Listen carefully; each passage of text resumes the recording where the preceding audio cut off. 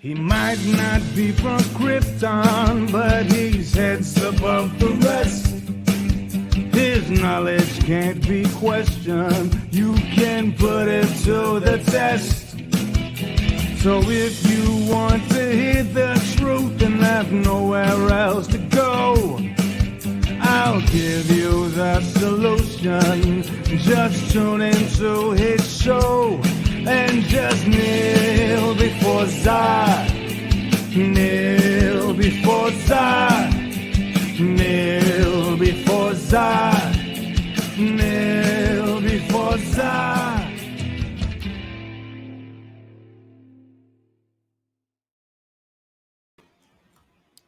And welcome everybody back to the Phantom Zone. It is the most earth-breaking, ground-shaking, but never media show money taking. Well, I guess really not the Fandom Zone. It's more the Fandom Zone. Whatever. Welcome to the alternate channel, the Prophets of Geek Culture. And I know what you're thinking. You're like, Zod, you never fucking post here.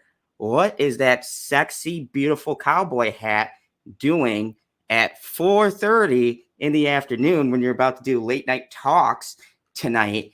And that's going to be a special one. Why are you on the Prophets of Geek Culture? And crazy enough, why is this like a Let's Play thing? I am a huge fan of card games. What's up, Christine? What's up, Carrie? Good to see you guys here. If you guys don't know, I'm a huge fan of card games. I have been playing Magic the Gathering, things like that. This is our alternate channel, and unfortunately, playthroughs and guides don't fit on my channel.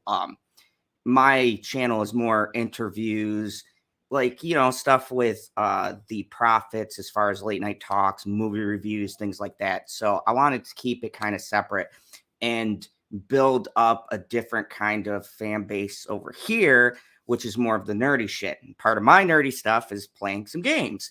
One of the most popular ones that really took me by surprise, and I know Husky is going to frown on this because it started as a mobile game, but I am playing it from the PC. It is not the straight mobile formula because he knows I'm like the mobile game guy and hates it. But, this is going to showcase a card game that is gaining quite a lot of popularity, and I'm hoping to draw new viewers here where they can get guides from me and game tips on how to play this. But this is Marvel Snap, a brand new game that has just come out. I've had a chance to watch dev team videos and things like that. These guys are really cool. They really care about the community. There is none of the microtransaction bullshit in this game. Of course, modern gaming, there is season passes and all that bullshit. But the great part about this game is you don't have to purchase any of that to have fun. It's accessible because it's on the PC for all you PC purists, and it's also on mobile. I thought it was a really fun idea, and they're making some features for the PC that are exclusive to PC players and features for the mobile that's exclusive to mobile players. So it's a cool bridging the gap to what mobile games could and should be, which is just fun. So this game is an example of I can play competitively on my PC. I can also play it on my mobile to keep up with my stats and stuff like this.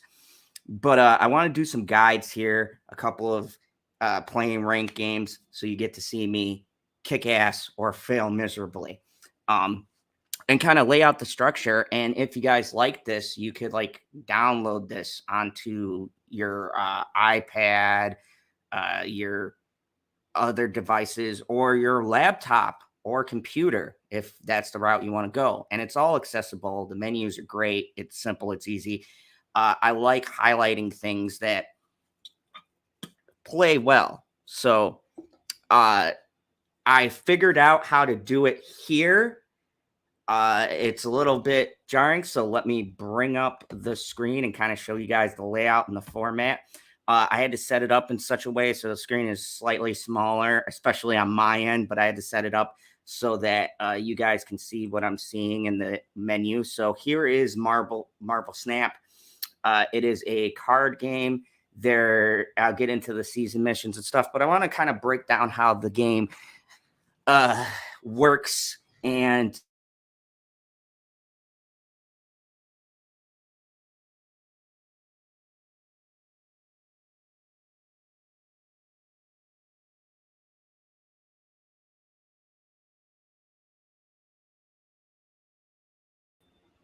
Sorry about that. Goddamn Mike. So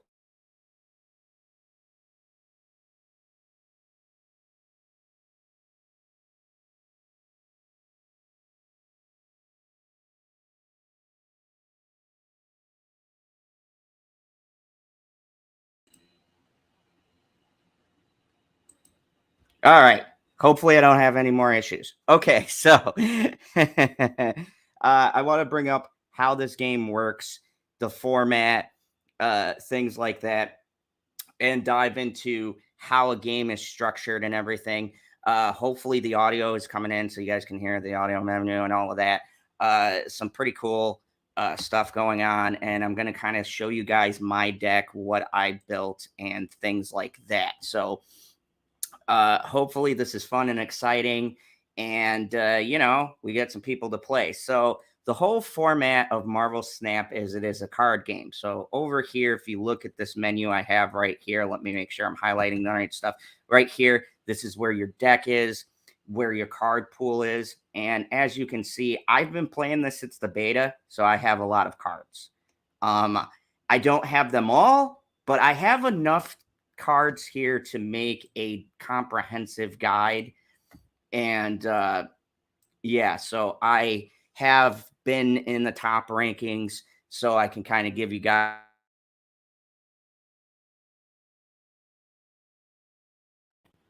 Goddamn, Mike. The best sort of decks. It's like if I move the wrong way, the shit cuts off. Okay, so I can give you guys the best decks, the best strategies, show you how a game works, show you how it plays. Now, I was going to do this in guides, but I think it's easier if you show people whilst you're playing how the format works so they can determine whether or not this is a game for them. So, this is sort of like my guide, and I'm going to first show you the breakdown of the cards, how the round structures work, and then I'm going to show you the deck building methods and things like that. Hopefully, you guys find this interesting. This is really reaching into the nerdy part of my but I really love card games, and I think this is one of yeah, stack goose 3 times, you win. I wish that was the case.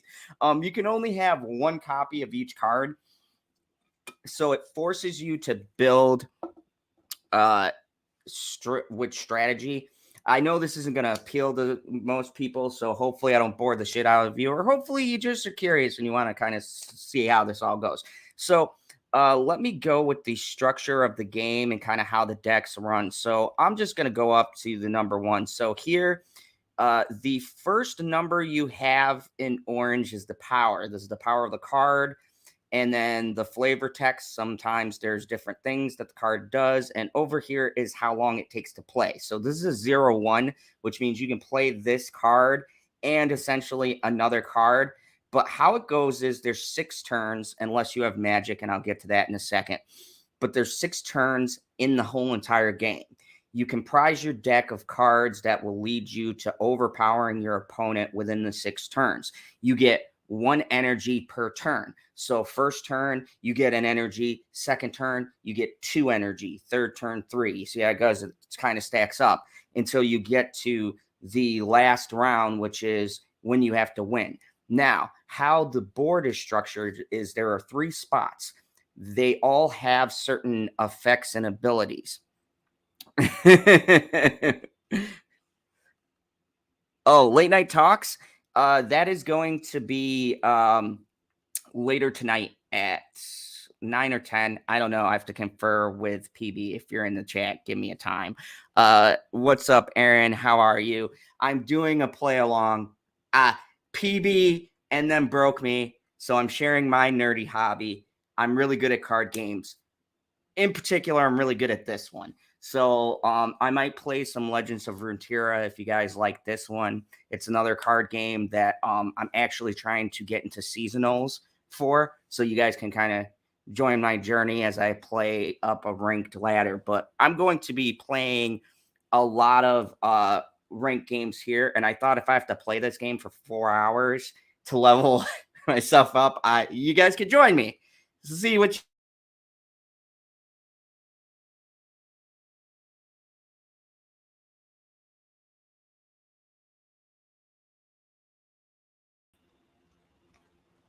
Damn my mic. So let me break down so you guys can know how the structure goes in this game. I did answer the questions, PB. What are you talking about? Anyways, let me break the structures down for this game so that you know kind of how it plays. Okay, so we have these different cards. The blue is the mana cost of the card. The orange is the power level. The goal of the game is to match the cards together to get different power levels. But also, there's a twist. There's a McTwist to your games, and that is certain cards have abilities. These can either help or hinder you along the way in your process. So, for instance, let's go to Squirrel Girl right here.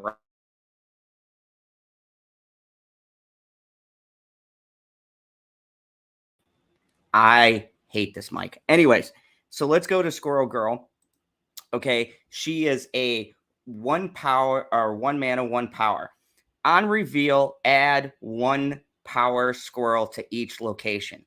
So with this card, you would throw this card out turn 1. It will add 1 power squirrels to the board. Now you're probably saying, well, how is this useful? It's a 1 power card and it's taking up my board space. Well, it isn't useful unless you can bind it with, hold on, because I got a lot of cards and it takes me forever to get through my list because I've been playing this since the beta. You would add it with Kazaa. Now, Kazaa says your 1 cast cards have +1 power, which means if you put Kazaa and Squirrel Girl together, you get a whole bunch of squirrels now with +1 power. And there's other cards that can further boost those stats. So the strategy of this game is to make cards that work together, not only with their effects, but their power. It's not just overpowering, but it's a lot of thinking. Then the locations you're on also affect how you play. You have some locations that are -2 power, some switch the stats of cards, some add power to other places on the board. It's very in-depth for something so simple. And there's a lot of cool strategies and things you can do. A lot of people just building awesome decks. And I really love crafting and trying to make like theme decks and crafting games around certain themes. But the goal is to take your highest card and build your deck around that card. So say, for instance, the highest cost cards are 6 power cards, right? That would be these cards down here.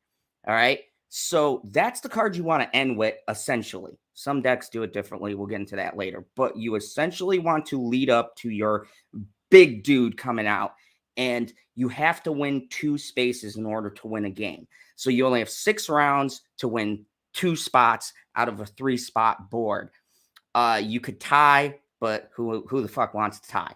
You want to win, essentially, 2 places on the board. So you are playing against a human player, sometimes PCs.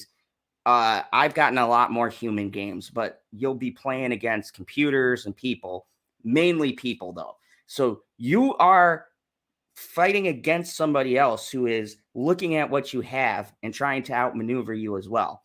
And this is why I really enjoy this kind of setup.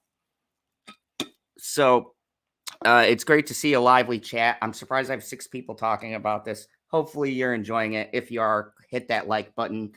And thank you very much. So anyways, so 6 cards have different things that you lead up to. So let me give you an example.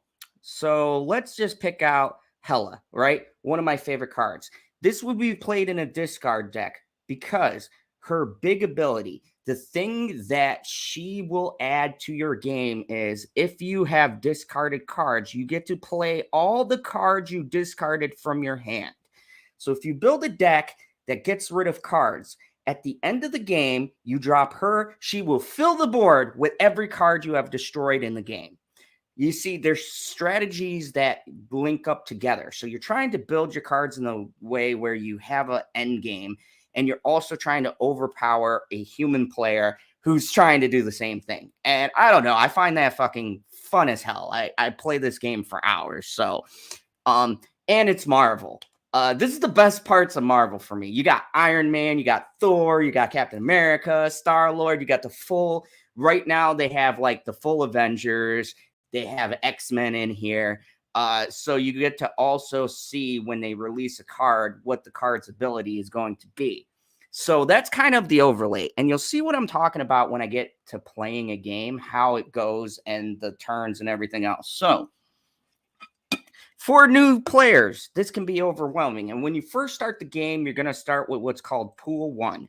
Pool 1 gives you like one powerful card, but the rest of the cards are just kind of mediocre. So you got to work your way through the ranks. Now, what this game does that I really appreciate is if you're a new player, they are not going to match you up with like me. They will match you up with someone at your skill level. So you don't feel frustrated and it gives you a sense that you're really progressing. So they just don't like you get your cards and you're good to go. They're not going to like put you on a rank where you can't possibly win. They let you have a lot of grace. There's a lot of time to learn and things like that. To when you can get to the big boy decks and start building cool shit you really want to build. And that's one thing I really think the creators nailed on this. A lot of card games I play, including Legends of Runeterra, which I got into like last year.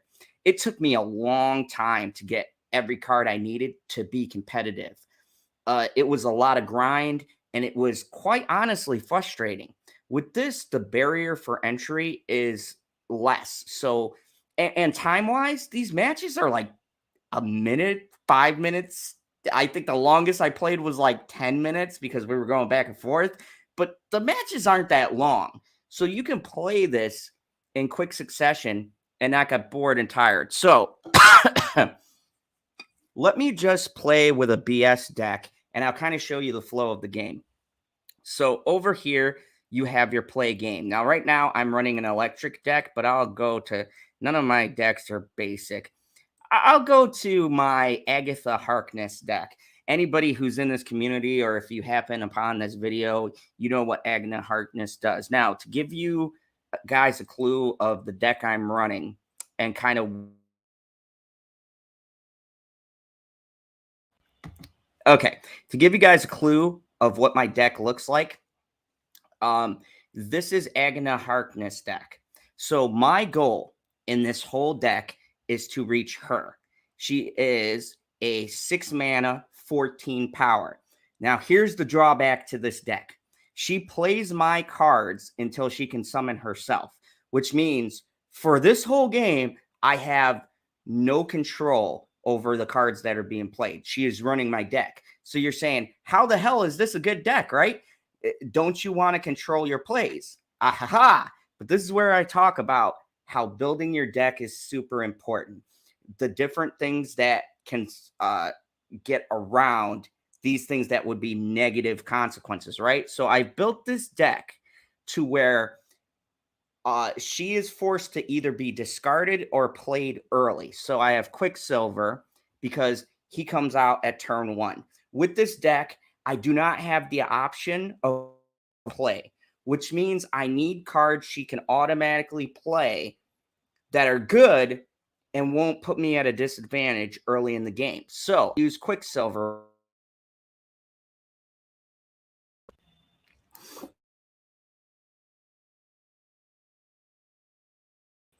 Sorry, I think me streaming this is interfering with my setup. Okay, so I play Quicksilver. Quicksilver starts in my hand. Agatha will play the lowest high cost card.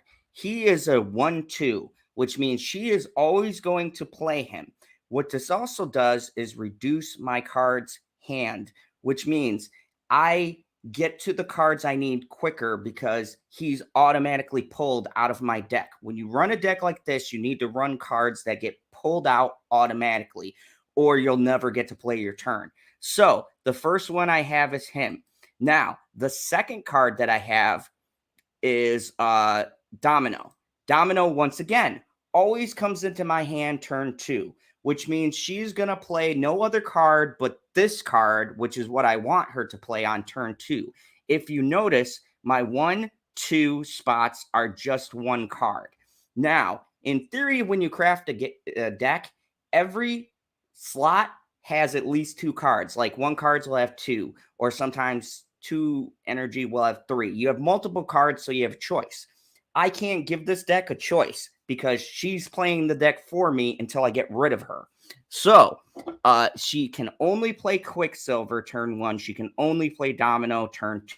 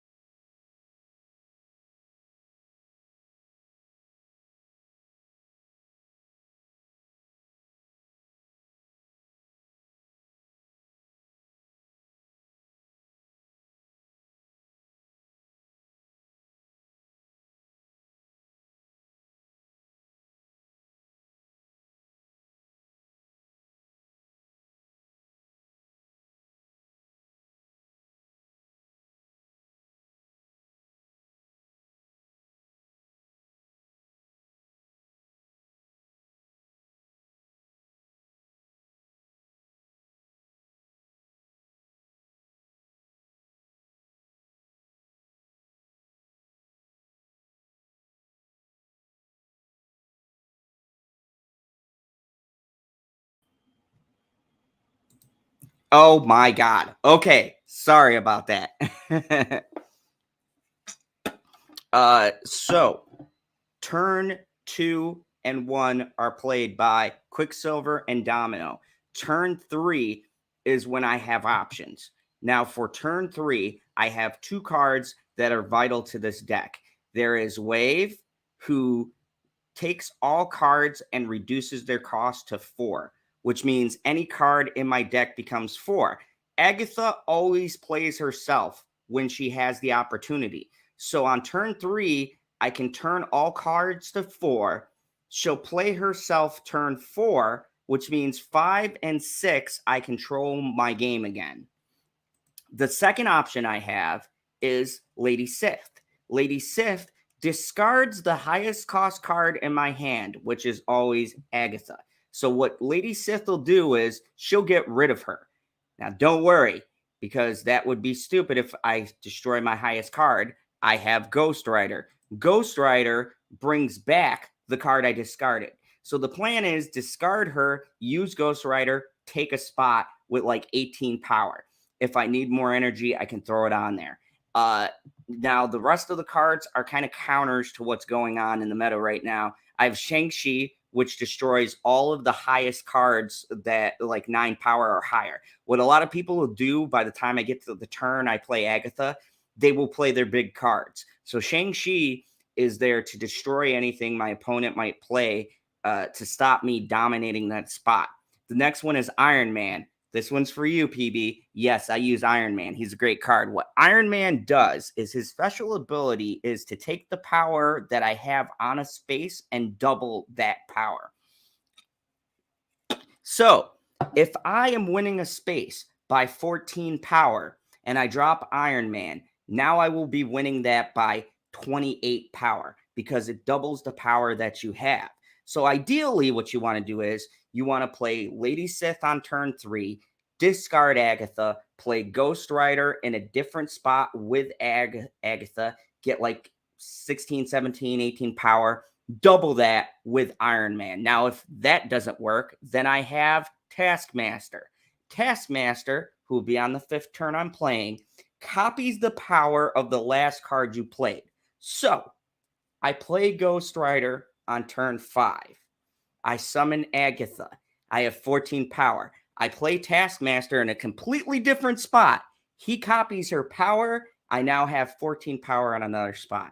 So these are the different strategies that these decks allow you to have, and you can customize them any way that you want to. And I'll give you some, yeah, hell yeah, he says. Iron Man is a key card in like 90% of decks being played. He's just so good. So what you want to do is you want to build decks that, as you can see, the synergy, they work together. Everything in my deck is designed towards my end goal, which is winning with Agatha, but also putting me in a good spot should something go wrong. I've got high-powered cards to always keep me dominant on my board. Okay, now the two last cards to fill out the deck is Captain Marvel. Yes, PB, I'm using Captain Marvel.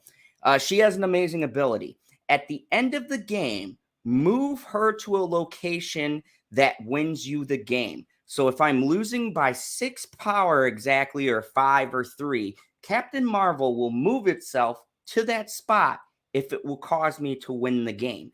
This card has come in clutch so many times, I can't say. Carrie says, what's the difference between Iron Man and Iron Woman? Okay, so Iron Man is Tony Stark. Iron Heart is I forget her name, but and she has different powers in this game. So I kind of go over that when I play my other decks. But they are even different in the game. So there's a lot of differences, and they play them in this game, which I really like. So the last card in this is American Chavez. American Chavez is a great card because this card always comes into your hand the final turn of the game. If I am losing any game by just 9 points, or I think my opponent is going to overpower a position I'm trying to take, I can use American Chavez to seal the deal in the game, right? Drop her and bam. Hell yeah, Captain Whammond. Yep. I got some pretty cool people. And I got a bunch of themed decks, and I'll get into that, but I want to show you guys the structure of a game. I know, I'm sorry. I got my serious cap on for this. All right. I know you guys have never seen me in serious tutorial mode. Jesus Christ. So let me show you guys a game. So right here, I'm going to go to play. So let's check this out. You search for an opponent. Now for me, I do high level opponents. So let's see who we get. Oh my God. No, I'm not starting over. So my hand's pretty good. We got Agatha right away. Oh, and I got Limbo. This extends my turn to set. Oh, I am going to murder this. This person is so confused. When I play this deck, they don't know what deck I'm playing because the deck runs itself. So as you can see, I got a pretty good spot. Limbo extends the game by a turn. So I'm going to snap here. And snap is like raising, okay? So I'm raising them 2 cubes. You use this to advance your rank in the Marvel Snap, and I'll show you the ranks in a second. So I end my turn. See what my opponent does. Bam! Quicksilver. And we have the hub. Ugh! This is not good for me because she's going to maybe play Morph on 3, and I really don't want that. Fuck. So the hub gives you a random card. This is bad for Agatha decks because if it's a 3-powered card, she won't play the card I want her to play. She might play Morph instead. I'm going to have to see. Damn. All right, let's see what the last spot is. Right now, I got 5 power on the last spot. My opponent hasn't played anything, which is weird. Let me just send a little emote. Hey. You can do emotes in this game. I love it. Fuck. Central Park is terrible. This wastes my spots. So now I got to be really careful with how I play. And this is what I'm talking about. If you have a game plan, these locations can fuck with your game, which is why you got to be careful when you build your deck, because you got to take all of these random locations into mind while you're deck building. So this is fucking terrible. I do not like it. KH, hey, how are you? Good to see you.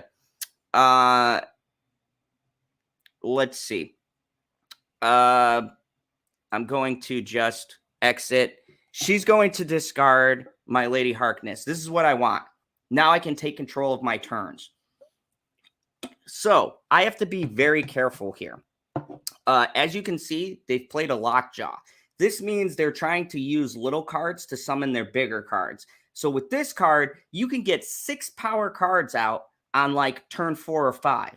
This is not good if they pull like an Iron Man or something like that. They can double this power. So I got to use some strategy how I want to play next. So Shang-Chi is useless right now.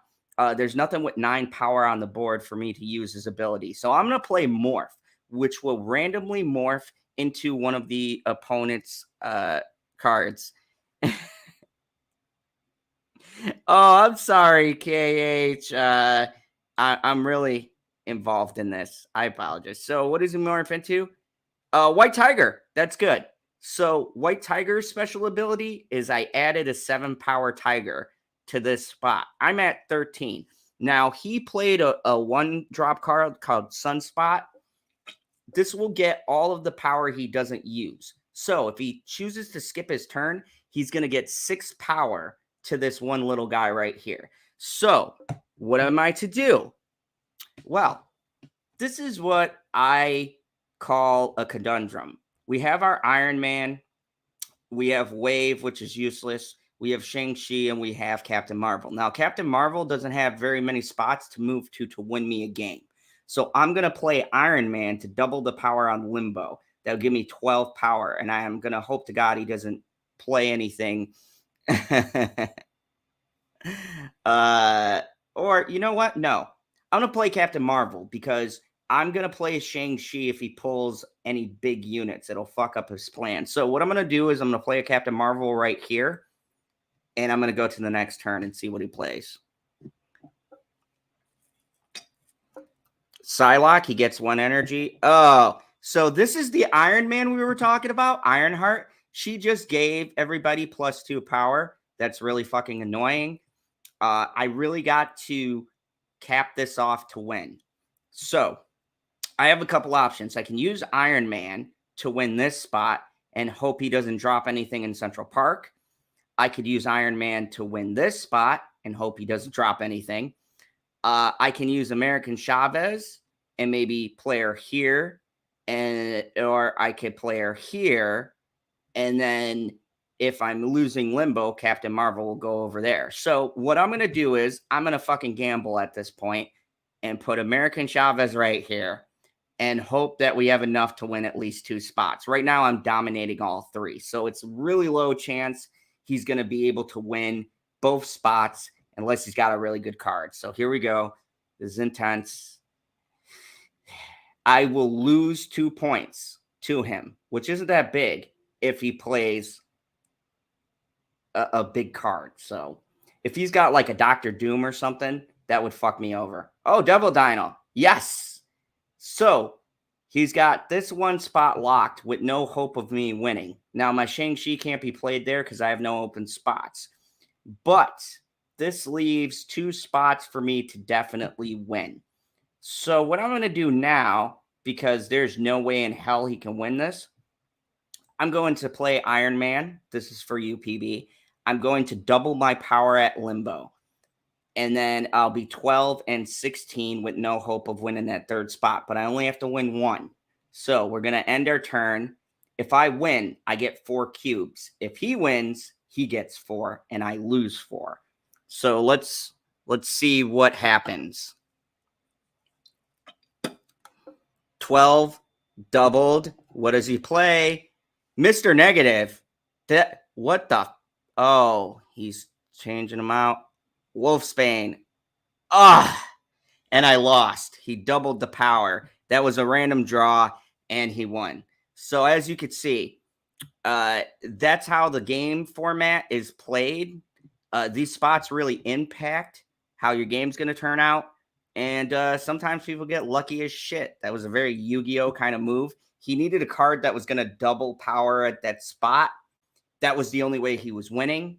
He took one of the spots, which automatically I go from a 75% chance to like a 50% chance to win.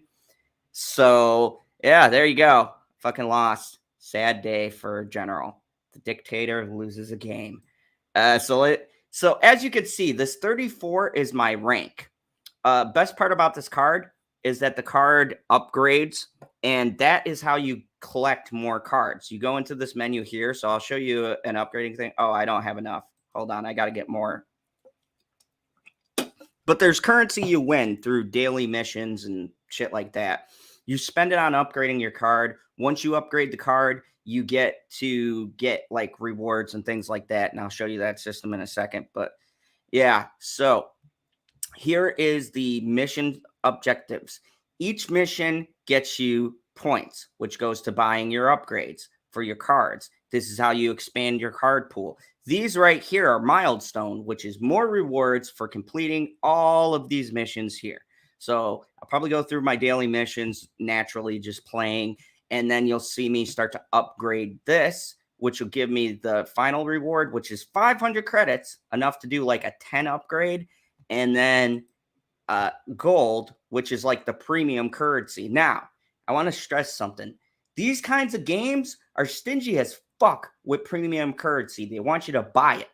This game is different because they give it to you every week for free. And I think that that is really cool. It's a great business model. It encourages someone like me to spend actual money to get stuff to support the game, because that's how these games kind of thrive and work. And I respect game devs who are willing to give us the option to pay for something as opposed to forcing you, Overwatch, to buy shit to support their game.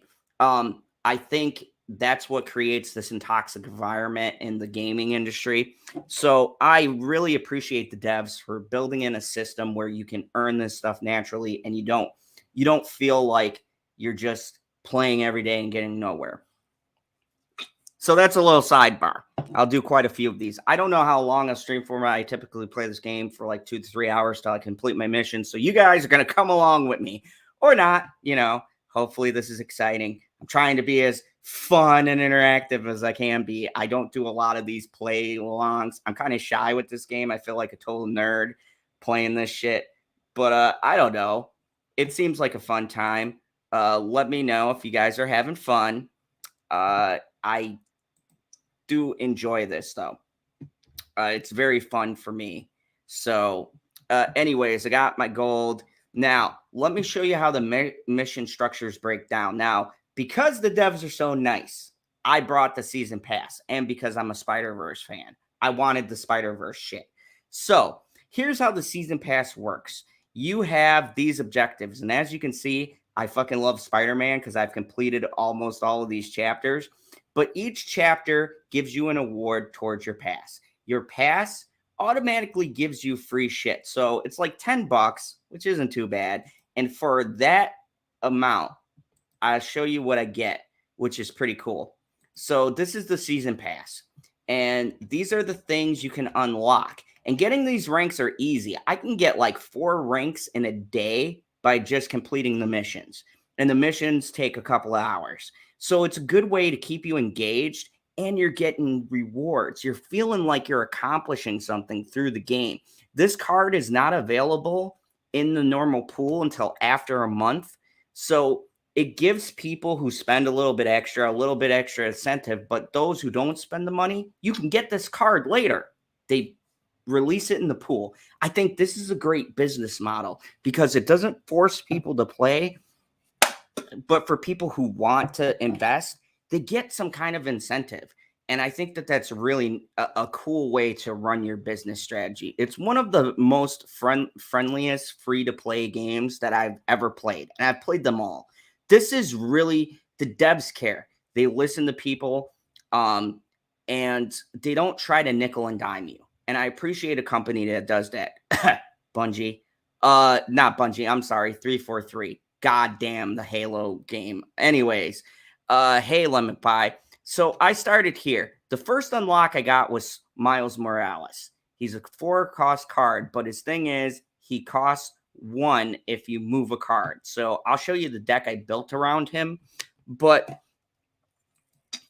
every time you complete a mission, you rank up and you get rewards. You can get gold, which is a premium currency for like free. And the rewards go up the higher you get in the pass. So as you can see, I unlocked the Carnage avatar. That is currently my avatar I'm using. So, I mean, that's pretty cool. And I also got the card back of Spider-Man. So I use that for my Spider-Man deck. It's just cool little neat things that add some things to the. So let me go to the thing that people dread the most, the shop. Oh, money. Ah. Okay, so chill out. Most of the shit you get is with the premium currency. as you could see, I have not spent much of my premium currency. I could use this at any time to buy new skins for my cards. When I play them, people will see it. I could use it to upgrade a card. This is just free currency you get from playing the game. And then they got if you want to support them, you can buy the premium currency to use the gold to buy more to upgrade your cards faster. You don't have to. And I'd say everybody gets the same amount of cards. So really, spending money doesn't give you a disadvantage, but it doesn't give you an advantage. It's very even to each player. And I appreciate that. I think that it's a good way to entice people to want to spend money to maybe get the card that they want. But they're doing some stuff this month and updates to put cards like here. Like if you don't have a card, you can use regular currency to buy the card that you need to complete your deck. They're very smart in how they're trying to get people engaged without having to feel like you need to spend a shit ton of money. I appreciate that because Bitchy will kill me if I spend money on a game like this. So it's really friendly for me. 90% of my deck I got was free. I did not buy passes. I couldn't because I was in the beta and I wasn't in China, so I didn't have the shop. So a lot of the cards I got was just playing the game. The only one I got from buying something was Wave and Spider-Man. I got those week 1 trial run. That's pretty much it. So I don't have an advantage over somebody who's been playing just as long as me. We're both on an even field. If you jumped in tomorrow, I would not have a great advantage over you. You could still win. And that's what makes this game cool. Everybody can play with everyone. Nobody really is at a disadvantage until you get higher up because I got almost every card unlocked. So that's how the season pass works. Also, these missions in purple here, these are for the season pass, right? You get 1,100 points if I win a location with only one card. Ongoing cards are like card effects that stay on the board. That's 1,000 when I play 30. So it takes a while to do. You have to play a couple hours, but it's not unobtainable. You can still win it. And if you don't buy the season pass, there's free shit for people who don't. So like there'll be times, let me show you right here. These right here are free. Anybody can get this shit from the pass. You just don't get the premium stuff, which is the card back, the new card, the variant for Spider-Woman. You won't get any of that, but you'll still get like boosters. You'll get credits. So it still incentivizes you to complete the stuff on the pass because you're still being given something, even if you don't want to spend the money. That is an excellent model. And I know I've gone into this a lot, but I really want to get into the nuts and bolts so you know what I'm doing when I do it and you're not confused. Because it looks just like a bunch of hoopla if I don't explain it all. So yeah, let me go to here. I've got to buy with my, just because I'm showing you guys, I'm going to buy some credits to upgrade cards and show you. Well, no, fuck that. I'm going to do missions. I don't want to spend my gold. I'm trying to get a new variant. So I'm going to complete some missions up here so I can get this up so that I can show you how to upgrade a card. Now, I look at my missions, and what I want to do while I'm trying to beat my opponent is do what these say. Some of them are easy. Some of them are hard, especially when you're battling an opponent and you're trying to figure out a location. And this is what I like about the game. There's a lot of strategy that goes into every time you play. You just don't pick up cards and go, I'm just going to go out there and do it. You got to tailor your gameplay to what you're trying to achieve while also trying to win. So I've got to win a location with 4 cards. I got to play 2 cost cards, 3 cost cards, draw cards, which is the hardest one and the most right here. Play 3 cost cards. That's easy. Play 1 cost cards. I don't have very many in my decks. So I'm going to load out my favorite deck. So I'm going in to go to a little deck tech here. This is a deck you could build not right away. I might build for you guys on stream if you want me to, a deck you could use right away when you first start. But for right now, I'm going to play a deck that is the reason why I got the pass. I call it into the Spider-Verse.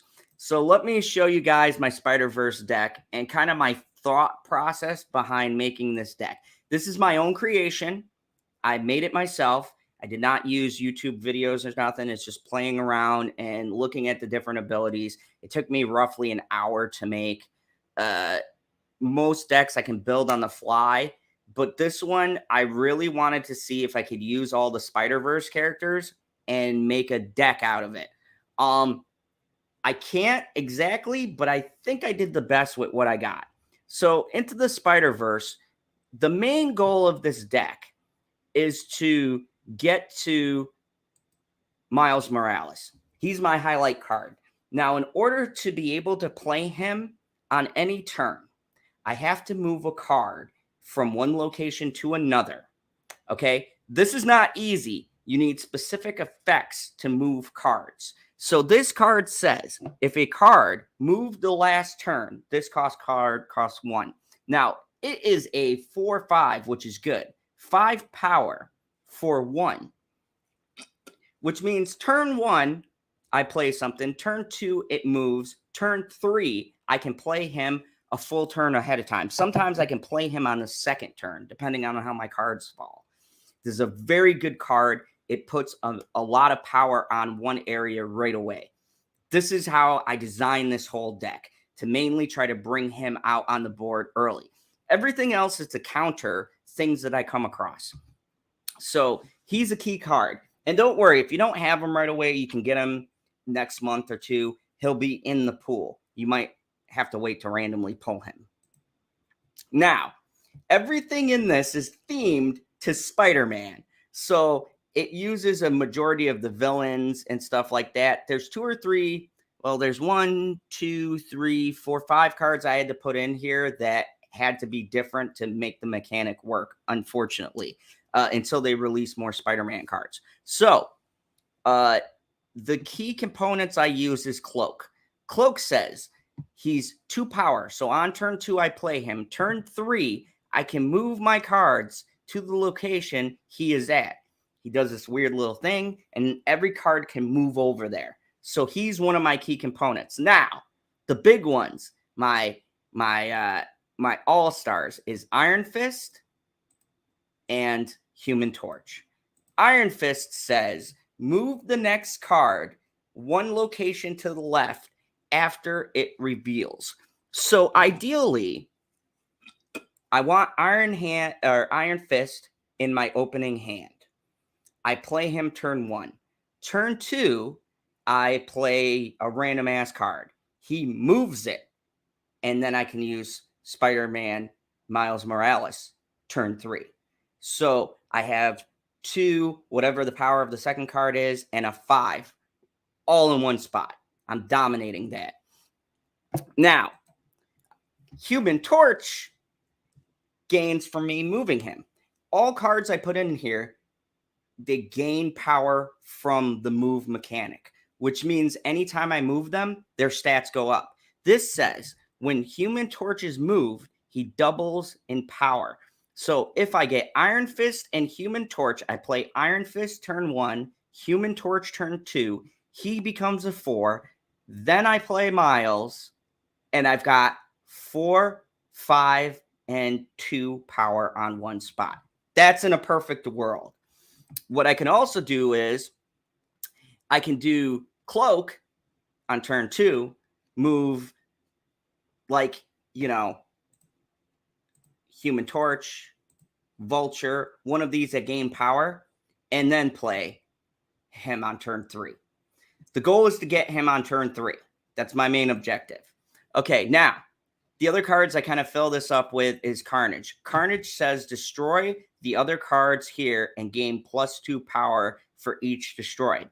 So what I'm doing is any card that doesn't have a lot of power, Iron Fist, Cloak, I don't know, anything else that isn't working for me, if I get squirrels, he eats them and gains power. Venom. Venom is my favorite card. So what Venom does is when he's revealed, he destroys all the other cards on that spot, and he gains that power. So he starts as 1 and he eats all of the shit that's on there and he gains that power. This is an excellent card for if your board is flooded with garbage that you're not going to need. Some people use rocks, squirrels, things like that. You eat them up and you gain their power. This is a great way to keep your board clear so you can play the cards you want to play.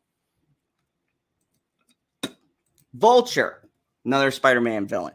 Vulture, every time he moves, he gains +5 power. I've won games with just him and like Cloak. He moves once, he becomes 6, 7, 8, 8. He moves again, 5 more power. This card can get ridiculous fast. He is a staple in this kind of deck. You want him and you want to move him right away. Spider-Man. Spider-Man has a really interesting effect. Now, for a 4-cost card, he doesn't have a lot of power, but he says when he is revealed, and you see now the turns play, he will make it so your opponent can't play in the spot they want to play at. This can disrupt a lot of big plays, like, for instance, that Lockjaw, right? Somebody wants to play a card there. That's the goal of Lockjaw. I can make it so for 1 turn, they can't use that spot. This screws up a lot of people's game plans, and it's really funny because I've had people quit because they get annoyed because my Spider-Man comes out and it just fucks up their whole plan. In a game where you have to be super precise, if someone throws out a card like this, it really disrupts everything you're trying to do, and it can cost you a spot in the game. So, very cool card. I have Spider-Woman. This is not the greatest card, but it can be in certain situations. So with this card, on reveal, it afflicts -1 power to everybody or every enemy in that spot on the opponent's side of the field, which means if they've got like 10 power and I have 9, I play Spider-Woman. Now, every card they played has -1, which drops their total for that spot. So I've gone from not being able to win to dominating that spot and adding 7 power to that spot. So it just kind of slowly diminishes the power and it makes them want to readjust because now either they got to put something equally powerful or they've got to figure out a way to counter it. It's a great card and it can screw up, especially because 5 is right before the last turn. So you can play this on turn 5 and fuck up their strategy. Say they were going to play a really big drop last turn on that spot. Well, now they got to readjust because all of their cards just lost power. In the game, we call this disruption. It's a pain in the ass. I've had it happen to me a couple of times, so I added it in my deck. Doc Ock. Dr. Octopus is a very strange card. Can be very powerful or can entirely fuck up your game, and you got to be careful how you use it. Doc Ock's ability is when he's revealed, he pulls all 4 cards to that one location. Now, this is good because he forces 4 cards to be played in one spot. How this sucks for the opponent is if they had a plan and a sequence to how they're playing their cards, you can interrupt that by pulling that card out and putting it in a spot they don't want to be at. At the same time, with a high-powered deck, I've played Doc Ock, and I took all of the biggest cards and I moved them to one spot when I wasn't exactly winning the other 2 spots, which means they automatically win that spot and they just had to take another one. So this is a gamble. I put it in here because this goes with my Spider-Man theme. But when I play this card, I have to be sure it's in a spot where they've already filled up most of the board and I'm just disrupting one thing, or that I know they're playing a deck with little cards, which means like 1-drops that do stuff. It really fucks up those kinds of decks. They're called rush decks where they want to throw a bunch of small units out and make them bigger. This can really interrupt that because you force the opponent to take all of his little cards and put them in a spot he doesn't want to. So it really wrecks the game plan. It can also destroy your game plan because if you play Doc Ock and you pull their powerful card to a spot you don't want it to be at. So it's a real 50-50. I play him in certain situations, but I just love the artwork and I like Spider-Man. So there we go. And of course, American Chavez. Why do I have American Chavez in most every deck I play? Simple. She's guaranteed to be in my hand on turn 6. If I need 9 power, she will always be there unless she gets destroyed. Also, if somebody plays Yondu, Yondu destroys a card from the bottom of the deck. American Chavez is always in a place where Yondu will destroy her. So if I don't want them to kill a particular card, she will take that damage and die so I don't lose important cards. She's just a great card. And when you unlock her, I would suggest, until you get better cards, putting her in every deck you use. She will always be there turn 6 and is a nice little boost to any spot you're trying to win. So let's jump into the game. Hopefully I have a better game than the last one, and I can kind of show you how my Spider-Verse deck wins. I was shocked. When I made this, I really didn't have much faith that this deck was going to be good, but it surprised me. Everything seems to work pretty well. It depends on how I can play it. So also it depends on the locations. Now, I didn't talk about this. There's too many locations for me to put, but a location are these spots right here. Ooh, I got +1 energy. That's actually pretty good. All right. Starting off great right away. Okay, so what this did was I got +1 energy. This Tinkerer's Workshop is one of my favorite. It boosts your energy on turn 1. So now instead of playing Iron Fist, I'm going to play Cloak because that would work a lot better with what I'm trying to do. No, I don't have enough people on the board. You know what? I'm just going to go with Iron Fist. I'll have 1 energy left over, but I don't want to play Cloak yet because I really want to play him on turn 2. Because 3, I can move someone or I can move this card. Yeah, so I play Iron Fist. The next card I play is going to be moved. Now, when they see this, they're going to think I have a move deck because nobody uses Iron Fist outside of a move deck. And it's hilarious when they realize that I don't have a move deck. So now what I'm going to do is I'm going to do this. I'm going to play Cloak at this far end. This will make it so I can move cards over here.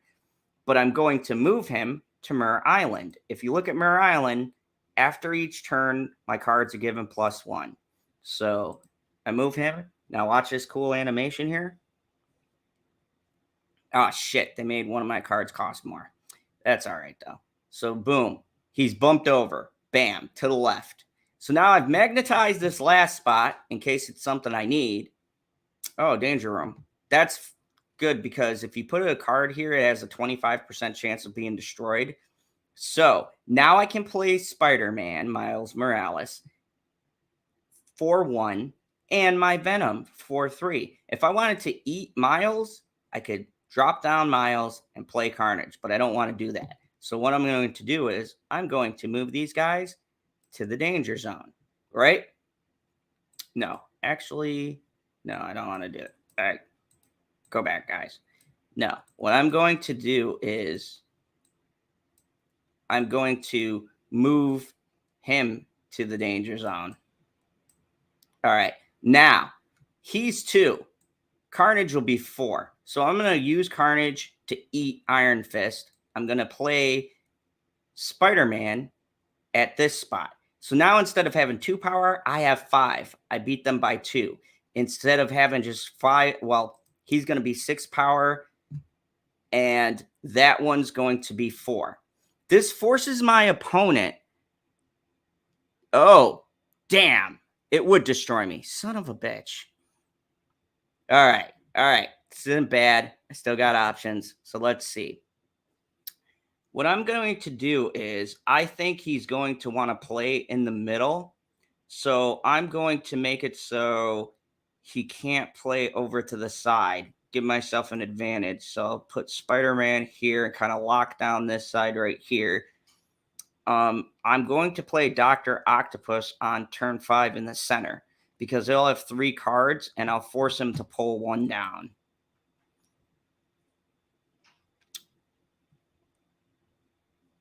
So now he can't fill that spot. I'm up by 8.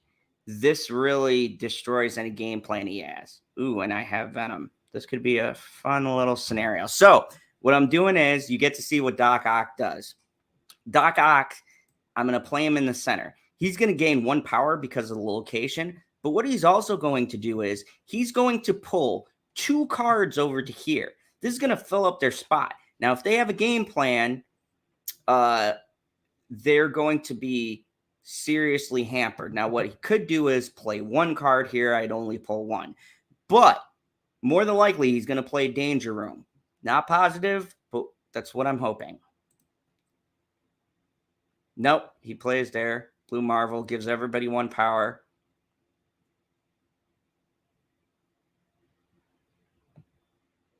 Okay, now, that's what I mean. Doc Ock pulled a very curious card. This does not look good for me. Let me see. I could do this to take 9, but then I don't win any of these spots. See, this is a hard one because this is an unwinnable situation. If I go here, I still don't win 2 spots. If I go here, I don't win 2 spots, and my card might be destroyed. If I go in the center, I could possibly win that, but once again, he's got 2 spots. Now, I could retreat, but I never retreat. I just take the loss if I have to. It's part of learning the game. So what I'm going to do is I'm going to just show you guys what Venom does because I've lost this already. And it's a cool animation. So, yeah, you're going to take this. He pulls that over there. This is a weird move. I eat that card. Now, he's 12 power. So, that's kind of what Venom does. As you can see there, right, when the Doc Octopus really screwed me over because I pulled a powerful card and I gave him power to win that game. And that's what I'm talking about with Doc Ock being a kind of a wild card, but I don't have another Spider-Verse card to sub out for him. So sometimes you win with him, sometimes you lose. That was a terrible mistake. I probably should have gone to this side or this side and pulled some cards down. Hope Danger Room destroyed some of them. But, you know, after game shit, I lost some points. Spider-Man gained some points. So now let's go to our missions. I completed a mission. So when you complete a mission, it was play 3 cost cards. Now watch this. When you complete a mission, you get the credits and you upgrade your stats on your pass. Plus, you get closer to the weekly challenge. So if I complete all of these today, I'll be able to unlock this for you and show you guys the upgrading the cards. I know the chat's kind of quiet for people watching. Hopefully this is engaging. Let me know what you think so far of the gameplay. You know, is it fascinating? Is it not? Does this fucking suck? I don't know. Yeah, PB, thank you. I'm glad PB is still watching. But I have Iron Man, so I knew I'd keep PB engaged. But yeah, let me know what you're thinking as far as this goes, because, you know, if you have any questions or whatnot, I can answer them for you. So my goals I have to do: play 2 cost cards, draw cards, play 3 cost cards, play 1 cost cards, which is the hardest. So let's go to this. Now, I played my Spider-Verse. I lost. You can switch your decks, which is a pretty cool feature. I'm going to play a deck that is a pretty big one. I got this from a YouTuber who I really like, called Teddy. And so shout out to him on this idea. I kind of modified it for my own gameplay, but this is the Electro deck. So this deck is built around Electro, and Electro has very interesting ability. So what he does is, on reveal, you add +1 to your max energy, which means when you play him on 3, turn 4, you would get 4 energy. With this card, you get 5. Now, here's the drawback. His ability that stays till the end of the game is you can only play 1 card a turn. This is bad because if you have saved up energy, you can't play multiple cards. Sometimes this hampers your ability to do big plays. So you have to build this deck to where every card you play is a card that makes an impact and hampers your opponent's ability to really counter it. So this deck, I have a lot of big cards in. Typically, you don't want to overstuff your deck with big cards because you can only theoretically play one at a time. This deck is designed to subvert that and make it so you can play big cards right away. So the lineup we have is Sunspot. Sunspot is great. In this deck, I'm not going to be playing every turn. That means all that energy gets wasted. With Sunspot, he gains +1 for unspent power. So if I drop him on 1, I don't get anything on 2. He will get 3 power. This is just a way to keep a threat on the board that they have to deal with. So, and he can snowball. You could get huge numbers with Sunspot. So Sunspot is in this deck. I got Scorpion. Scorpion MVP. Love this card. What this card does is, on reveal, afflict cards in your opponent's hand -1 power. All the cards they're holding on to, right? Realistically, they can't play every card. Some of them have small power pools. Their effects is what the player is playing them for. You drop this, and you're taking away the power that they can use on spots. This card is ridiculous and a thorn in the side because I've played this and my opponent has played this simultaneously, and it's like, fuck, I lost my power, but I know they lost there. Because it's annoying. It's just a little way to take a jab at their actual hands. You're controlling how much power they're putting on the board. It's quite fucking annoying when you have 2 Scorpions going back to back. In a bounce deck where you can bring your cards back, I've seen people bring this card back, play it again, and then bring it back in their hand, play it again. It's really cool, but it's annoying to play against. Wave. Wave was a card I got with the season pass. This card is, I highly suggest if you pull this, read it really well and build around this card. This card is ridiculous. You play it on turn 3. It says the next turn, cards in your both players' hands cost 4. Now you're thinking, how does this benefit me? Their higher cards become 4. They can play anything on turn 4, but not the case. Most players have 1 to 2 big cards in their hands. They don't want to play right away. It's part of a combination. You play this on turn 3, that next turn forces them to rethink their strategy, and it plays into yours. Now, with Electro, I can only play 1 card at a time. Using this to reduce my hand size means these cards on the bottom that are all big cards, I can play right away.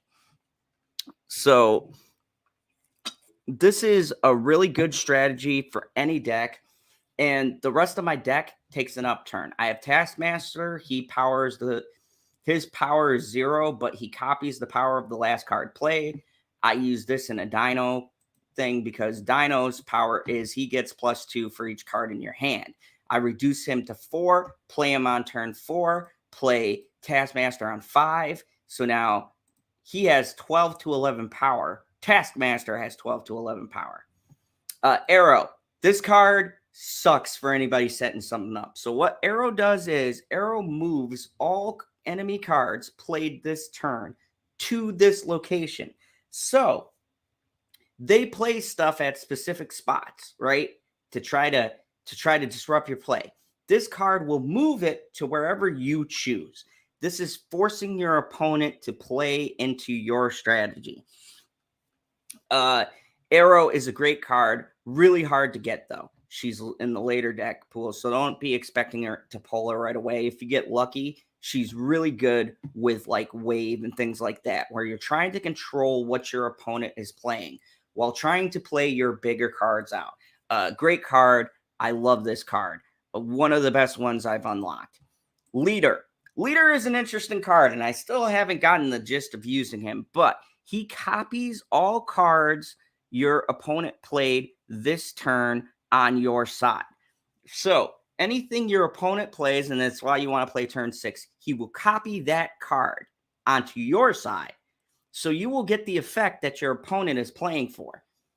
The best way to play this typically, or how I like to do them, is maybe turn 4 after I wave, because they'll try to play a big card. Leader will copy that card, so I'm not at a deficit.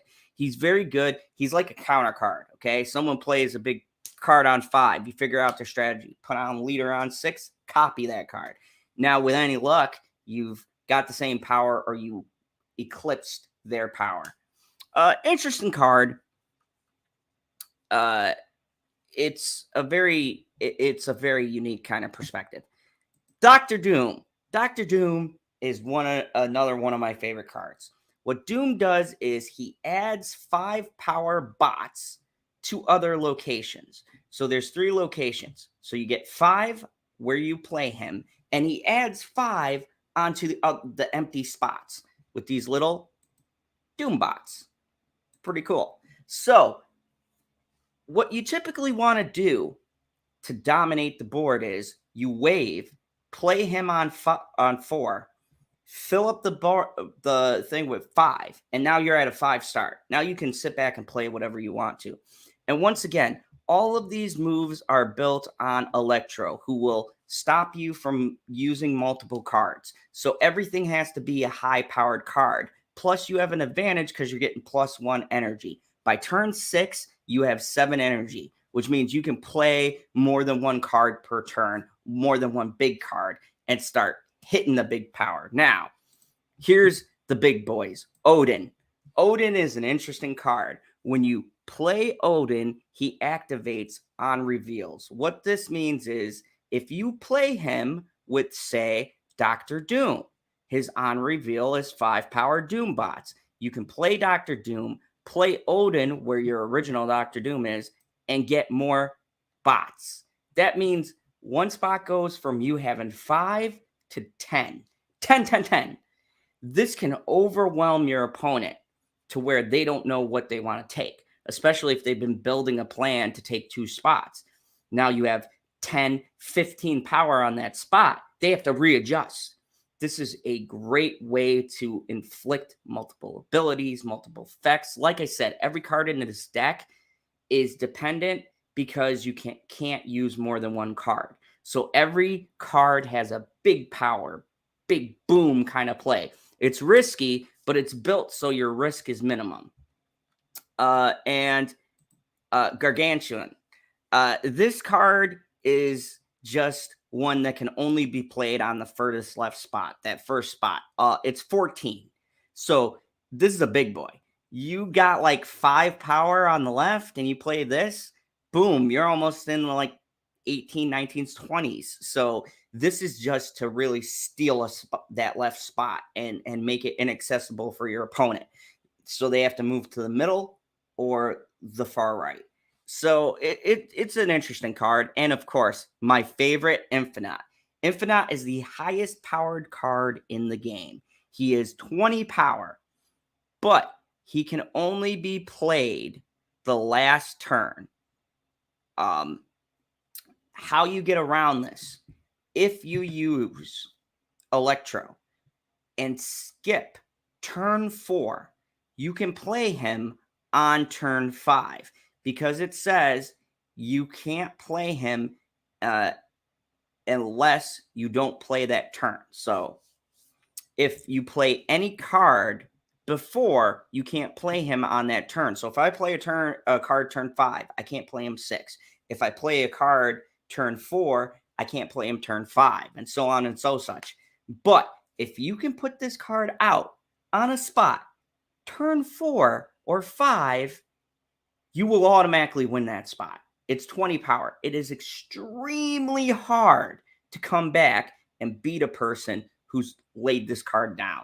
So risk reward. There's a lot of other ways I've seen people get him out, but this is the funnest to me because somebody thinks they're winning. I drop him down and I wreck their whole day. So that's the deck. Let's get into it. This is the Electro deck. Let me see if I can break this losing streak and actually fucking win a match.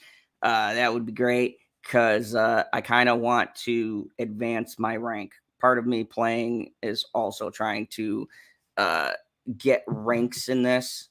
So right now I would be higher, but I'm kind of showing you guys the structure, and we're an hour and 15 into the stream. Hopefully you guys are liking this. If you do, press the like button. If you're new to this channel, subscribe, because we got Nerd Shay here. I'll be doing more Marvel Snap plays on here, and deck highlights and things like that. So, all right, this is turn 1. Now, I'm pretty happy because I got my Sunspot here. Now, if you see Sewer System, it's -1 power over here. So I'm going to play Sunspot in the middle and wait to snap. When you snap, it lets your opponent know you have an awesome hand. Right now, I don't have the things I need. Oh, shit. Murder World. Okay, that isn't good. That's going to destroy this card, but that's okay. He's just meant as a distraction. So I'm looking to play Wave on turn 3. I'm probably going to wave into Arrow, or, yeah, probably Arrow to move cards. But I'm still not snapping yet. I want my opponent to think about if they've got me, maybe get overconfident. I still have ways to win. That was really weird. They played Venom on 2. They gained no power from that. Okay, Nowhere. This is a pain in the ass. On reveal effects don't happen at this location, which means all the shit that I want to do with this will not happen. So I can't play anything that has that ability on this. That really hampers me. So I'm going to avoid this spot, and I'm going to wave on -1 because that'll still give me 2 power. So I'm going to snap because I think I can win this and go to turn 4. Now, you'll see the power of this deck. Turn 4, bam, everything is reduced. Now, he's got 4 on here. He's feeling pretty good. I lost my guy on Murder World, but here is where we change the game up. I'm going to play Dr. Doom to the Sewer System. Sure, I'll lose power, but I'll have 6 and still be winning that spot. But more importantly, I'm going to have 5 power here and 5 power here. That is going to force them to want to figure out what spots they want to take.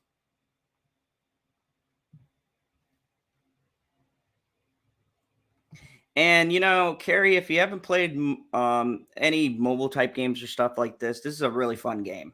I really enjoy it. Oh, Destroyer. Oh, boy.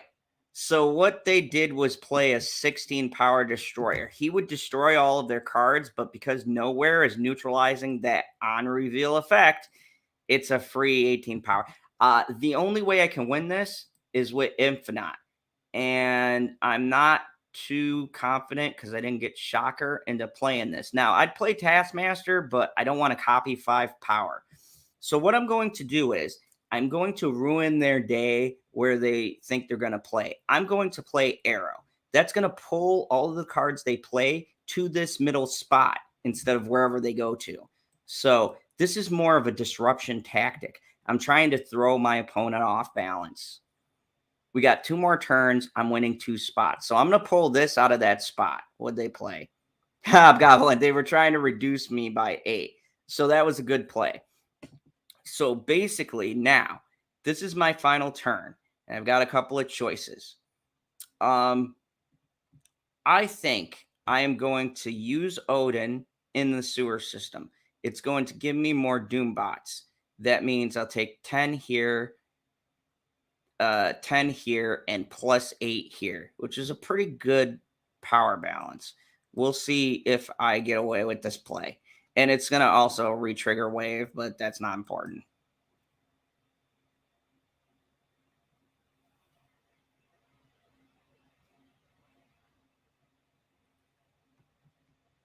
Oh, that sounds fun. Yeah, I don't mind word games. They're pretty interesting.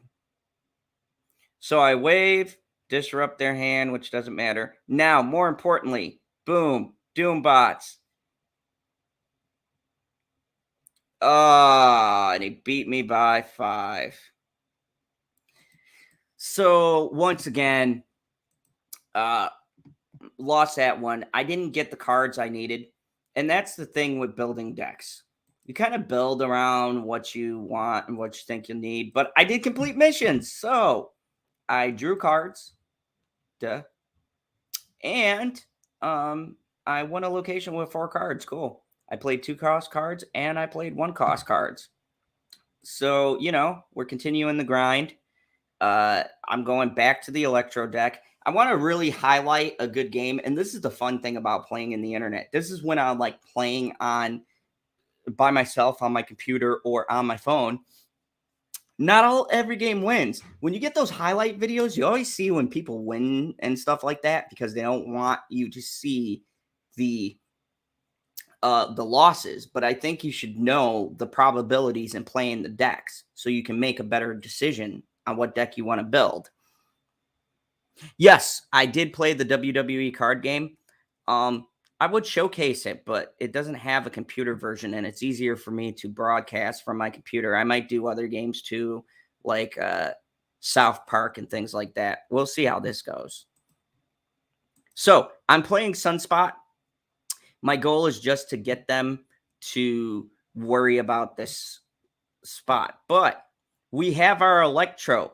This is big. This is huge. This is the card I want. Okay, so the game plan is going to be to get him out. Limit me to 1 card, but I get extra energy. So turn 4, I'll have 5, which means I can play Dr. Doom or Taskmaster.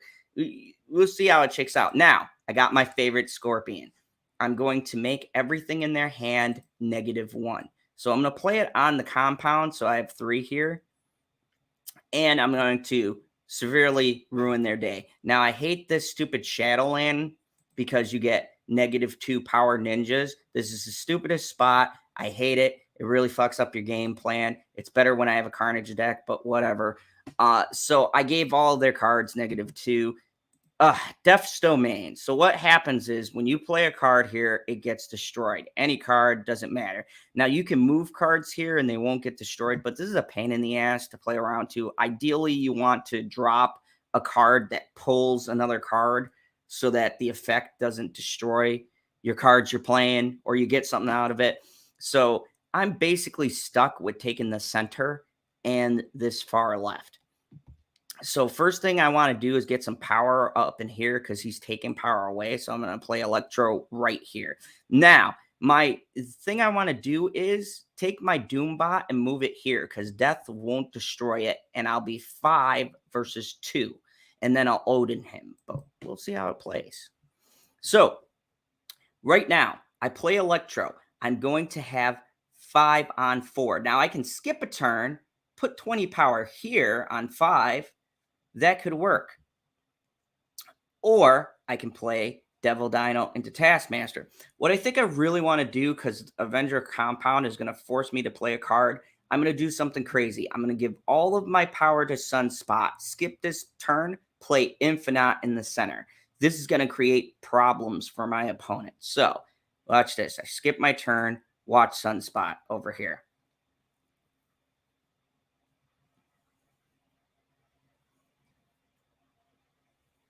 Okay, that doesn't really bother us.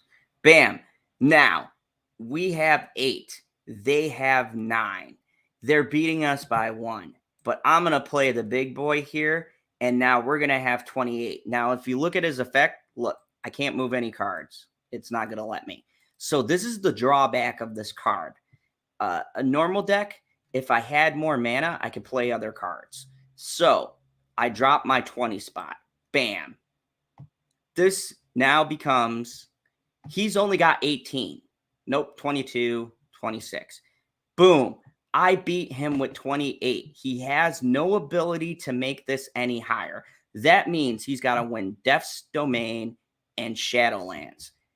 But what I'm going to do for this is I'm going to play one of my favorite cards, Devil Dinosaur. Devil Dinosaur says you get +2 power for each card in your hand. So he's at 3. He'll be 4, 5, 6, 7, 8, 9, 10, 11. 11.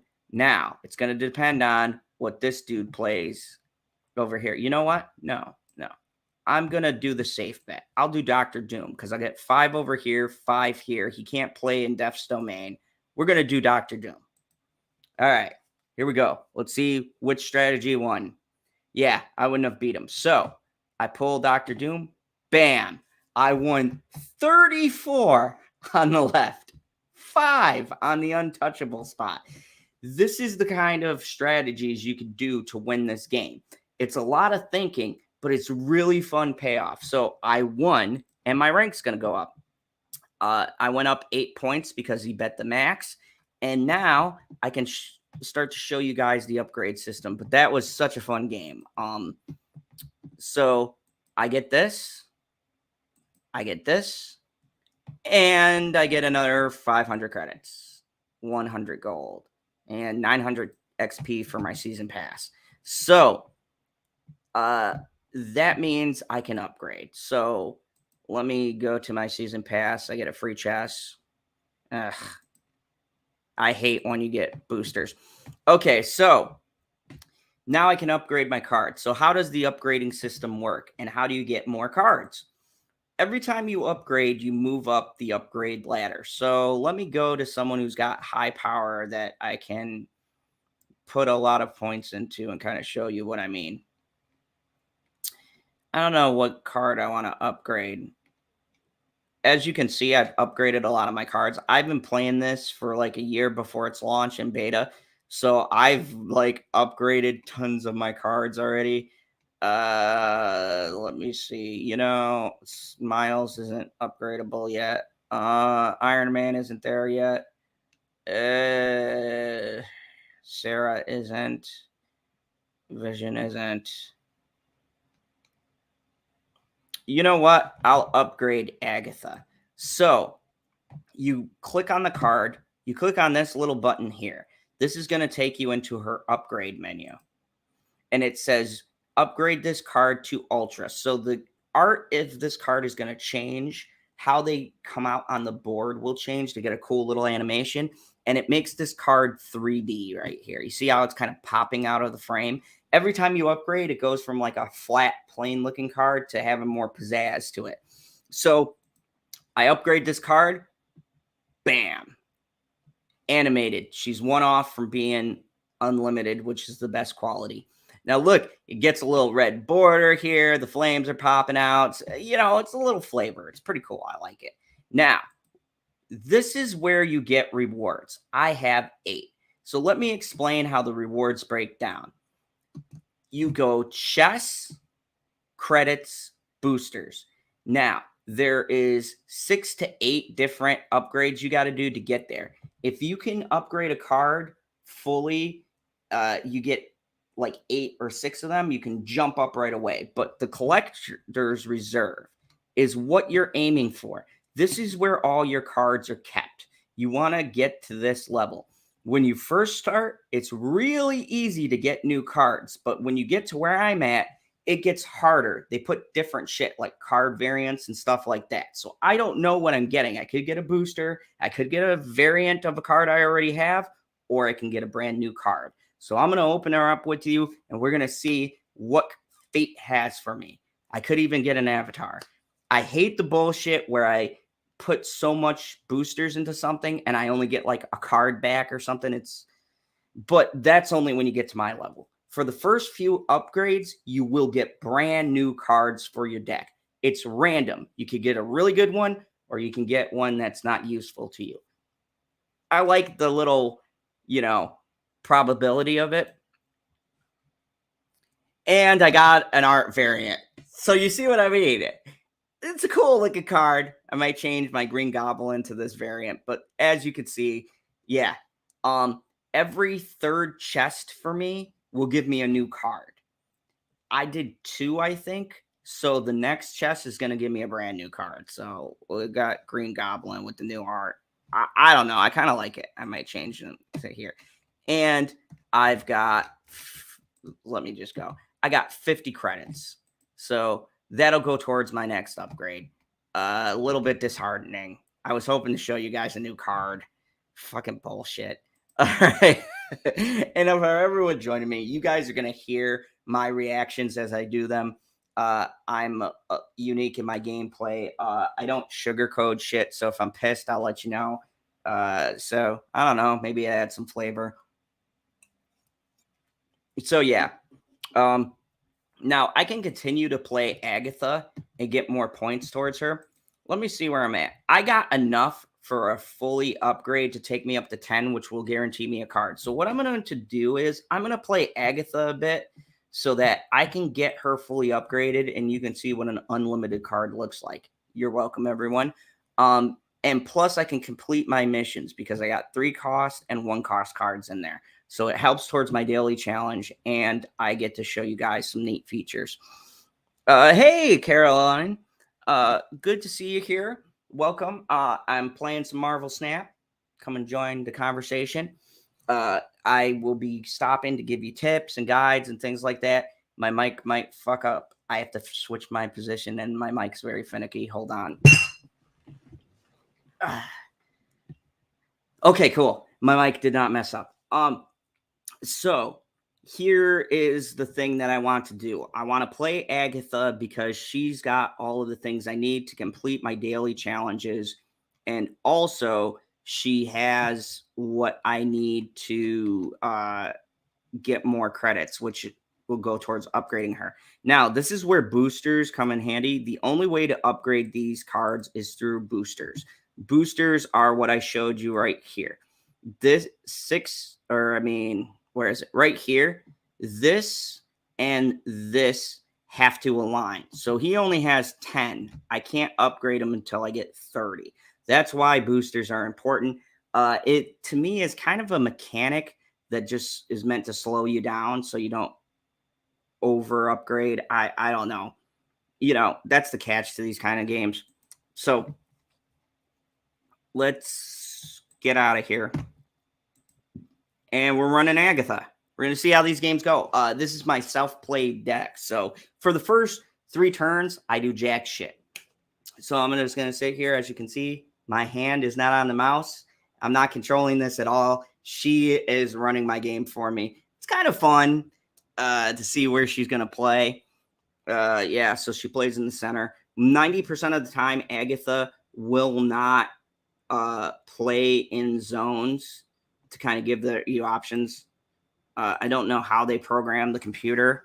So I'm just going to snap. It makes my opponent think about their move. Hell's Kitchen. Okay, so I get an extra card, which was Ghost Rider from my own deck, which is good. So, not bad. I really need a 3-cost card or she's going to keep on playing my game. So, I'm hoping I get Wave or Lady Sif. Otherwise, I will not have control of this whole game. So, Wave. Perfect. Okay, so this is going to force her to be 4, and then she's going to play herself in a spot. I cannot pick where she plays herself. She's lady's choice. She's going to play herself in a spot somewhere. So where is she going to play? I don't know. It's a mystery. That's what kind of makes this deck interesting to me, is you never know what the computer is going to play for you. I think it's kind of like, it's a very trolling deck. So she took New York. This is interesting because New York at turn 6 moves all your cards. So if I'm losing this, I could just move a higher cost card over to here. So very interesting. I might even play Iron Man here just to seal the deal.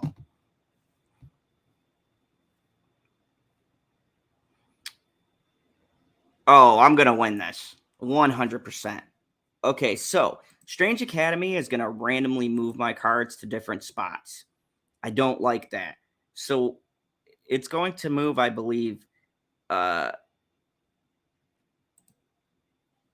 these cards to random spots. So I'm going to take my Taskmaster and move him here because he'll copy Agatha. Wherever he moves or this moves is just going to add power. So I'm going to put, oh, shit. My opponent retreated. Okay, so I forgot to tell you guys, you can retreat from a game. If you're losing, you'll lose less. My opponent saw my lineup and they gave up. That's what happened there. It makes you feel like a badass when your opponent looks at your list and goes, yeah, I'm not going to win this. So, yeah, they gave up. I like the fact that I got to give up on that. It kind of shows you the power of this deck. A lot of people look at it and realize after you drop Agatha what your deck is running because her format has to stay the same. So he realized he wasn't going to win this, especially with my Taskmaster coming out. So he fucking quit. That's hilarious. It was fun times. Moving up to rank 34, cool. I got a lot before she upgrades. The great part about Agatha is she's a villain card. Surprise, I'm playing a villain. So she takes all of the boosters for herself. And she has a funny little line about taking the cards can't upgrade in this deck. It's one of the drawbacks, but it's how you quickly get to making her unlimited, which I like. It guarantees you a card where you can control how far you go up on your upgrade. So her and Senior Scratchy just got boosters. So we're closer to being able to get her maxed out, infinite level. So that was hilarious. I fucking never thought that somebody would just love it. I've had people quit on me, but I'm live streaming this, so it's so fun to have someone just give up in the middle of the game. Motherfucker was like, I'm sorry, guys. This is the shit I do when I'm not online and I just see someone quit. I'll start hysterically laughing. So there you go. Had to help me get my mission. So, player was like, "Yeah, fuck you. I quit." Really, really fun stuff. So, fun times. Let me see.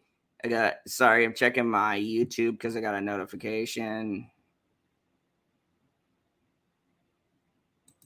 So, okay, here we go. Sorry, I was checking my notifications. Jeez.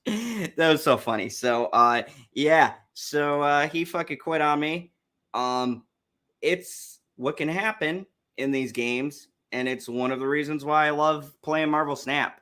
Nothing makes you feel better than when you build a deck and you have opponents realize halfway through you playing that they can't beat you and they quit out. Now, some people would be like, that's frustrating because you do lose the ability to get 8 cubes to help you move through the ladder ranks. So let me explain how ranking and status in this game works. I'm not the highest, but I'm not a slouch. So right here is where I'm at in the league. 34 silver. These are all the spots I started at.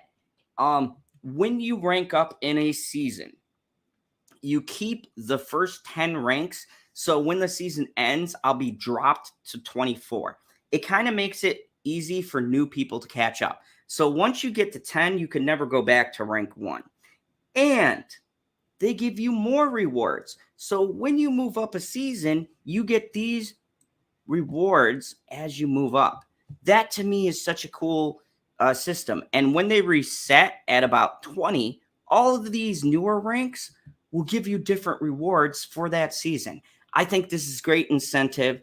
Everybody, once they make it to 20, starts at 20. So yes, there's 50 ranks. No, I'm sorry, 100 ranks. My bad. There's 100 ranks, right? And some cool ass prizes are there for playing consistently.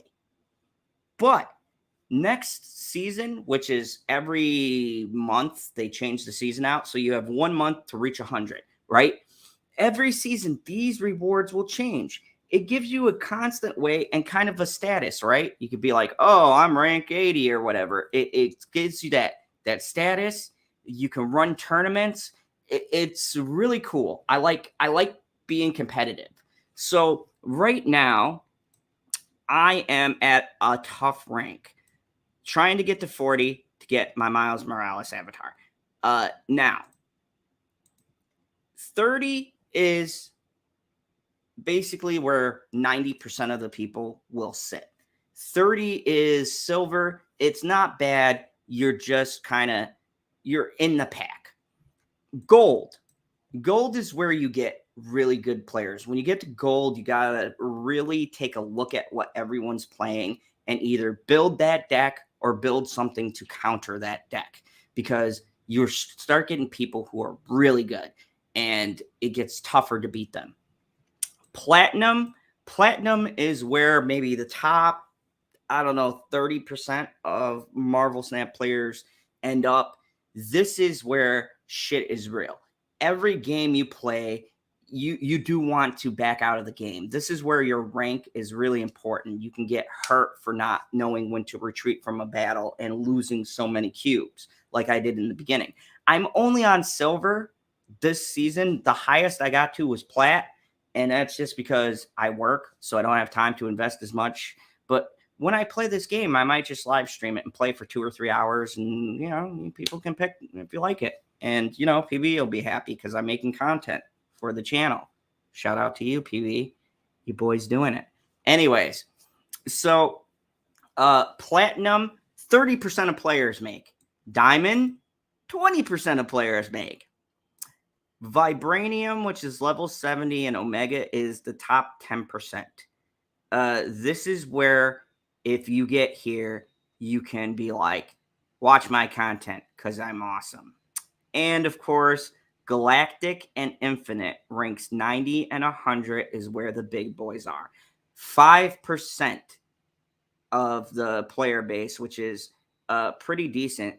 There's lots of people playing this concurrently. Only 5% of them will be in this rank. This is where every move counts. Everything you do needs to have strategy. This is where you're playing the game for real. These rewards are big boy rewards. You get 500 gold. You get the best card back. You get 500 credits. The variants are all good. So these 3 ranks is what every player, if you're playing serious, should strive to achieve. You want to build decks that can be used multiple ranks, because when you start getting higher, you can't mess around like I am. You need consistent wins. This is where most of the competitive factions will be. Okay. What really, probably really diamond level 60 is where people are honed in. They're playing what's good. Everybody's playing the same fucking deck. And you either need to play something to counter it, or you better be playing the same deck, or you're going to lose consistently. It's where the sharks are, so to speak.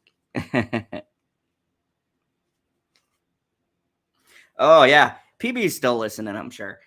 So my goal for these live streams is to go up a rank, and I will continue to stream. Maybe if I'm feeling ambitious, I'll go up 2. But I will continue to stream until I reach that rank. So today's goal, what is the goal of the stream? Give you an outline, let you know what I'm playing. Now that you know what I'm playing, I'm going to play ranked games and try to get a rank a day.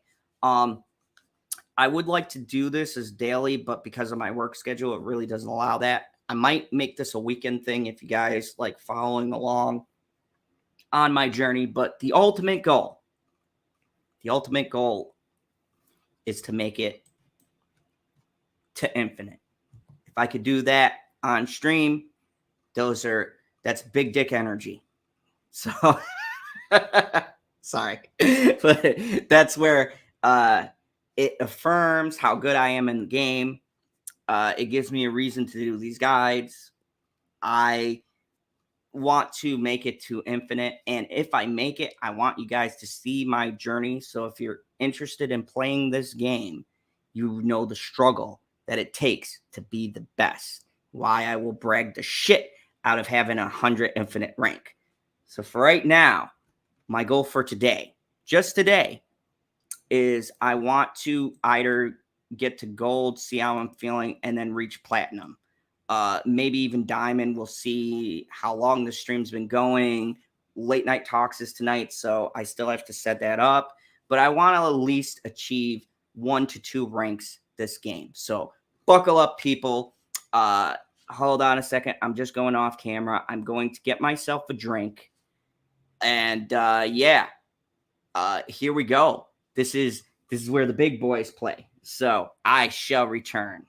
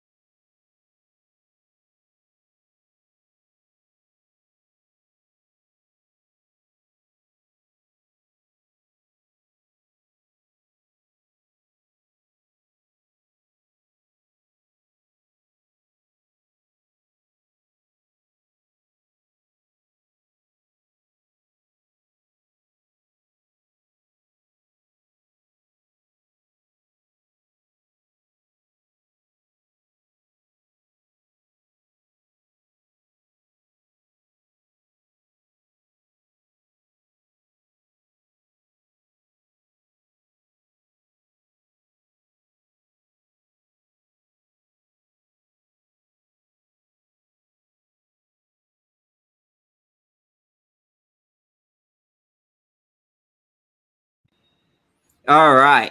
I am back. Sorry about that. I had to I had to get a drink of water, open a window. It was a little bit hot. So uh yeah, I opened my window up and oh, here we go. I'm going to get back to it. There we go. All right. So this is the goal. I want to get 2 ranks up. We are an hour and a half into this. I don't know how long it's going to take. Hopefully, you guys enjoy my commentary. Be there. We're going to share this journey. And when I started this series, this is the goal. I can't do stuff like this on my channel, which is why I'm doing it here, because I think it just clutters my channel up. So I want to do something to contribute to the profits, and they all have their thing. Husky plays games and PB cheeses it up. So this is my thing. So you guys will get to be here on my journey to get into number 1, which is infinite. Now, if I don't achieve that, then, there's next month. But we have a solid 4 to 5 days, which means I'll be doing some live streams to try to power through the ranks. And now look, there's a ton of them. Look at it. It's like I got to get through all this to get to 100, right? I'm at 30, almost 40. But I think I could do this in 4 days. It's going to be lots of hours, not just an hour or 2, but like 3 to 4 to 5 hours of gameplay. I've seen some creators do a whole like ton of streaming leading up to this. So maybe my late night talk should just be me playing this. If PB can just jump out of here, we could do a marathon. Who knows? Oh, don't worry, Carrie. Maybe PB will see me in the StreamYard. So if he wants to jump on and we can interact, kind of talk. But my goal is grinding out these ranks. So I got my water cup here. My Hero Academia, which is completely fucking opposite. I should have used my Spider-Man cup. Whatever. I got my water. My cowboy hat, which is getting hot as shit, so you might see my crazy hair. And I got my tin of chew, because no run is complete without me putting in a little dip. So we're going to get serious. And I'm going to show you guys now, without fucking around, how I like to rank up. You guys will get to see me upgrade some stuff. And if you're liking this video, hit that like button. If you're new to the channel, subscribe. I got some tips. If you like this kind of format, if you have ideas for decks, this is for anyone who comes across this. Leave something in the comments below, and I'll get back to you. All right, there we go. Okay, so let's get down to business. You guys know the goal. I'm trying to achieve 2 ranks. I'm at 34 right now. All these little notches are notches that I've got to get through to get to 40. And I got this sweet ass avatar coming. If I win this avatar, it's going up right away. So, if you didn't know, I'm a huge fan of Into the Spider-Verse. So, the game plan is I'm going to be doing missions, but they're really on the back burner for me. I got the most I can get today. So now my thing is upgrading to show you guys a new card. After that, I'm just playing to get on the ladder. So I'm going to play Agatha again because she's the closest. I'll keep on playing her until I can upgrade her. And then after that, I'll switch off between different decks so you can see different types of strategies that I use. Maybe I'll give you a brief thing on what they're supposed to do. But here we go. So we're going to upgrade. Agatha is fun. I've actually climbed pretty high with her. Once again, she's a hard card to get. You could get her in a lucky pull. You might have to wait until you hit that pool. I forgot what one she's in. She's in like pool 4 or 5. That's the advanced pools. So she becomes available in your cards you could possibly pull. So, I'm Cuban right away. Now, people use snaps to fake out their opponent. and kind of make him think like, oh, he's got a great hand. I use it as I got you. Oh, okay. Iceman, fuck you. All right. So what he did right there is mess up my plan. Instead of being able to play Ghost Rider on 4, I have to play him on 5. But I still have Lady Sif, which is next turn, which will discard Agatha, and I take control of my game again. So here we go. Domino, 5 there. Ha! Terrible, terrible play. All right, so Xander, this is a great spot. Okay, so cards get 1 power here every turn. This is amazing, and this is why Agatha played the Lady Sith over here, is that every card here is going to gain power after I end my turn.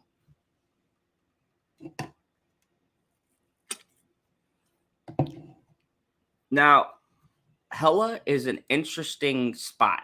At the end of 4, if they're not winning this, the card gets destroyed. So if I'm not winning this spot over here, I lose my cards. They're not winning, they lose their cards. I'm not going to play anything because Ghost Rider is supposed to be my trump card. So I'm going to let them think a little bit more. Like, what does he have? Is he going to put something here? It forces my opponent into wondering what I have and what I'm holding. Drax. Now, see, had I played there, he would have gained power, 4 power for anything I played. So it's a good thing I waited a little bit because now he couldn't play that to play off one of my cards. So, like I said, lots of strategy involved. Now, here's the big play. I'm going to go Ghost Rider into Hela and then Taskmaster to lock down this spot. That's what I would like to do. In theory, I should win 2 spots. Practice? Who the hell knows? So I'm going to go Ghost Rider right here. This is also going to pull another one of my random cards into this spot. So I could win, I could lose. This is where chance plays a large role. Spam, I'm bringing back Agatha. I got 17. I play this, and that really did dick, but I still have 20, and they are not beating me here. My only responsibility is to take one of these spots. Can anybody guess where I'm going? I am going with Taskmaster. No, he's not going to he's not going to. Scratch that. I'm going American Chavez into Xander. She'll automatically get 10. 10 and 12. That will be 22. That's the dream.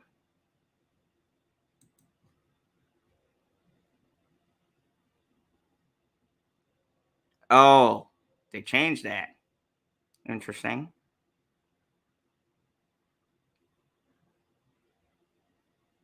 And I win 16 and 20. Bam. That's how you do it. Off of a deck that I didn't control my first 3 turns.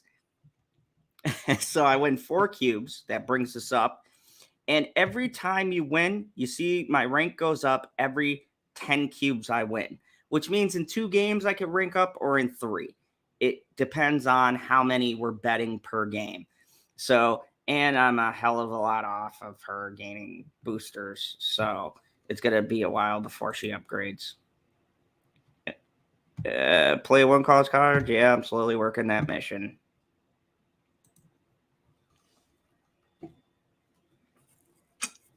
So once again, you saw the losses, but when this deck is working, it is crazy. It's crazy the amount of power and control you can dominate your board with. It really puts human opponents on edge because they don't know what an Agatha deck is going to do. Now, when you play this deck, I suggest always snapping. Get your opponent worried. Ideally, I'd like them to snap back so that I can get 8, but which is think of poker. You raise 1, they raise 1, the pool doubles. That's kind of how it works. So they raised me. They got Sunspot. Not a big deal. He's going to get, oh, fuck me, the hub. Okay, this is bad because they played the hub. Now, my hope is that we get Wave or Lady Sif which will be higher than Electro, because if they play Electro, that will really screw up my plan. And this is what I mean with the spots factor into your game. That could really screw up my whole thing. And it wasn't even my opponent. It was just a random ass location. And that's kind of the good and bad thing about this game. Spots can come up that just screw up your game plan. So you have to have your deck adjusted to anything that can happen. It keeps you on your toes. Okay, Asgard. Asgard is pretty cool. What Asgard does is Asgard, on turn 4, if you're winning, you can draw 2 additional cards. This is good in drawing the things you want. Unfortunately, she played Electro. Electro is meant for high-end play, which means I don't have the right cards. I'm going to have to see how this progresses. Hold on a second. Oh, shit. There we go. Video capture. No. Okay. I'm going to have to see how this game progresses.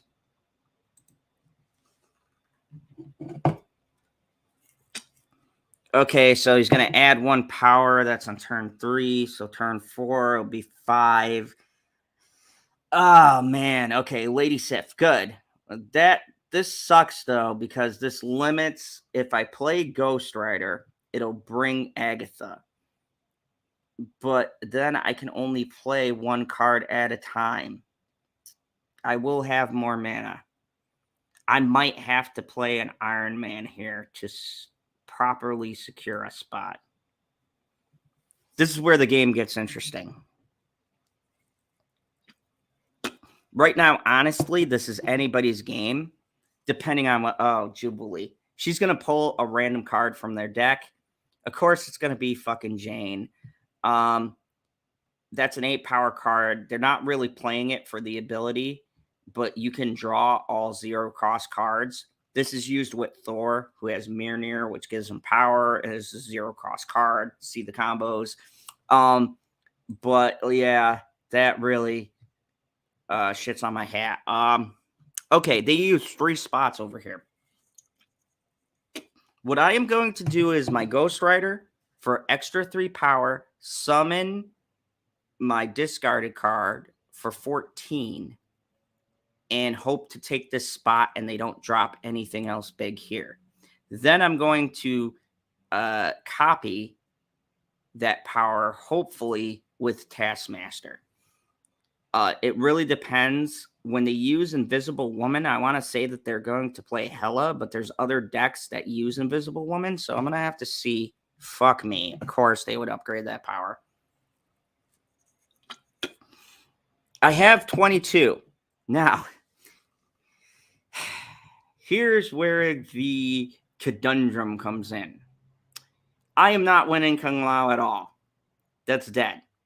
It forces me to have to win the middle or this far left spot.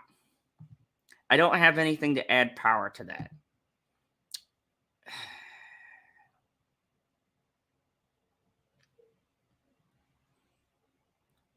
So I think what I'm going to do is play Iron Man, double this to 12, hope it's enough to win both of these.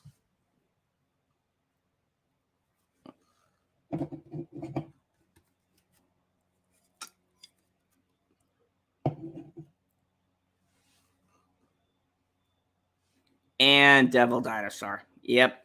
That's just how it goes sometimes. Yeah. Win some, you lose some. Fucking lost that game. God. Back to 33. Boosters for her, but she gets more if I win. So I got 9 cubes. And here's the thing that sucks about rank. It won't bump you down past silver, but every time I lose a game, it bumps my rank down by how many cubes were bet. We bet the max. I lost the max. So I'm still at 33. I can get to 34 easily, but now I'm kind of knocked back from that halfway point. And this is what keeps the tug of war going. So it's a little bit frustrating. But it's okay. It's all right. We're going to roll right along here.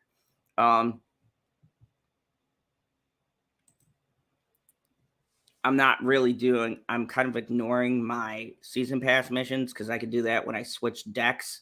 I don't want to switch decks right away right now. So let's just go with this and see what we get. Okay, this is the bane of my fucking existence. I hate Sanctum Sanctora. This takes this off the board unless you have a move card. Cards can't be played here. This is the worst spot ever. Terrible for an Agatha deck because I have nothing to move. But I'm still going to snap and hope these two spots don't fuck me like this spot. So this spot is one of my least favorite because it really limits how many spots you could put cards in. It's fucking terrible. The person who came up with Sanctorum, you know, I hate you. Stop making these stupid spots. Anyways, Fist Tower. When a card moves here, it's destroyed. This is great if you're going against move decks. Move decks want to move cards around. This automatically destroys that card. Or if you move a card, you can combine it with this and destroy that card. So I don't have that deck. I'm playing a different one, but it's still good to know it limits my opponent. And of course, my opponent can't play here unless they have like a Nightcrawler. This is cool. Start tower after turn 5. We'll all get +2 power. So this will go up to 5. Nice little thing. You could put high power cards on there and kind of secure that little 2 boost. But so far, I'm not getting the shit I need. We're already past turn 3. That means I have no control of my deck. So let's see how she chooses to play out this game. Because essentially now this is not my game. This is her game. And Jubilee. Cool. Jubilee is going to pull a random card from my deck. So let's see what Jubilee pulls. This game is a total like 50-50. I have no clue how it's going to end.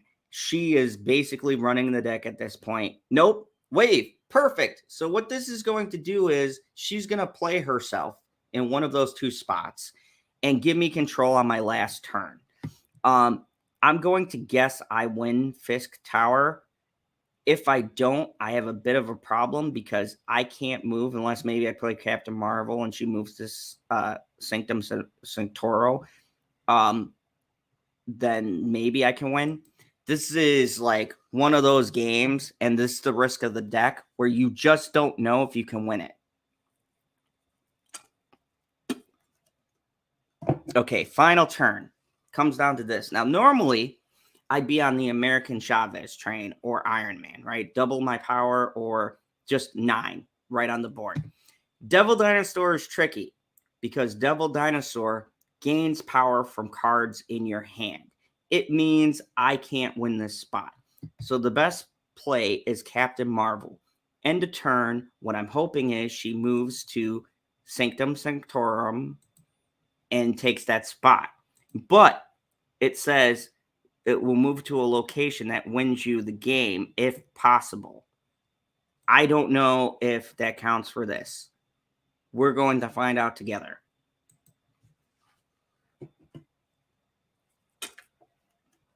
So they're playing at this spot. I have no chance to win. Bam, they doubled the power. Yes.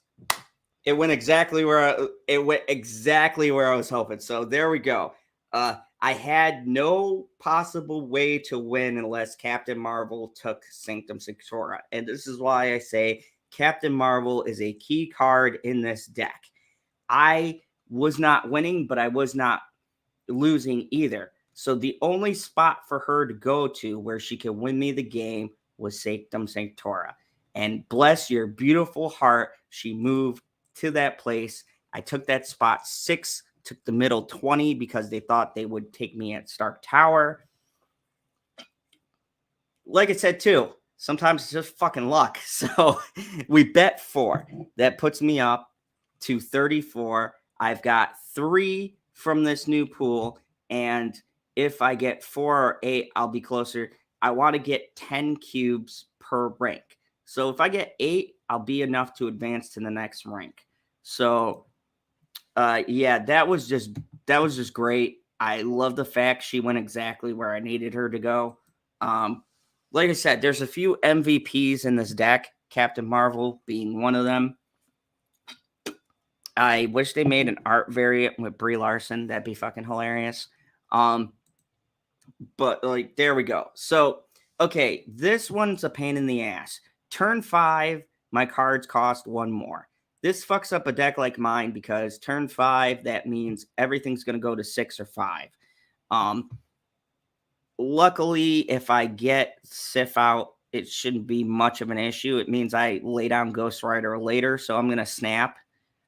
And I should be able to take this, theoretically. Okay, so they're playing Hood. There's a 9 out of 10 chance they're playing a destroyed deck. What Hood does is you add a demon in your hand, but his power is -2. So that's the drawback. What people do is they play this card, they get a 6-cost card, they destroy Hood with Carnage or Venom, and they up their power. So he could be playing a destroy deck. He could also just be playing a deck that tries to disrupt mine. There's a couple of different options. I'm not worried. Right now, we have some pretty good spots. I plan on playing my cards here because they get +5 power. Picture my card, Agatha, with +5 power. That's going to wreck his whole day. So I really only need 2 cards here to win this spot. This disrupts ongoing effects. It doesn't affect me. It's if you're playing an ongoing deck. So I have nothing to worry about there. Yep, he's playing a destroy deck. I called it Carnage. So Carnage gets 11 because he starts with 2, the 5 power bump, and he gets 2 for everything he ate. So yeah, he's going for that play. Now, here is how you ruin your opponent's day. I don't have a way to bring Agatha back. It's turn 4. Shang-Chi, baby, destroys cards that are 9 or more power in a spot. This is a great card to use against 11 powered cards. Now, I'm going to be a little bit more daring, though. I'm going to let him play other cards. What I want to do is destroy multiple cards with this so that I totally crush their spirits. I'm a villain after all. So I'm going to let him get comfortable. I'm going to let him get comfortable. There we go. That's right. Move those cards over there. He destroyed American Chavez. That's what she's there for. Bam. 6. And I'm adding Ghost Rider. Perfect. Oh my God. Agatha, I did not plan that at all. So now I drop my Shang-Chi on that spot and I effectively destroy that 11 power card that he's got there. And I've got like 33 power. So here's where the fun starts.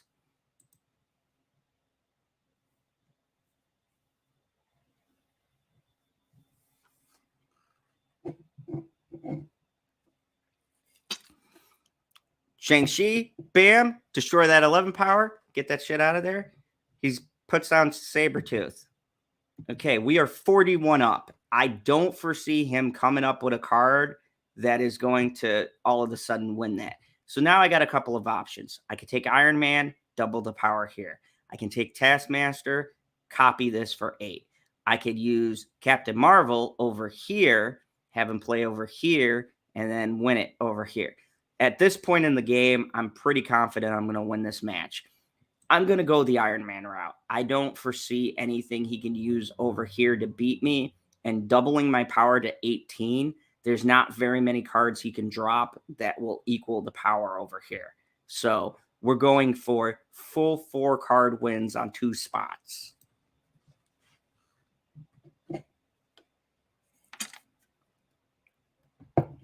Yeah.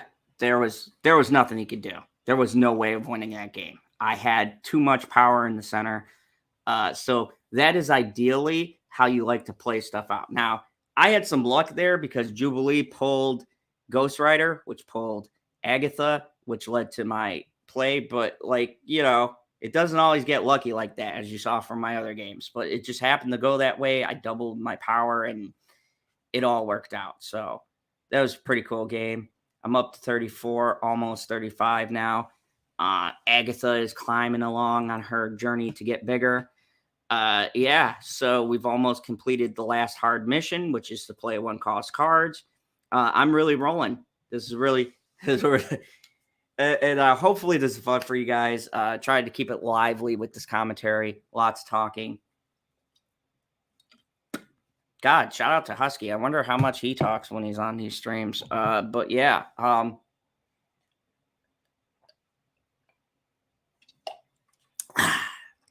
cool, refreshing water.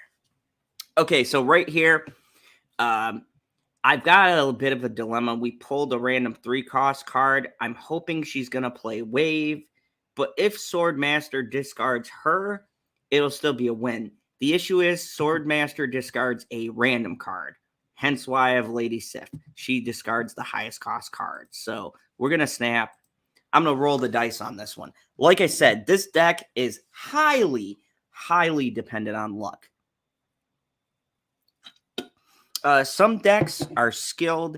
They're built in to where there's certain things that the deck gets every time that will 90% of the time cause you to win. That type of deck, I don't play till the higher ranks. This is just kind of fun bullshitting deck. Like, it's very random. I could win spectacularly, barely win, or lose horribly.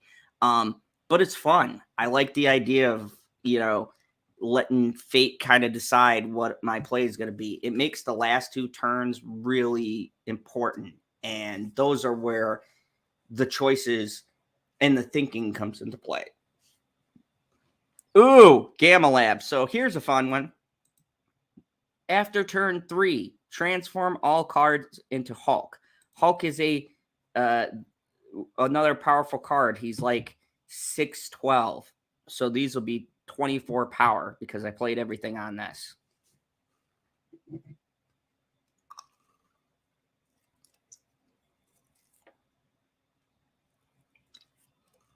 That's really stupid luck too, because he's not playing on Gamma.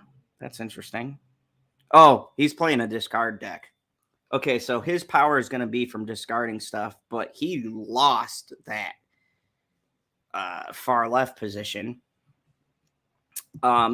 Yeah, this game's pretty much locked. It doesn't matter what I do. I'm holding 24 power here, 14 power here. I could double that. I'm not sure. I guess my game playing is not exciting. I'm sorry.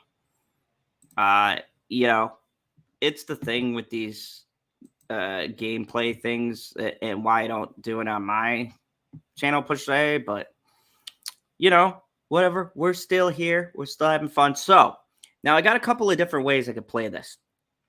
I can do something on my Hulks, like do Taskmaster, do Agatha, double this power. There's a lot of different moves I could do on 5 and 6. So what I'm going to do is I'm going to do a Taskmaster who's going to copy the last card played, which was Agatha, and then kind of secure my win here. I'm going to double the power here because he's going to throw a bunch of stuff over here to try to win it. And yeah, we're just going to lock down this win. All right, I got 38 over here. He has no possibility. He's really focused on the center. I don't know why. Now, he could play something big over to the right here, but really weird play. So I'm going to play Iron Man. Double this to 28. I have 28 power here, 38 power over here. There's very little he could do to win. I'm guaranteed 4. So let's see how this plays out. I don't see any way he could win this game, honestly. When you get to turns like this, you could predict whether or not you're going to win. Some games are so close that the last turn they can screw you over. I don't see anything he's got that will really hurt me. He was playing an Agatha deck. That's so weird. There's so much discard there. That's a really poor deck because Agatha plays randomly. And that's why I built my deck the way I did. I have control of my last 2 turns. The way he was playing it, he did not have control of that game at all. And that explains the very weird turns that were there. Because Agatha is controlling your game and she plays herself on the last turn. And she'll play where the highest power is to try to win the spot. That's really, really weird. I've not seen that was built in the beta. Hey, KH. We're just along playing this game. Moving through the ranks. I'm at 35. I'm trying to get to 40 by today. Then I got to start working on the late night talk stream for tonight. Let's see. So I did my last challenge. Bam, 100. We are up to 800 credits. You guys will get to see an upgrade today.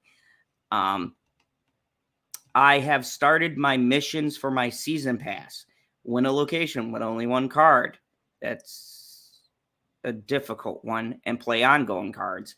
So I haven't been playing anything to advance my pass. That'll be later. I'm trying to get Agatha to the ultimate so that I could show you guys my full upgrade. Hey, good to see you here. Hopefully you're having fun. If you are, hit that like button. If you come across this later, let me know if the breakdown helped you out. If you're getting ideas for decks, I'm going to make mini videos on deck building and different decks you can use. PBI, I think, is working, but, you know, he has this link. So when he drives back, if he wants to jump on here with me and kind of add funny commentary, more than welcome to. I'm just having some fun playing some Snap. Let's continue. My goal is I want to take you guys on a journey for me going from the middle of the road to the top 5%, which is rank 100. I'm going to try to do it in a month. It can be done, but it's lots of long nights. So hopefully you guys will join me on these little Marvel Snap gameplays. But okay, so let me tell you the spot. Atelian.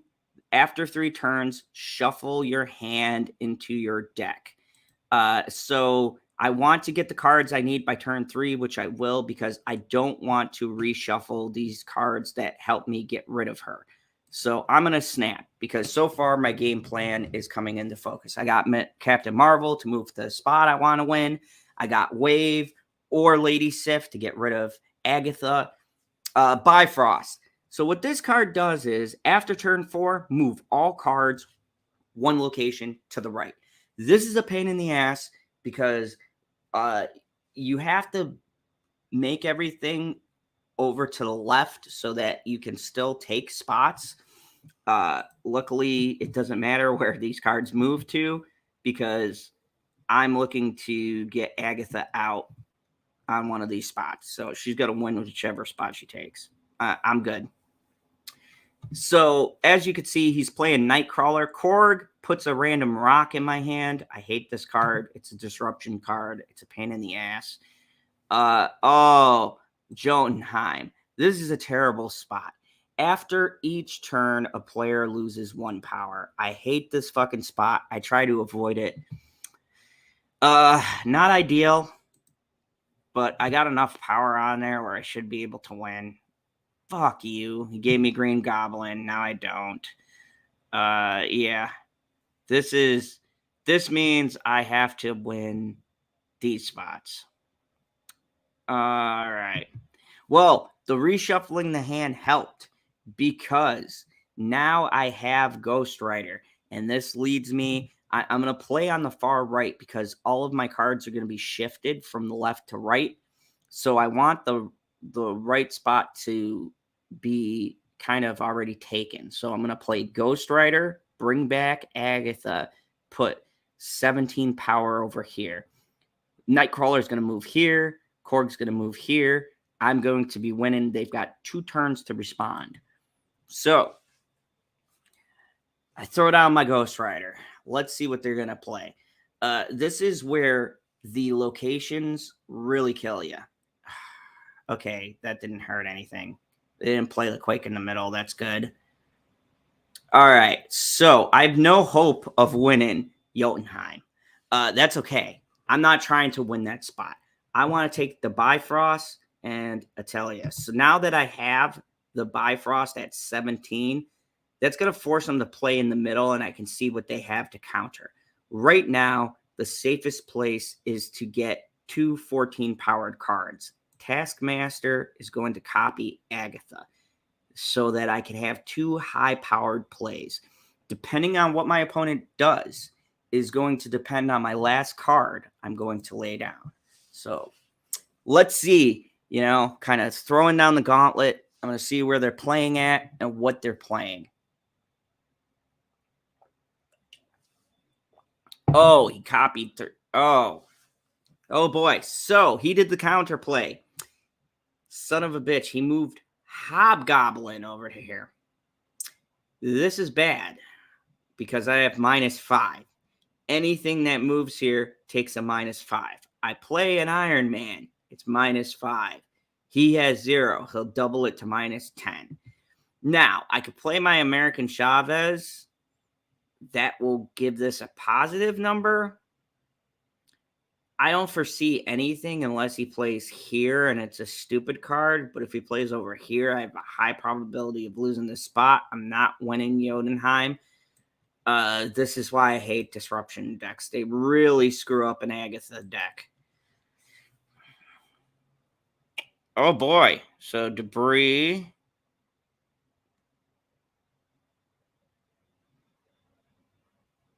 Yeah. So, I mean, there was no way I was winning that unless they played one card. So that was a smart play.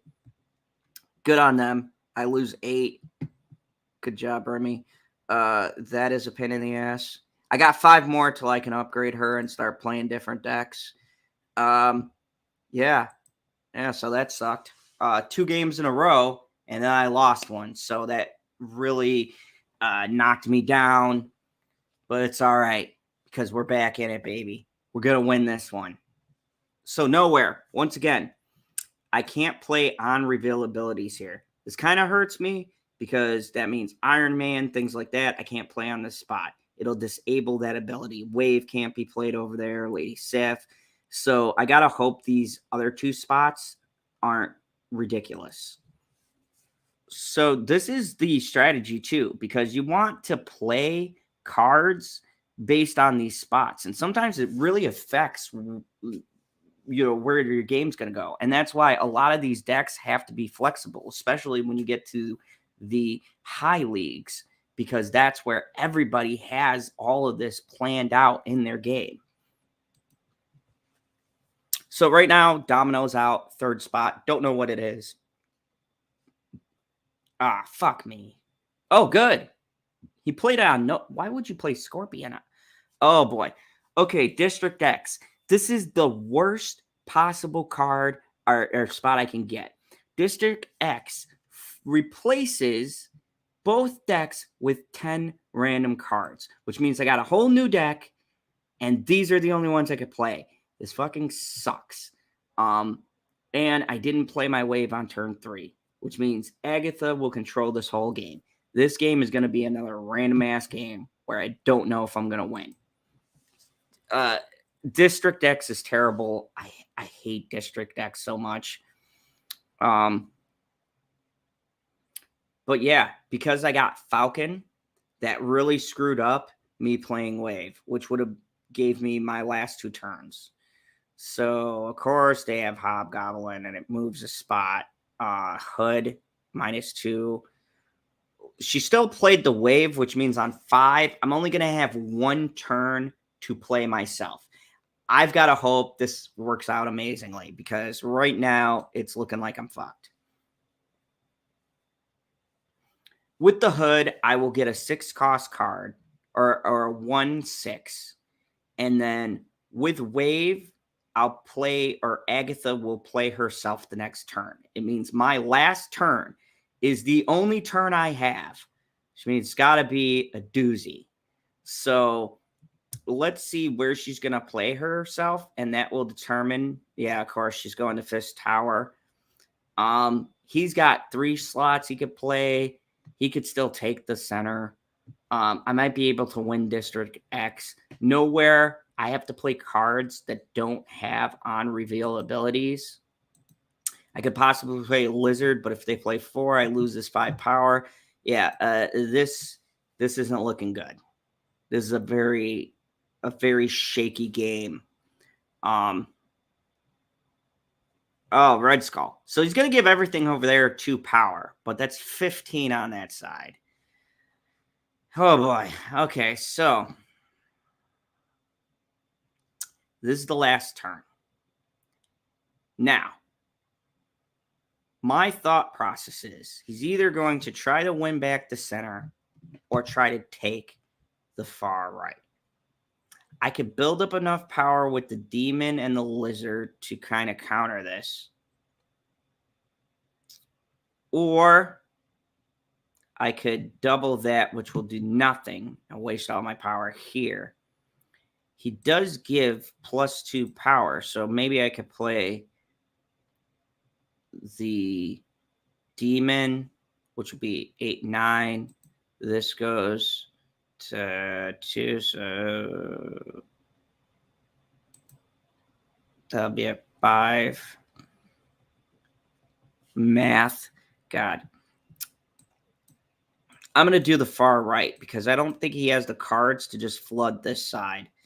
Hopefully he doesn't have anything too powerful to take the middle. Here we go. This is the gamble part.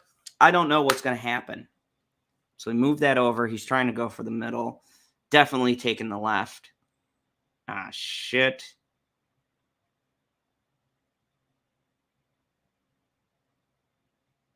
Oh. Wow. So Fist destroyed that card. It got regenerated over to the side. I didn't expect to win that, to be quite honest. He did a very odd play. Fist destroys cards that go. So his goal was he was moving Nightcrawler here to give Wolfsbane enough power to take this spot. It gets destroyed. But that's only 7 power. Then it jumps back to here, which would totally win this. But if he would have played here or more cards here, he could have taken this and this. So that was a really weird play. And this is the great thing about playing humans. You never know what they're going to do. Some people do ridiculously dumb moves I don't understand. It works out for me, but it kind of makes me scratch my head and go, what? So Agatha can upgrade. Now, I'm going to show you what a new card looks like. Finally, we're only 2.5 hours into the stream.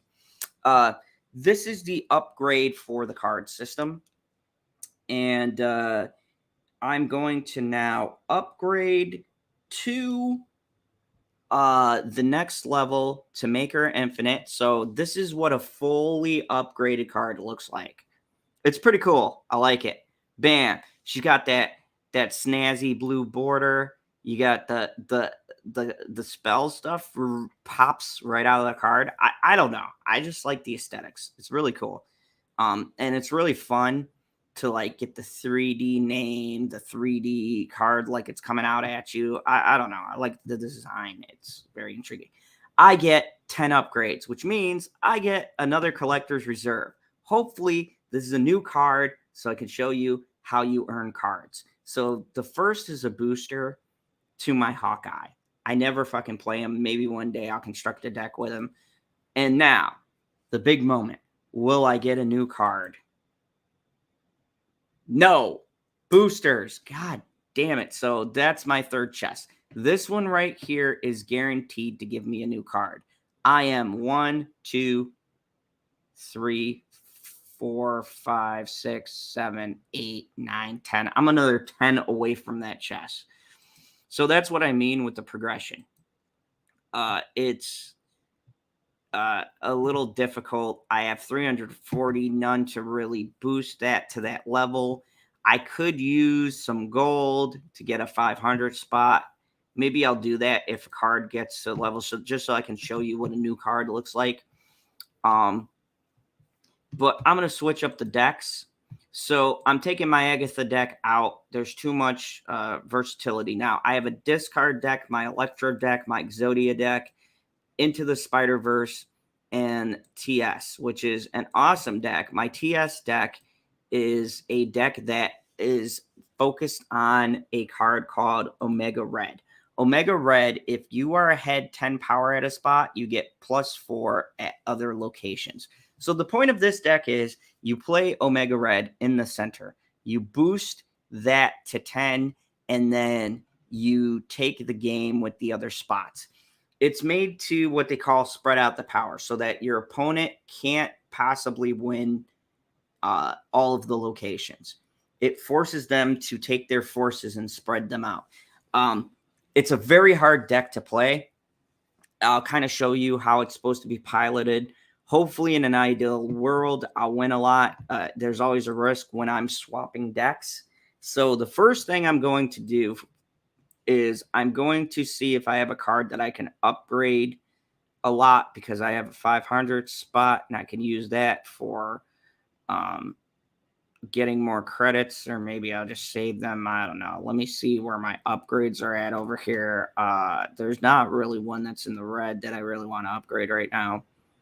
Could play my Spider-Man deck and get Miles Morales upgraded. I don't know.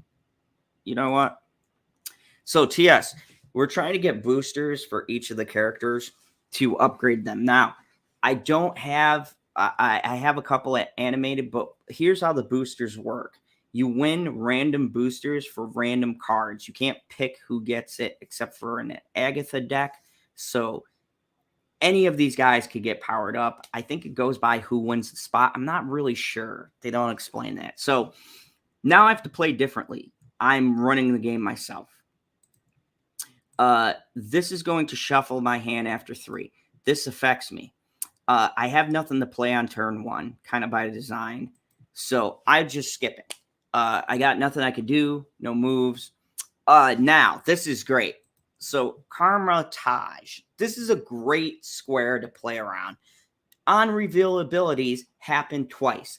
This could change. So, like, for instance, Captain America, or hold on, Iron Man, he could do his ability twice. Or no, I'm sorry, Wave does her ability twice. Onslaught. Let me see. I don't have a lot of on reveal, but any on reveal card that I have will do its ability twice. This is a really great place. I'm going to move Ant-Man here. Get my little Ant-Man. Now, Ant-Man, he's a 1/1, and you're saying, well, Zod, why are you playing a 1-cost card? That's crazy. He gains 3 powers if I fill up the board there. This deck is designed to fill up boards. So, right away, what I want to do is Wave. This is going to mess up their plan. Now, Vault on turn 6, no cards can be played here. So I got plenty of time to worry about the Vault. This is my main concern because it's going to reshuffle my hand. So right away, I'm going to play Wave. Their hand will be reshuffled. Mine will be reshuffled. But the probability of them getting a good card to throw down is pretty slim. So, bam, I'm going to wave it. This is going to happen twice. I'm going to take a chance.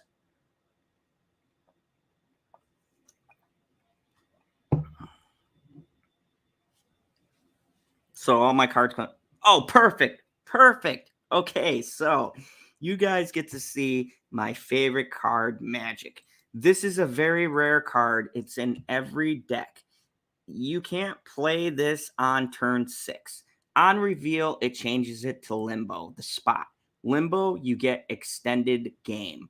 This is important for my deck because I want to flood the board and bring out high-powered cards to get my combo. So I am going to play Magic on the Vault. That means now I don't have to worry about this. She's going to change this location. This card is great for changing spots you don't like. You can change Jotunheim, just things that don't work for you. So I'm going to Limbo over here. Bam. Now I've extended my turn to 7 turns, which he just leadered me. I kind of knew, but that's okay. So he did a double Magic because he gets 2. Good thing I played Magic. That's not really a big deal. It'll be fine. So now what I want to do is Mystique copies an ongoing ability. This whole deck is pretty much ongoing abilities, right? So this gives 6 power to the location to the right. So if I play him over here, that gains 6 power. If I play him here, that gains 6 power. See where I'm going with what this deck does? So I'm going to go right here and boost this up to 6 power. Now I am above his 2 cards, which he wasted board space on. So this is where this deck really accelerates. It's a very counter kind of deck, right? I am trying to use cards to boost them to counter other plays. Giving myself an extra turn gives me more time to put down more cards to add more power, and I just overwhelm the board. That's what this deck is designed to do. Now, I can play Onslaught, which will double this effect. So instead of 6, they'll get 12 over here. I can play Mystique, copy this ability, double the effect again. I could just play Captain America and give everybody +1 on the spot.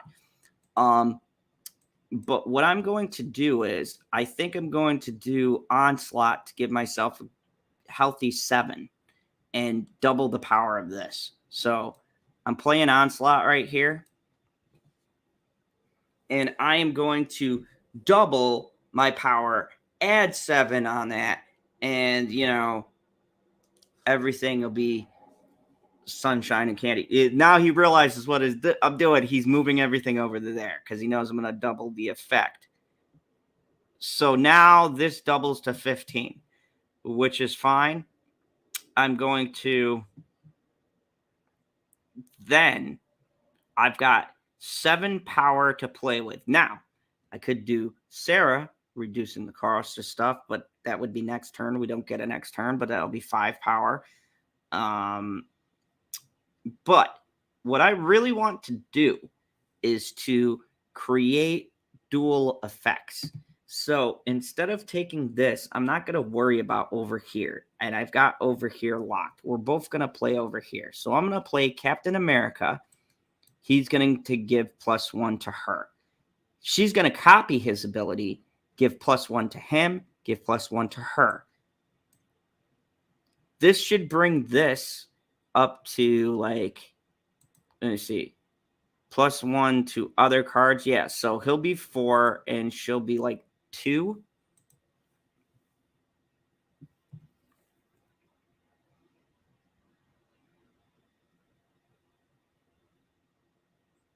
Ah. Oh, shit. I might not win that.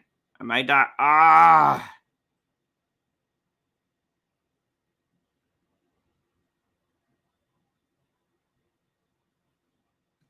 Oh, man.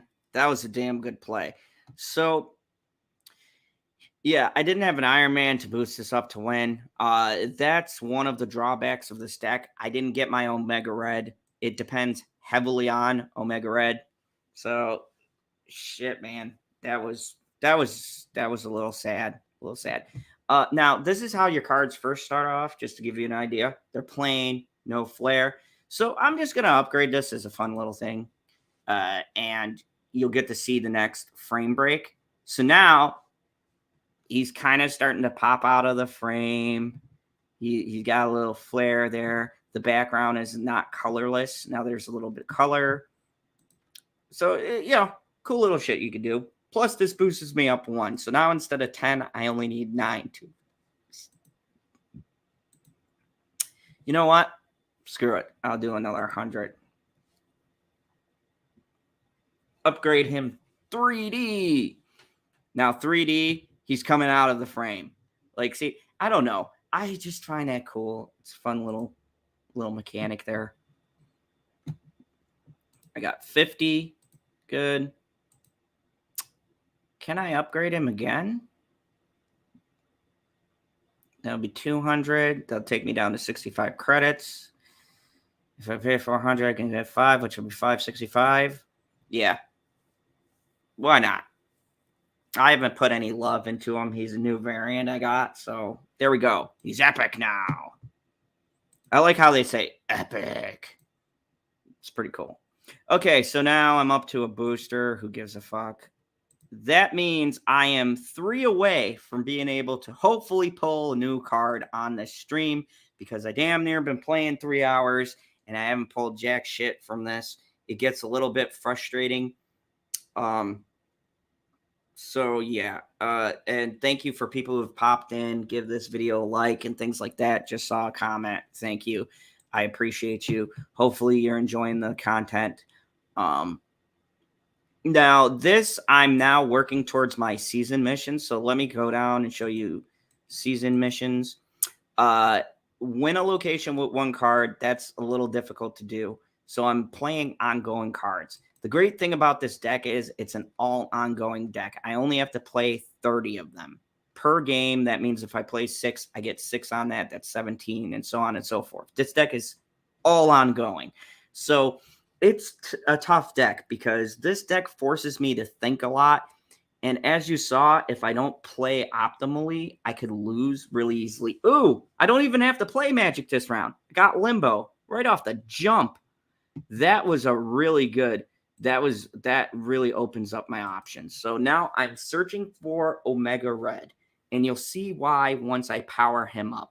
Omega Red really helps wherever he's at for me to build like a good foothold. The only drawback is you have to be winning the spot by 10 to get the bonus. So wherever you put him, you have to make sure you definitively win that spot. That's why I've got all these cards to boost. I've got Iron Man, I got Claw, I got Captain America. They're all ones that boost the power at the location.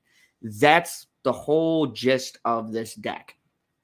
And I got this deck idea from a content creator.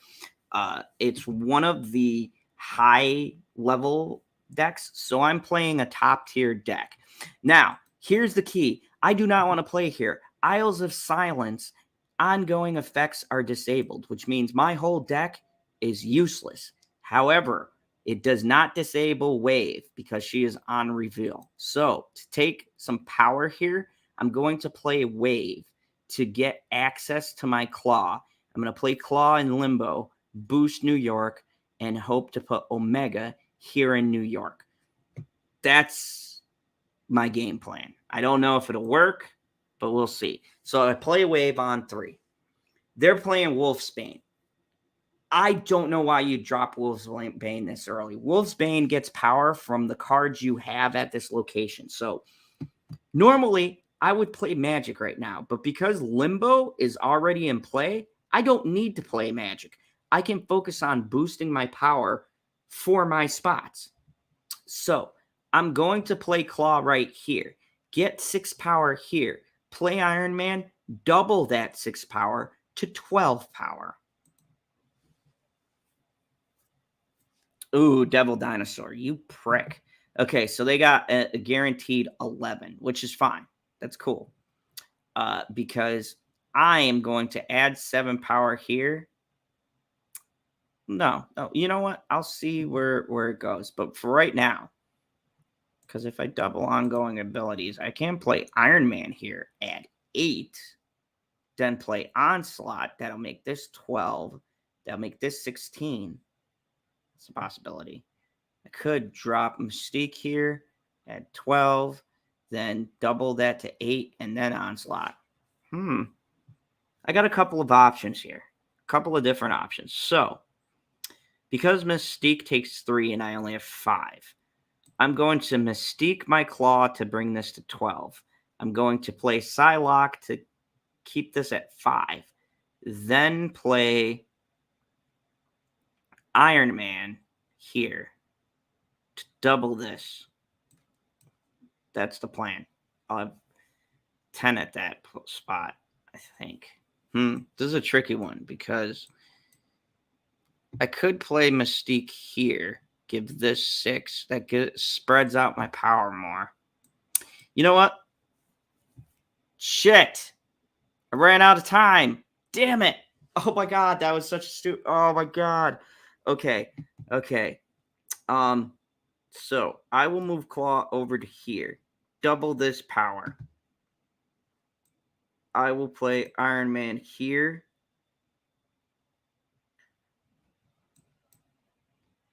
Yeah, I will play Iron Man here. And then hopefully I could play Psylocke and Captain America in 2 different spots. Okay, yeah, so watch your time limit. This timer right here counts down. I took too long, so I just gave them limbo. A rookie mistake. Son of a bitch. All is not lost, though. All is not lost. Because I can do a lot of different moves here. So this is what I'm going to do. I am going to play this card right here. They're going to copy Iron Man, making this 16. Then I'm going to play this card here and Captain America here. That's going to bring this up to like 12. That'll bring the... So in theory, that should secure my spots. The great thing about this deck is I really don't need Omega Red if I use my other cards effectively. I've been playing this deck for a while. It takes a really long time to get good at this deck because there's a lot of moving parts. So, bam, Mystique copies Iron Man, boost that to 16. Ant-Man gains 4, so that's 32. I win that. She gets 7 there. 12 off. Shit, tie. So that means they might win this. No, I won. I had 40-something. So in a draw, they add up these ones. Now, I didn't win Limbo, but I won by so much in New York, and they only had 1. And then I tied in this. So my total was 44. Their total was 24 plus 12. Sorry, 6, 36. So they added these up. And I won. And they bit the max. So this was a great game. Because of the way I played, they went all in on a bet thinking they were going to win. This really boosted me up because I needed a big win here. So, yeah, super, super excited.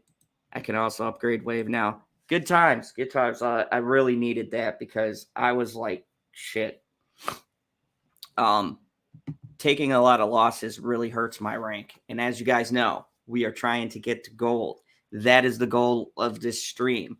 Also, I got to text PB and ask him when we should set up late night talks because that's a thing. Late night talks. If you guys are new or you're just coming over here, check out General Zod's Phantom Zone. Check out our late night talks every Friday. We talk about random stuff.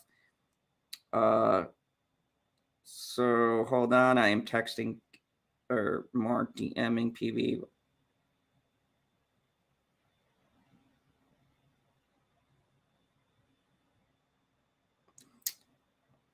All right, there we go.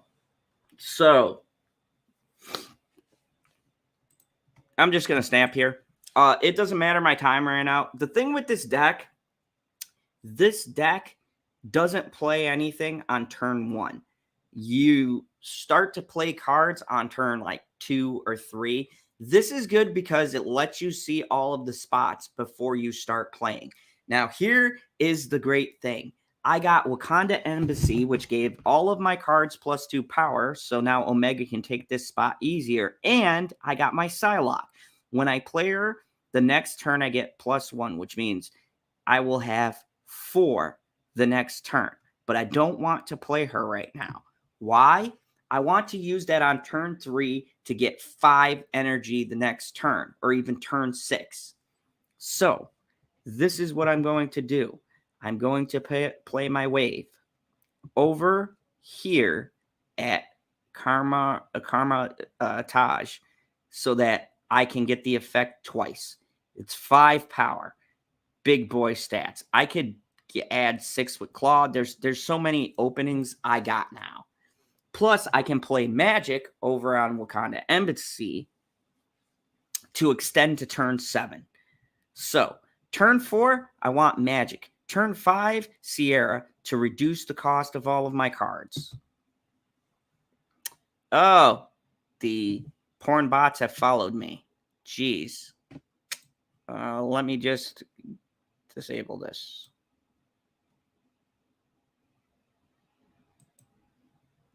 So, that really messed me up. Okay, so now I am going to play her right here. I'm going to win by 1 power, and I'm going to change this location, add to this, and now I can also add Sierra right here. Now, if I want to, I could play an Iron Man to this, double that power. I could do tons of stuff. So, bam. Reducing the cost of these cards is important because this is going to lead to me doing Omega Red in the middle, right? Mystique in the middle, and something else. Like maybe I'll do Claw over here, Omega over here, up that power. I've got to make sure that I'm ahead by 10 wherever I go. So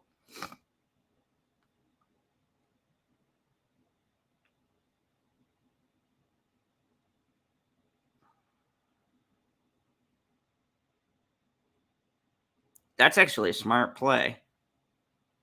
Okay. So let me see. Where can I get ahead by 10? You know what? I think I'll move Sierra over here, which will put me ahead by 10. Do this here.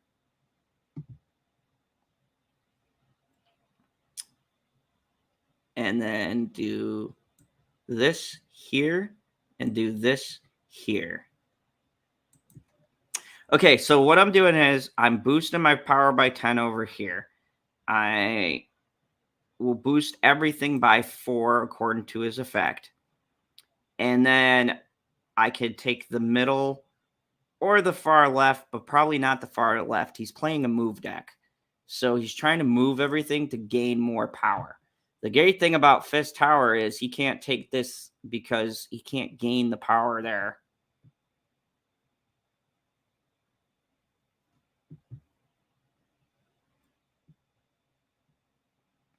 So I'll play him here. I'll play Iron Man here.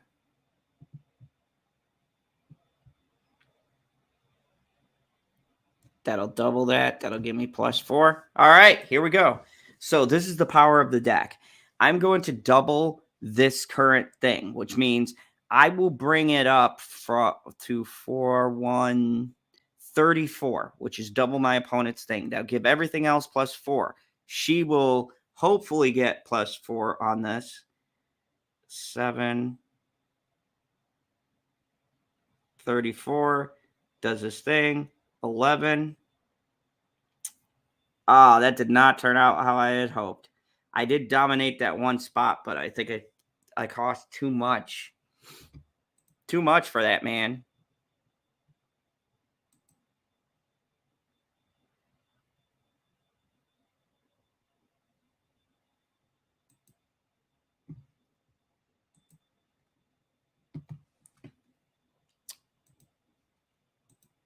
And I lost 8. Damn it.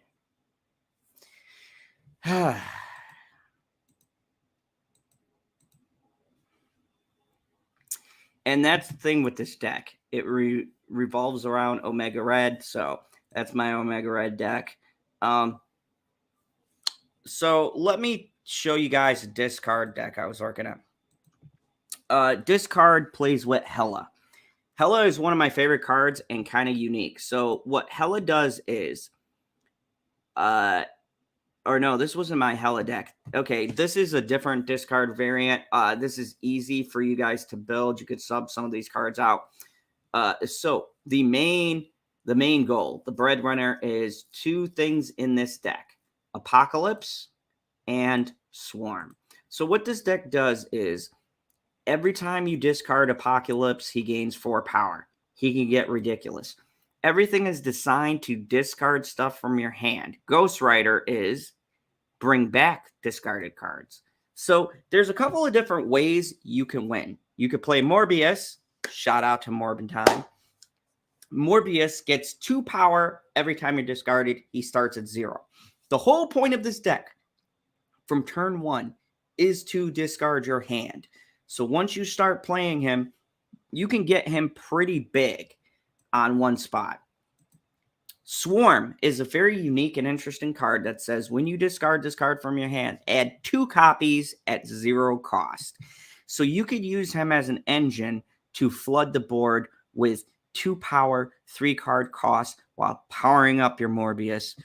Kali Wing discards the lowest cost card, so 9 out of 10 times that'll be your Swarm because you play Blade, play Morbius, then Kali Wing, get rid of Swarm, and start filling your hand. Moon Knight. I love Moon Knight's effect. Very interesting card. What Moonlight does is you discard a card from each of your hand. This is great for ruining your opponent's day, okay? 1 or 2, I play like Blade, Morbius, and then I go into a Moon Knight, right? Now, Morbius is getting power from me discarding my hand. I have nothing to lose. My opponent could lose a powerful card for me just messing with their hand. So this is a really cool discard card to get. Lady Sif discards the highest cost card. She is in here to either discard Apocalypse and build up his power so I could drop him on 6, or Infinite. I can discard him and then use Ghost Rider to resummon him out at any point in the game. This is good for securing spots on the board. Not very many decks can build up enough power to handle 23 power on one spot unless they're playing some crazy deck. And I'm not to the point where they could really beat this. So this is another great win condition. Hellcat. Just great to have because she discards at the end of turn. That's more power for Morbius. So ideally, you have her in your hand on any turn, and he comes out with power right away because she just throws herself away. Now, if it's turn 3 and you draw her, you could drop her for 6. She's a decent card, but she still feeds the discard engine. Hellcow. This is a big boy. I have waited to get this card for the longest, and I finally drew it. I can't remember what week. Hellcow discards 2 cards at random, so it's a 50-50 chance, but 6 power on turn 4. This is amazing. This right here ups the power. You play this on a Morbius spot. Now your Morbius goes up. You have a 6 power card on turn 4. You still got 2 turns to play with. You could drop Apocalypse. So much. Now, I added Black Bolt. Black Bolt is interesting because I don't see a lot of decks run him. Black Bolt is insane when you think about his stats. He's one of the highest 5 cost cards, like power-wise. He's 8. The only ones that beat him is Doc Ock, who has a bad ability, and Red Skull. They both have negative effects. They're 10 and 15, okay? So he's the best with a positive effect, and his opponent is. Your opponent must discard the lowest cost cards in their hand. This interrupts so many plays. You can get rid of Ant-Man, anything they're holding that's low that they were going to drop later to give power. You play Black Bolt, you have 8 power on the board, and you've discarded 2 cards in your opponent's hands. It's really devastating to anybody who wants to interrupt you, like if they're holding a Hobgoblin, Daredevil, something like that. They've been holding on to this one card. If that card gets discarded, they lose a part of their strategy. Now, the reason why people don't play him a lot is because you really have to drop him earlier. By turn 5, people have really set up what they're going to do. But for what I'm doing, it's just an extra little jab at my opponent and power that I might need in a spot. And you know what these two do. So let's see how my discard deck does. This is a modified version. When I first started playing the game, there were so many crazy combos, and discard kind of fell off the meta. So Okay, right away, I have a Colleen Wing and my Swarm. This is good. I don't have to play this turn. Now, here's the little caveat, Dark Dimension. I hate this. It doesn't reveal cards till the end of the game. So my deck needs to discard cards. If I don't, I have no power. Now, what I could do is play like Morbius here or something like that, and the player could be a little bit nervous. We'll see how it goes. So this works out perfect. Okay, this is an example of how this deck should work. I'm going to play Colleen Wing. She is going to discard the lowest cost card. Actually, no, I'm going to wait. But this is good. This is good because Blade discards something at random. On turn 3, I'm going to play Colleen Wing, discard Swarm. Play Blade, discard either my Infinite, Black Bolt, or Apocalypse. This is a decent hand. And it really shows you how you could control what you want to. Iceman. That's okay. I could discard Black Bolt. I'm not really concerned about that. Okay, so this is perfect. I'm going to use Colleen Wing to discard the lowest cost card. Blade to discard a random card. Now, she's going to go after Swarm because that's the lowest cost card. He's going to just discard whatever the hell. Hopefully, he hits my Apocalypse and brings him up 8 power. But this is creating a big card to drop at the end. So that's okay. She's filling up my spots. I don't really care about that. Bam. Ooh, and he hits the Apocalypse. This is brilliant. Now he's up to 12. Okay, now I can put some Swarms here, right? Just to get that to work. And you know what? I'll play Cyclops over here. Now, what this is doing for me is I am setting up to discard something big and bring it back with Ghost Rider. So what I really need here is I need...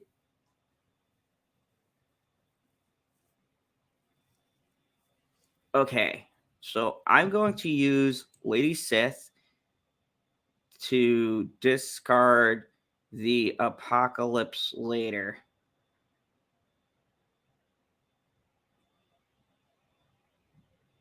No, I'll use Lady Sith to discard Apocalypse. Now, here's the thing. He doesn't know what I'm playing over here. I could still win this spot.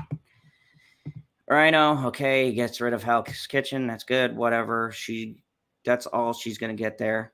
My Black Bolt is gone. That's good. Okay, so now here's the big bomb drop, okay? Now, I could go Apocalypse and get some more damage, but they really didn't do enough for me to get that. So I'm going to play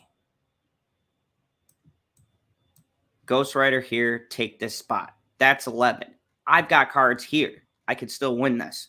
They're going to try to play over here to counter me. They don't realize I've got 2 Swarms on this side.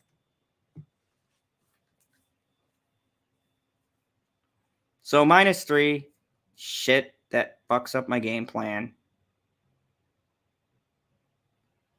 Interesting choice. He just gave me that spot. Bam. Bam. Okay, so we are tied. Let's see if I beat him. He's got 22.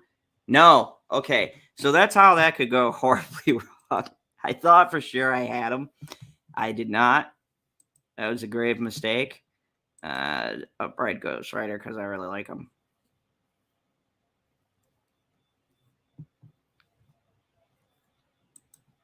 So here's what I'm going to do. Because I like Hela, I'm going to show you guys a Hela discard deck.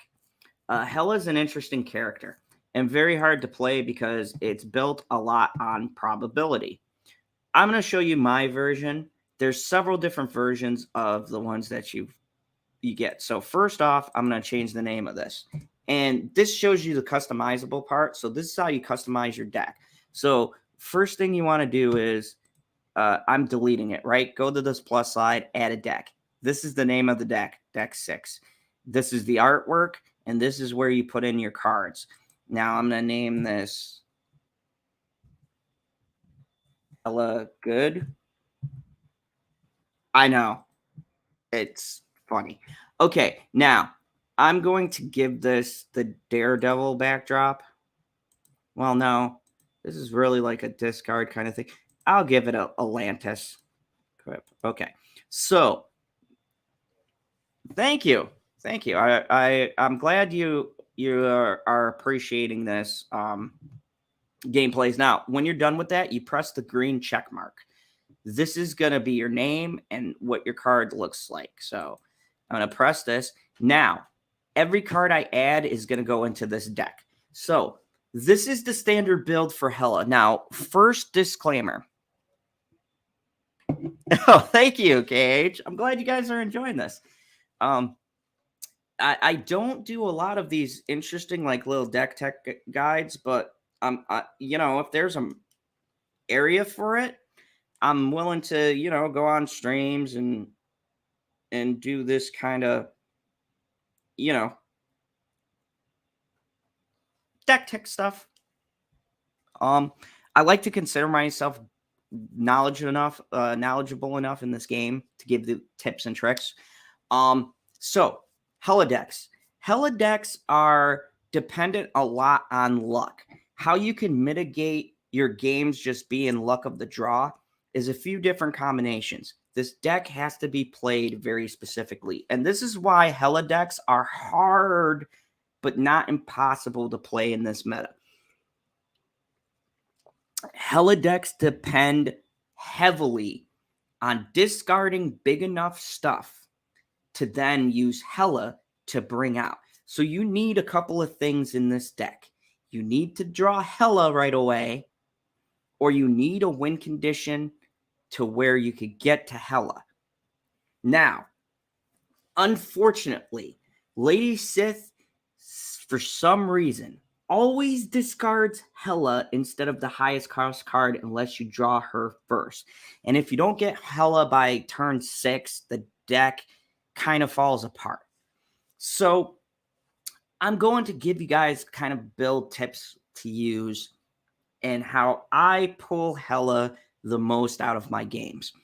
Now, I see a lot of people use different formats. It never really changes, but yeah, I'm hoping over time people will hit this in the algorithm and we'll get more people watching this. So I'm not giving up.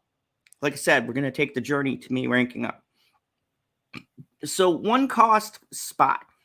This spot I use for Blade. Now, Blade is 50-50 for me because you can't control what he discards. But I will show you the card that is a staple card in this deck. And if you don't have it yet, really need it to make this deck function. So Blade is going to randomly discard cards. Now, here is a card that was essential and really helped me get this deck to work and hit Hela the way I want to. Invisible Woman. What Invisible Woman does is she works like that location that doesn't reveal cards, which is important because you don't want some of the effects to trigger until they're revealed. All of the effects are on reveal abilities. So Invisible Woman is used as a barrier to hide your Hela and the shit you're discarding. So you want Blade, Invisible Woman. Now, the next cards from here, right, is you want 2 drops that have the discard effect in them. Remember, this is all discard kind of stuff. Okay, so you want to be able to be constantly discarding your cards. Now, Lady Sif used to be in 2, but now she's in 3. She got nerfed. So the only options that you have for pull 2 discard is Colleen Wing. Now, normally Colleen Wing would be fine in the deck I was playing, which was to discard Swarm. She's always going to discard the lowest cost card. I use her sometimes because what you can do is make one of your high cards the lowest cost card. What I mean by that is you could discard a 3 or a 4 cost card.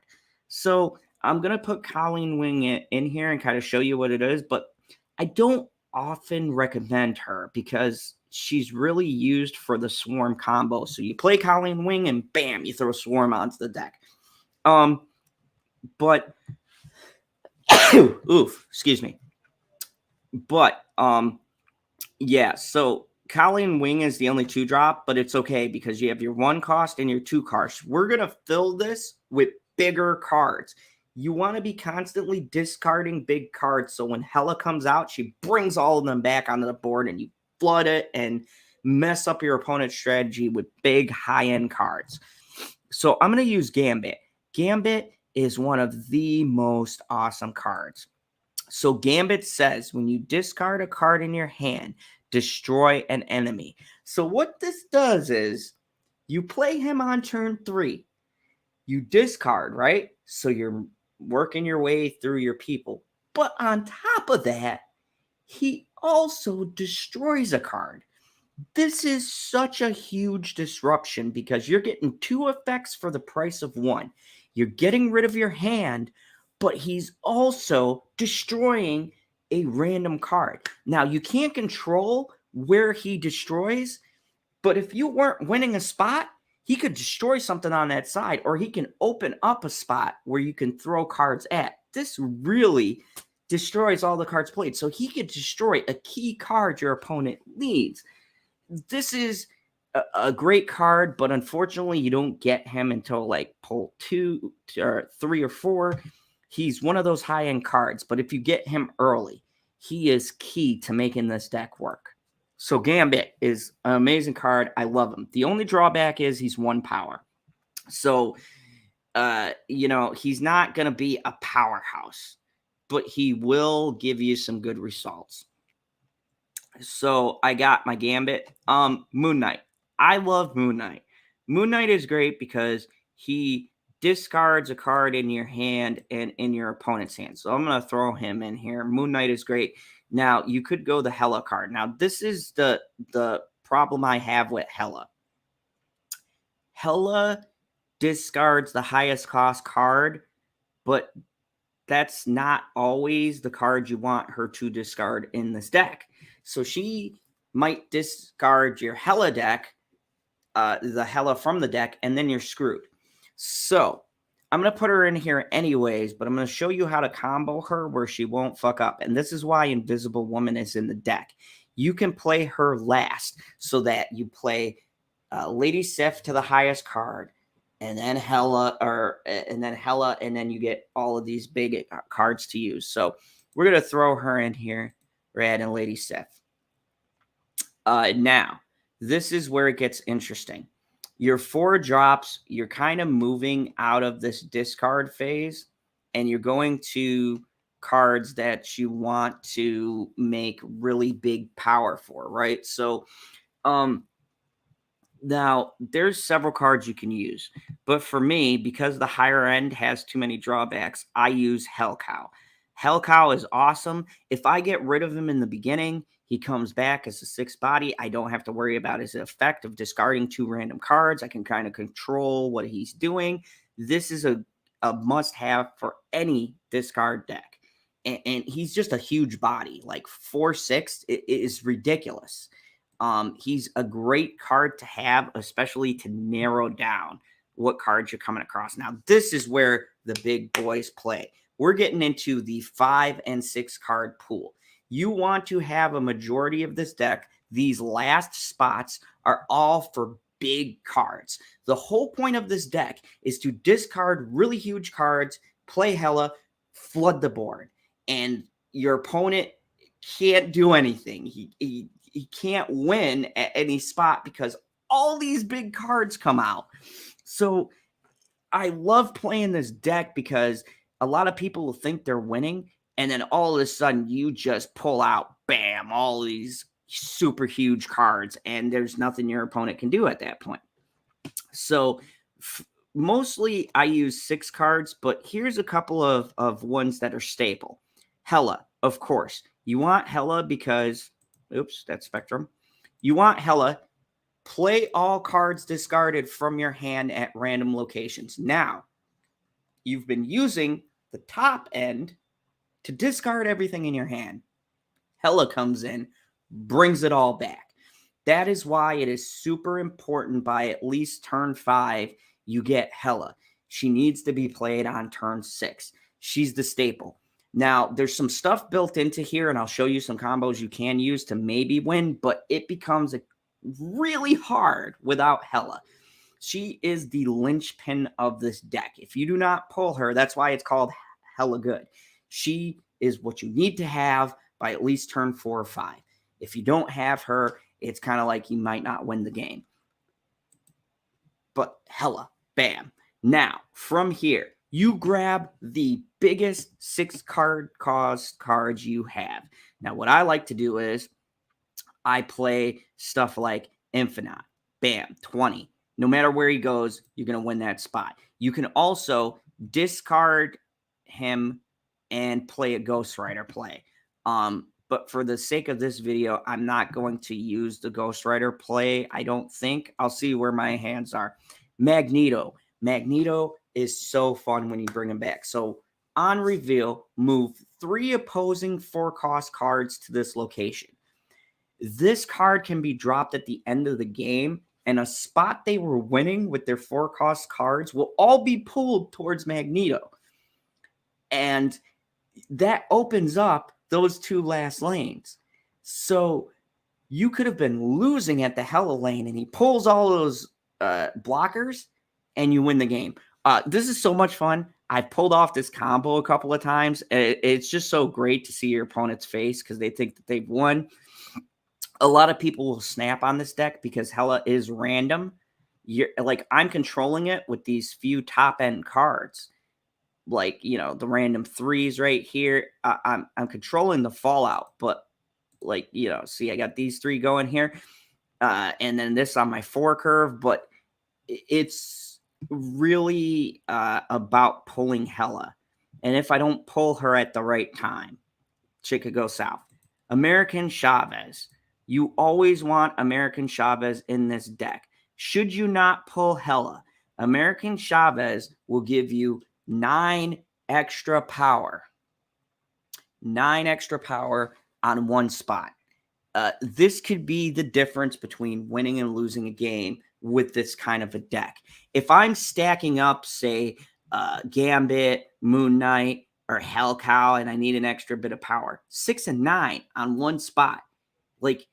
This is a win condition right here. Okay? The other thing that I like putting in is Odin.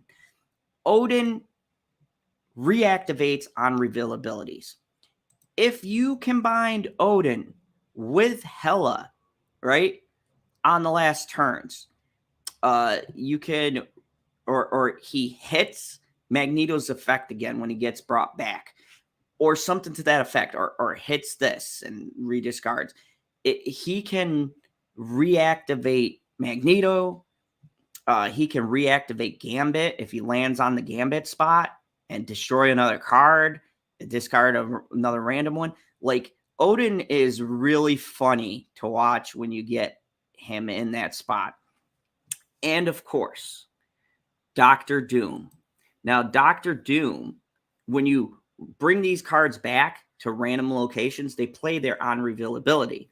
You bring Dr. Doom back after he's been discarded, right? Now you've just reactivated 5 Doom bots, 2 Doom bots on random locations. This is so fun.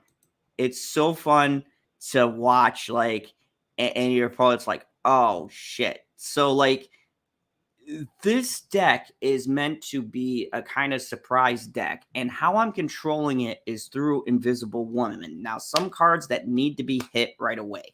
You need to hit Invisible Woman as soon as possible, because if you don't, you are taking a chance on what's being discarded. Now, how I typically play is Invisible Woman on 2, Blade in her veil, Gambit in her veil, and then Helena as the last spot.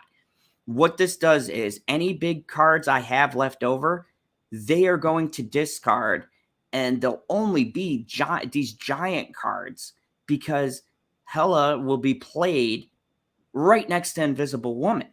I am controlling the luck in this deck.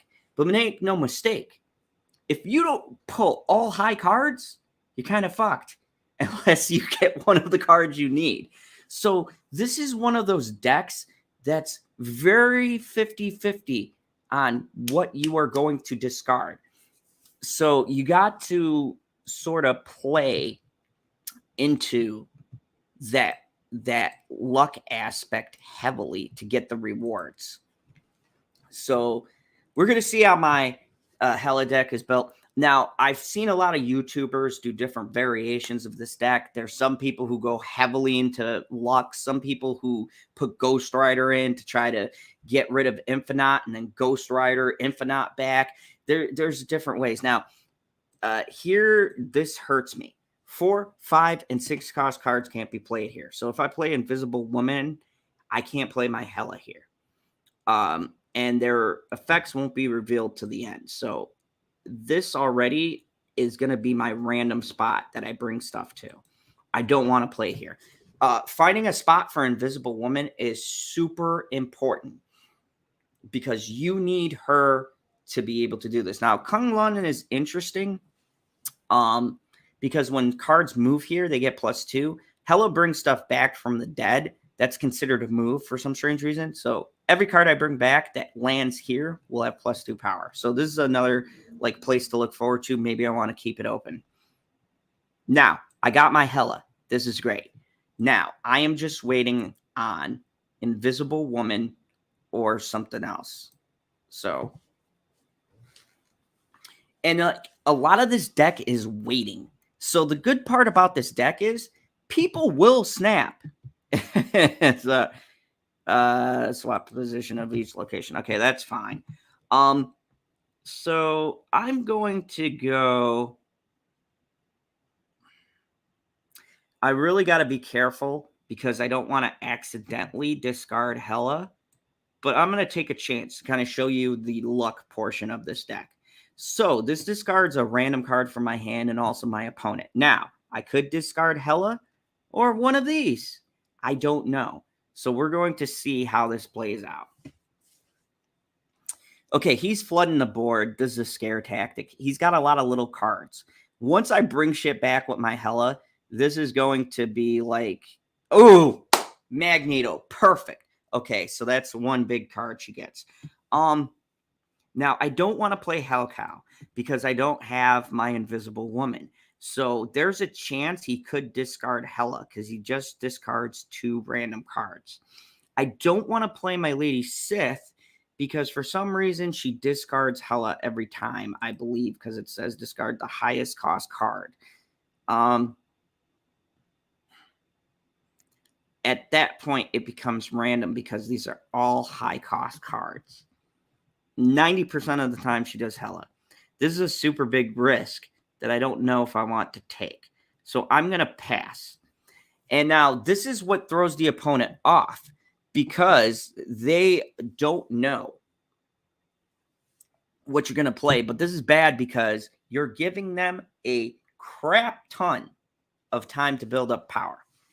So now I'm on turn 5. I've got 1 turn left before I bring Hela. I want to really start discarding things. So I'm going to play Hellcow here. No, I'm going to play him over here to kind of scare this spot. Now, this is a totally 50-50 shot. He's going to take 2 of my cards out of the pool. I'm hoping he does Odin, Dr. Doom, Lady Sif, or Infinite. This is a real big gamble. Let's see if it pays off. So, bam, he's adding 6, 7. Okay, so Odin, good. Fuck, I lost Hela. Okay, this is where I can't win.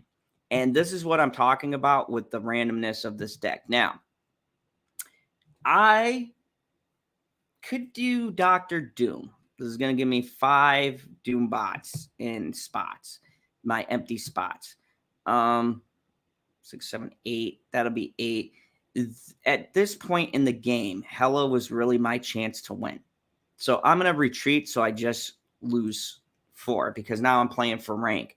But as you can see, that is the randomness of this deck and why this deck is not played a lot. Because if you don't get the combo you need, that just ruins all of your game plan. So you get to that last turn and you've got nothing. There's no way to win that match because I just lost the only card that could have won me those spots.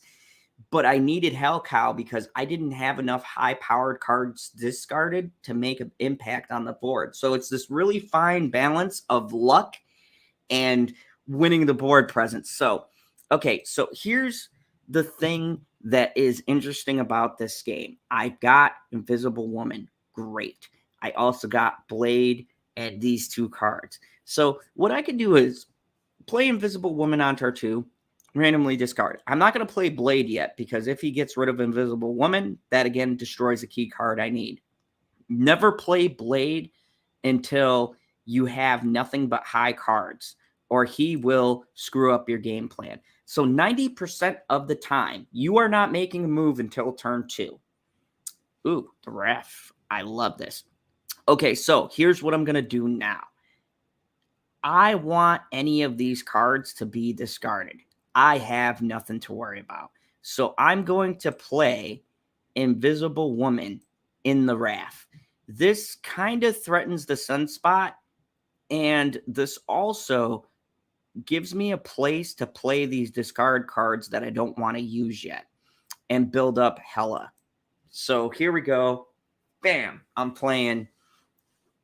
Now, the order you play them in is how they're going to be revealed at the end of the game. So any discard cards you want to discard, you want to keep a mental note that of like where your cards are at. So right now, I'm going to do Blade way over here because this is going to shift all of my cards.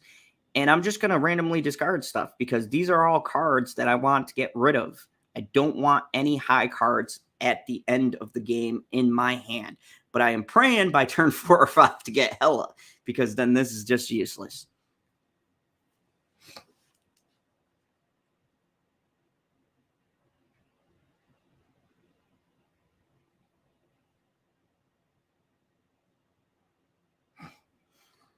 Okay, I got rid of my Odin. That's fine.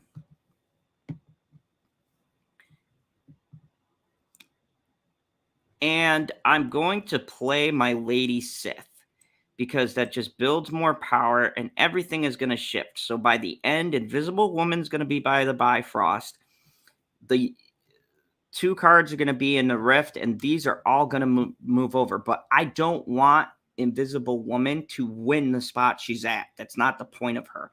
The point of her is to just simply hide the cards that are going to be discarding stuff. And thank you for the one person who is watching this. So right now they played Infinite. That is terrible. That's really, really inconvenient. That was a lucky ass pull. So this is not optimal to what I would like. I'm going to play Hell Cow over at the Raft. I'm hoping to get one more card. I'm really hoping to draw Hela this next round.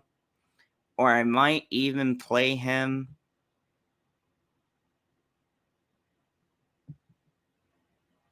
Yeah, I could play him over here. Okay, I'm going to play... Well, he won't be revealed there. You know what? I'll play him here. Give my opponent something to worry about. 7, he's going to be reduced to 6. He's going to be reduced to 5. Here's the hope. If I don't get the Hela on this turn, I'm not going to win. Nope, we did not pull Hela.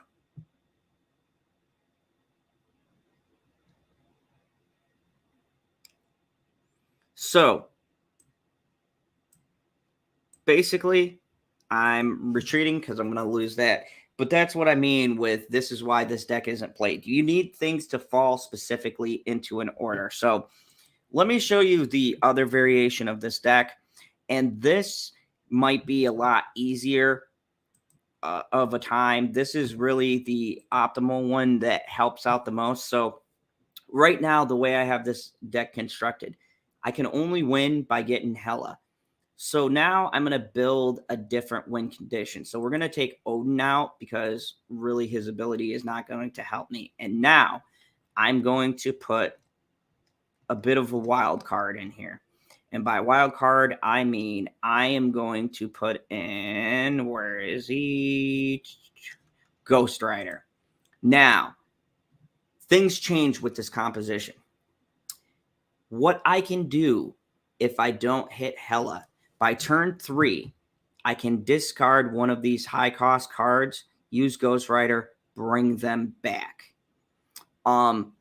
This is a little combo that's used a lot, and it's you destroy your highest cost card on turn 3, play Ghost Rider on turn 4, win a spot, and then try to win the other spot.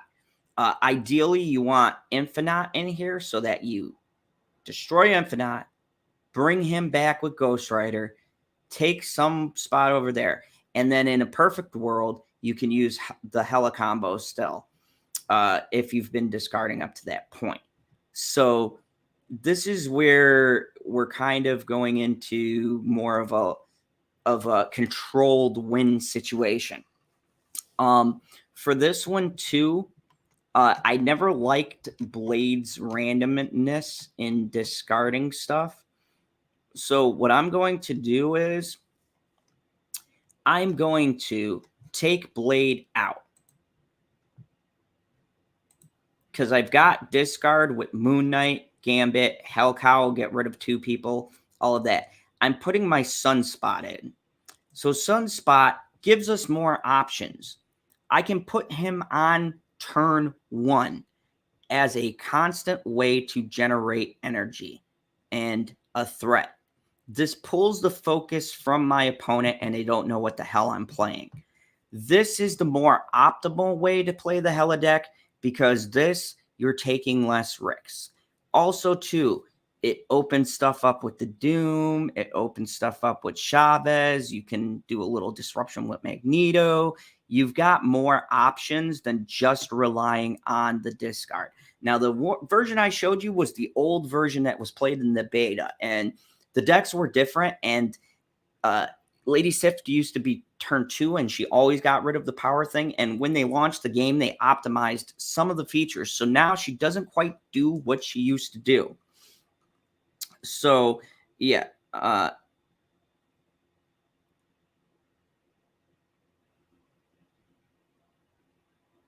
Hold on. Responding to PV.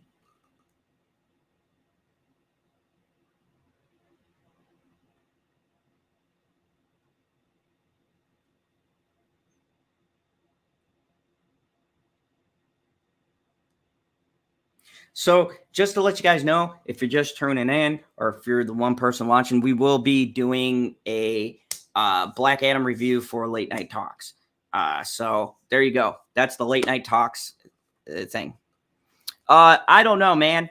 I have one person watching. It doesn't matter to me. I'm going to go. I'm trying to make it to platinum rank. So this is my updated Hela deck. We're going to take this into ranked matches and see how many games I can win with this deck. Right now I'm at 32. I'm trying to make my way to gold.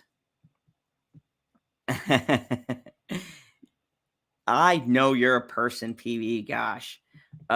Also, too, man, you know, after you set up the stream, if you want to jump in and build some jokes, that'd be fine. So, let's go. Let's go into this. This is my Hella Good Deck 2.0. This is the build everybody uses. I'm going to show you how this is more effective than the one I was just playing. Okay, so this is like the ideal hand right here. This is money, okay? I've got my Lady Sif ready for the combo. I've got my Sunspot. This is where you want to be when you first start off. This is stupendous. I'm just going to put him right here because this is going to become a random spot. I'm going to snap because I am confident I can win this game. So Now, I'm not going to play turn 2, which is okay. He's going to become 3 power. This is going to threaten this spot, and they're going to have to answer me with something over here. I'm not even going to play Invisible Woman yet. I do not want my opponent knowing what card is coming. I just want to bamboozle them and hit them with like shit. Like, this is where this deck really explodes. So let's pass this. We got an Angela. I'm not worried. Angela gains power every time they play a card there. So this is okay. This is the combo I wanted, and then you see the few adjustments I made. This is the money right here. Okay, so here's how you want to handle this. I always want leftover power for Sunspot. I'm gonna play my Invisible Woman by the Wrath. When there's 4 cards here, I get a 6-card power card for free. I'm going to discard the shit out of this. So my plan is Lady Sif, Hellcow here, and then I'm going to Hela right here. That's the ultimate goal. And then flood the board with powerful ass cards. So here we go. The game plan begins. And this is what I'm saying. This deck is not always going to... this deck is not always going to fall this way.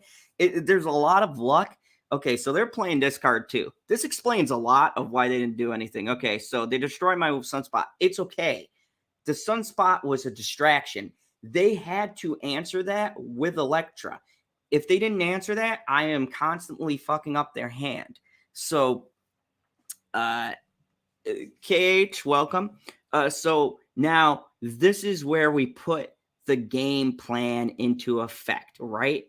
I'm going for the big guns here, right? I want a lot of discard fodder. So the first thing I'm going to put down is I am going to put down the Hellcow right over here. And why I'm doing that is it is going to randomly discard 2 cards. Now, by turn 5, I'm hoping they have bigger cards that'll be in these random locations. So I let them have that spot. They don't know what's coming yet. I fucking love when this deck comes together because they're placing all their eggs in this basket and they have no clue that I am building power for this. These 2 spots cannot contest anything bigger. So look, I have my Dr. Doom. So what I'm going to do is I got Hellcow to discard 2 cards. I'm going to play Lady Sith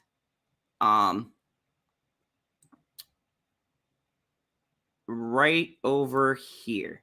So Hellcow's going to do 2, 3. That's going to be 3 cards that are going to be discarded. Now, turn 5, I'm going to play Lady Hela, who's going to regen those cards and bring them all back to a different spot. And the beautiful part is they have no clue what my Invisible Woman is hiding. So they're trying to power this spot up, but this is not the spot I'm trying to win. Okay? So now I've got these high-powered cards that are going to be discarded. 2, 3. Random. It could be this, but there's going to be a high-powered card. There's going to be 2 of them because I get one from the Wrath. So this is going to be fun to see if we win this spot. And this is what I'm talking about random because they can only protect 2 spots. I'm guaranteed to win 1 spot at the most. Ooh, Infinite at 0. Holy shit. This is going to be fun. So watch. Hellcow. I got rid of American Chavez and Infinite. Lady Sith. I get rid of Dr. Doom. Holy shit. Hella, bring them all back.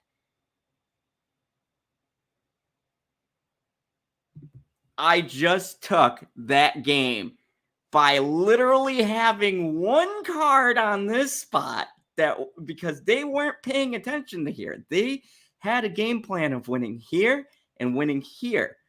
I gave them this spot. Wherever you play Invisible Woman, 9 out of 10 times, you're not going to win that spot. So I played Invisible Woman, Hellcow, got rid of this. This was a loss. So I didn't need other cards.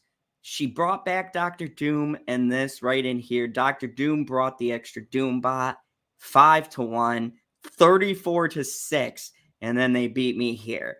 And that is how a perfect Hela game could be so fun, because your opponent doesn't know where to play, and she randomly generates the cards in any open spot. That's why you want to fill up one part of the board so she won't bring any cards over there. You're controlling where you want the cards to land.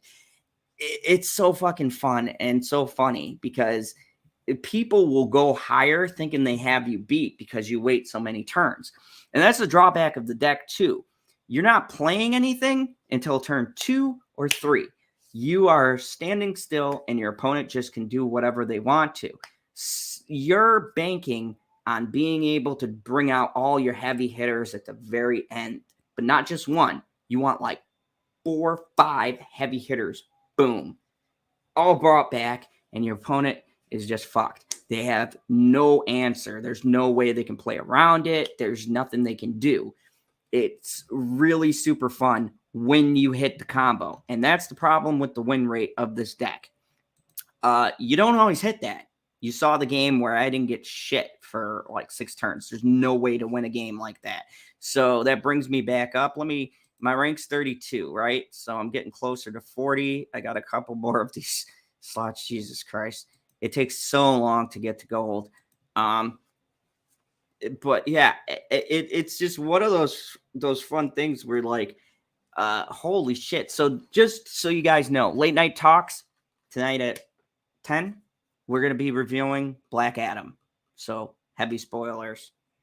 And if you haven't seen it, why have you not seen Black Adam? Why? Okay. Anyways, so Avengers Compound. This limits me to only playing this card here. Now, I'm going to snap because I got Sunspot. Sunspot, I typically like to play in things I've already seen. I'm going to put them over here, but this is that early threat. It gets their mind going. They don't know what I have.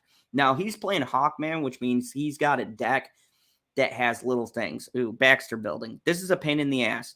Whoever is winning gets +3 at the other locations. So now I'm in an interesting position. I got my Hela, and I got my discard. But I really have to play this carefully. So I can't play turn 2. I didn't pull Invisible Woman. So I'm going to end my turn, but this is going to get 2 power. So I'm winning with 3, which negates what he did in this center. So we're just going to snap. And he's really focusing on the center. Oh, he's playing. He's playing. I bet you he's playing the same deck I am. He just discarded his Invisible Woman, though. It's kind of stupid. Okay, so now here is where the decisions come in. I could do Moon Knight, but if I discard my Hela, there's not a win in my future. I could do Lady Sith, but I'll probably once again discard Hela. However, if I hit a Ghost Rider, I could bring her back, but I'm going to now take a chance and really stack up power to kind of match him here in the center, so that way I can play Invisible Woman over here or Hela over here, and hopefully she'll take these spots. I want to fill up this one so that she's forced to go to these 2 spots. Ooh, that works out good.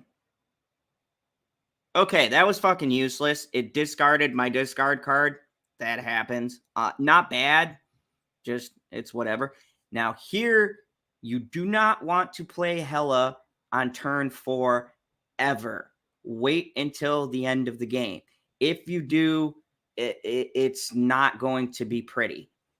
But what you can do is play Magneto and dominate a spot. I'm going to play it in the middle so I can win the middle and give these 3+ power. So this did not do what they thought it was going to do. So they did an Odin here. Yeah, it's repowering it up. And then they're, I don't know why that is such a weird format. Boom. I pulled this over. Now, believe it or not, this screws them because they can no longer claim this spot. They cannot win this. So now this opens me up to lay down some cards to start playing. Now, this is what I'm going to do. I'm going to do Invisible Woman right here. I'm going to do Hell Cow right here. And then Hela. I'm going to have Infinite, Misty Knight, and something else in these random ass spots. So this is how these games should go. Now, to even draw it out further, I'm going to wait a second. Oh no. Hold on a second. No, if I do that, you know what? No. Readjusting. I'm going to play Hell Cow right here. Get rid of 2 random cards. Hopefully not my Hela. And then play Hela the next turn. Okay, so he played Star-Lord. He's going to get power there. Angel. Fuck. That did not go like I'd hoped. But there's still hope. There is still another. So, I have not completely lost this because here's where the luck factor comes in. They can't win Baxter Building. I will get +3 power in these spots. I will tie right here, be 3 ahead right here. Now, in an ideal world, they play over here. I win this and these 2 spots, but we're going to see how it shakes out. But this is why American Chavez is a staple, because she has 9 extra power. I need to win this game. Bam. So I took Hela out. And normally that would be a loss, but he's playing Kingpin with no move card. Bam. So as you can see, this is why the deck is constructed like this. I won and I discarded Hela. Now, normally these decks, if you discard Hela, you might as well back out. You've lost. But because I have so many cards that work together, I discarded my Hela by taking a reckless Hellcow move. But that boosted the power, and they didn't deal with Sunspot, so that I played 9 here, got an additional 3 power. I won a lane I wasn't even at. And I got a 3 boost to a lane that I was winning. They could only possibly get this to 11. This is where you've got to tailor your deck to more than just luck. You also have to have other ways to win, because if you don't pull the combo you want, you're screwed. And that's why I say build like contingencies plans. There's some games where I don't get Hela at all. That was where I would use Lady Sif and Ghost Rider. Discard my biggest card, bring back my biggest one.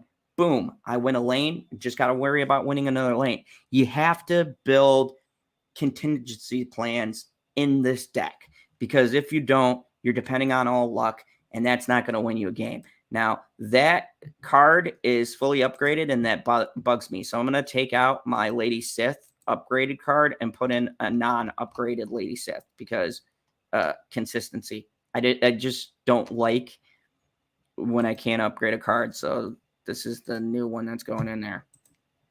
All right, so on we go. I'm not really playing a lot of ongoing cards in this deck, so I'm not hitting that goal. I did all of my missions for today. I can upgrade if I want to, because I got extra 400 gold. But what I'm really going to do right now is just worry about climbing the ranks. This deck, just think, I just started. This deck has gotten me 2 straight wins. And that's what I mean with, you want to construct your deck in a way that works, but you also want to really think about how you're going to climb. Okay, so now, as per usual, I always hit Sunspot, so I'm going to snap. This is a good hand. I got my Hela, got 2 powerful cards. Ooh, they're snapping back. They're pretty confident too. Okay, this is going to be an interesting game. They're going to see me throw down the Sunspot, but they're not going to be able to figure out what I'm doing until I drop Invisible Woman.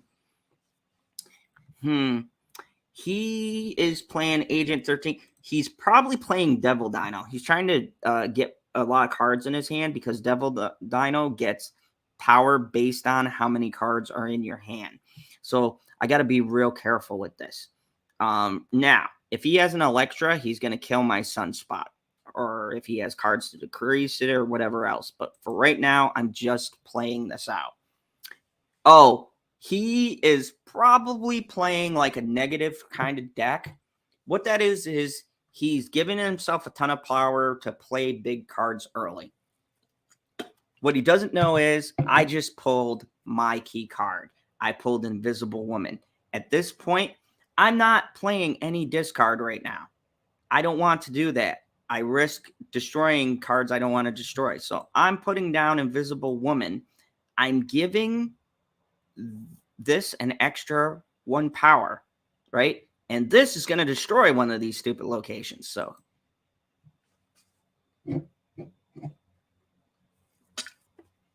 oh, he's playing the Omega Red deck. Okay, here's where this can get tricky. If he wins this location by 10 power, he'll give everything else plus 4 power.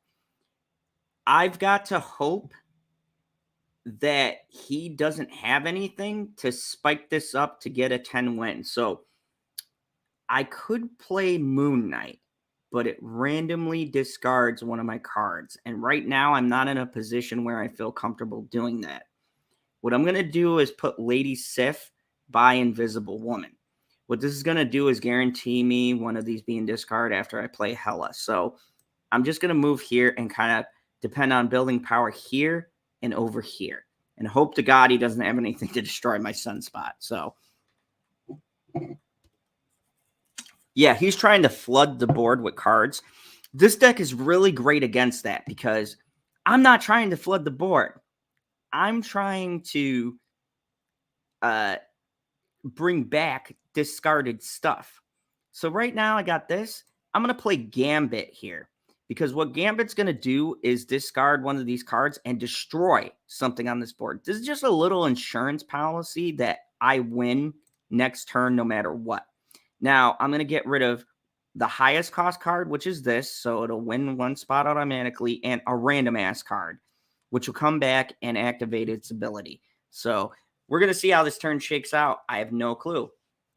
He still hasn't answered my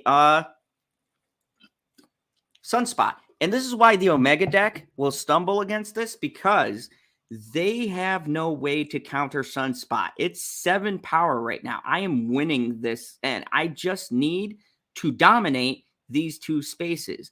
I drop Hela here. She is going to randomly summon in these 2 spots.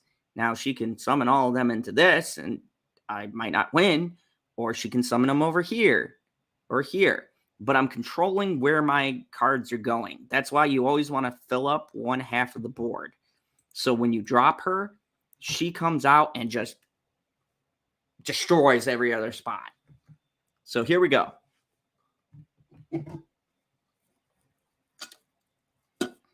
Okay, he's happy. He's got his combo. Discard that. Bam, that's done. Now, I discard Magneto and kill that off. Win that spot, bring her back, move that over. That messes up his whole combo. Bam.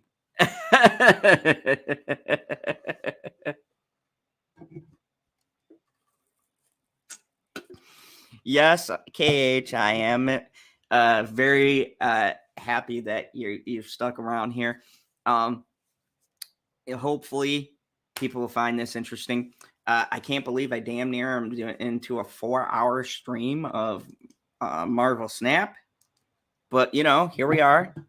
Now, a couple things I want to go over this game. One, they bet me the max. They bet me the max because they thought they were going to win that, okay?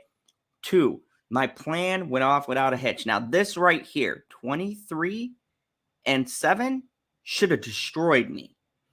But because I moved Omega, who's only 5 power unless he's winning by 10, to where Magneto and Sunspot are winning over this card, he lost the ability, which drops this back to 1 because I destroyed the random card here. I only won this by 13 and 19. It was not the power that mattered. It was what I did to the opponent.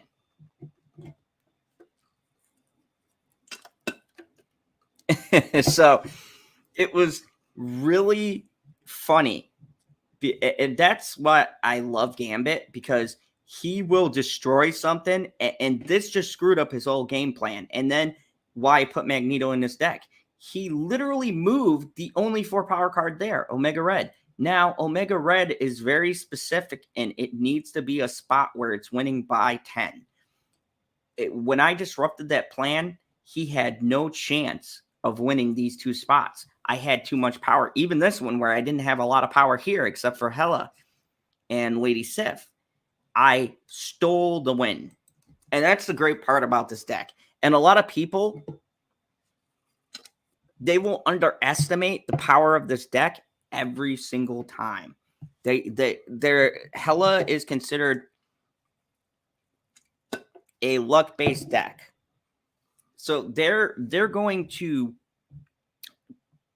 put their faith in their one spot, not realizing you can very easily disrupt their plans. The only luck is what you're discarding. And if you have Lady Sif, you can kind of shape what you want to discard so that you're taking the luck factor out of this deck. That's the big thing. You don't want to run this on luck because people are playing on skill. You want to do maneuvers that seem random, but they're shifting the game into your favor. And that's what I really love about this deck, is that I am controlling all of the spots and things like that I want my opponents to go. So this is annoying. Hellfire Club. I can't play 1-cost cards. Hate that spot, but I don't want to waste the potential for 1 energy, but I really don't have to drop this because I'm giving my hand away. So I'm going to snap. This looks pretty good. I can still use a couple of different combinations. I can discard, have Ghost Rider pull the highest cost card or the one discarded.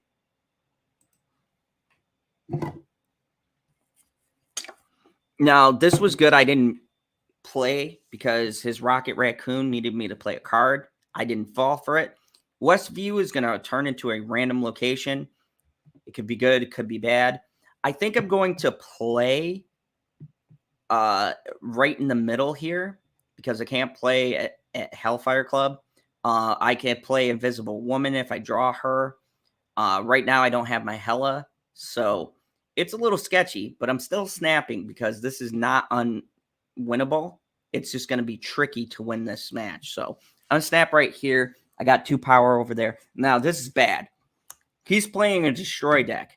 Nova gives 1 power when he's destroyed to all cards. The tactic is have a lot of cards, destroy Nova with Carnage, get his power up. It was one of the first really annoying combos to use. Now, here's an interesting one. If I play a Nowhere, my on-reveal effects won't work, which means all of my discard is disabled for Nowhere. Now, what I could do is I could play these cards now and not discard anything, but that's not how my deck works. If I discard something and it's not Ghost Rider, it could be a high power card. So I'm gonna roll the dice here. I'm going to use Moon Knight, force him to discard a card, and I'm going to discard Hellcow. Beautiful.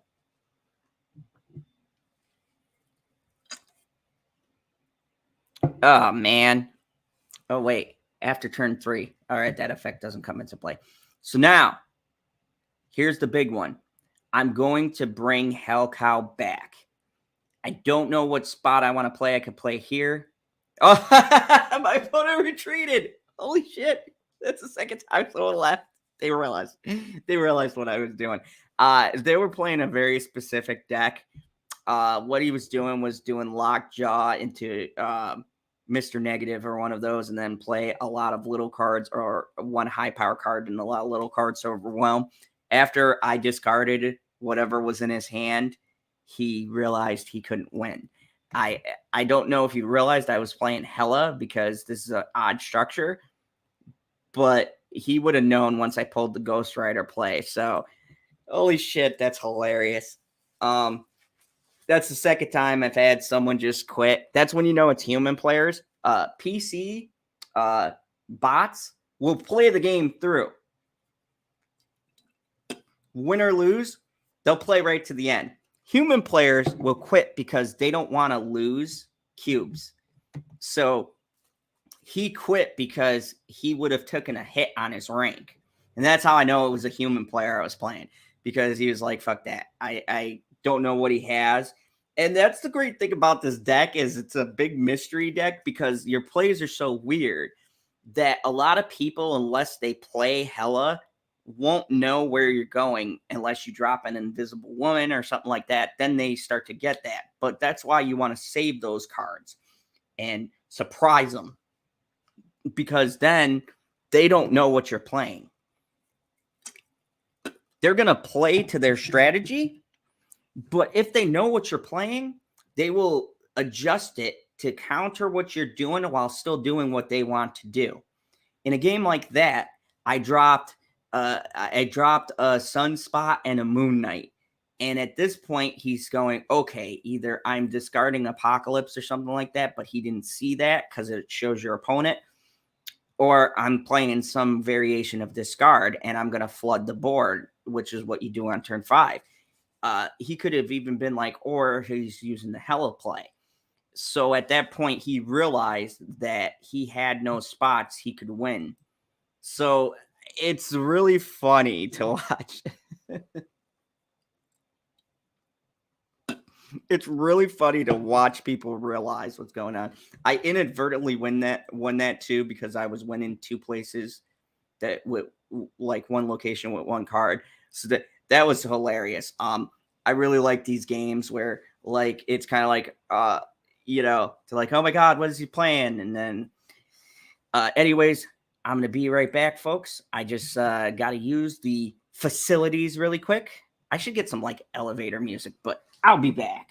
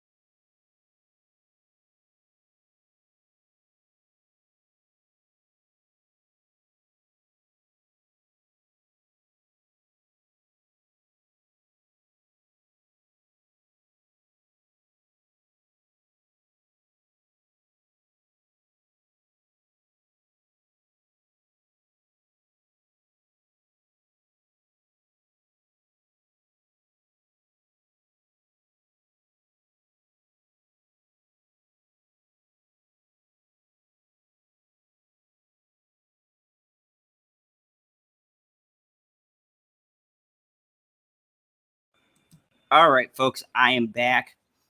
Sorry about that. Had to use the restroom when I'm drinking water. That's just the way it goes. So, let's get into this. I've got like an hour and a half before I have to start jumping over to. We're doing our Black Adam review tonight, so go check that out on my main channel, which is General Zod's Fandom Zone. Should be a fun discussion. But back to the game. So far, I have gained almost 2 ranks with this luck deck. So let's see what we get, what our hand looks like. But that was proof that shows. And I'm going to kind of take off my hat. Don't freak out. My hair is a mess. Holy crap. I don't like how my hair looks. Whatever.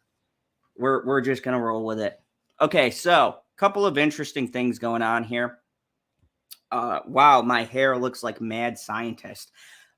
So a couple of interesting things we got going on. We got Mur Island. After each turn, cards gain +1, plus my Sunspot gains +1 when I don't play it. So this is the most logical play right here. And I'm going to snap because this looks like really good. And I'm just going to send a little emote too. See if this is a human player or not.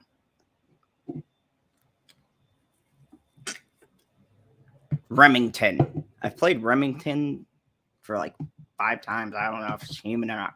Okay, so right now, this is where Sunspot is good. He's going to gain 2 power, 3 power because of Mur Island. And there's nothing really I can do, but Dark Dimension helps. I can use Dark Dimension like Invisible Woman. So I can hide my Lady Sif, I can hide my Moon Knight, and my Hela. So this is good. So far, we're in a good spot with this. So I'm just going to pass. All right. He's playing Invisible Woman too. So I'm wondering if we have a mirror match. Typically, people who play Invisible Woman are using Hela decks. Sometimes they use like Hazard or other cards. Here's another interesting thing. Elysium reduced my cost of my cards.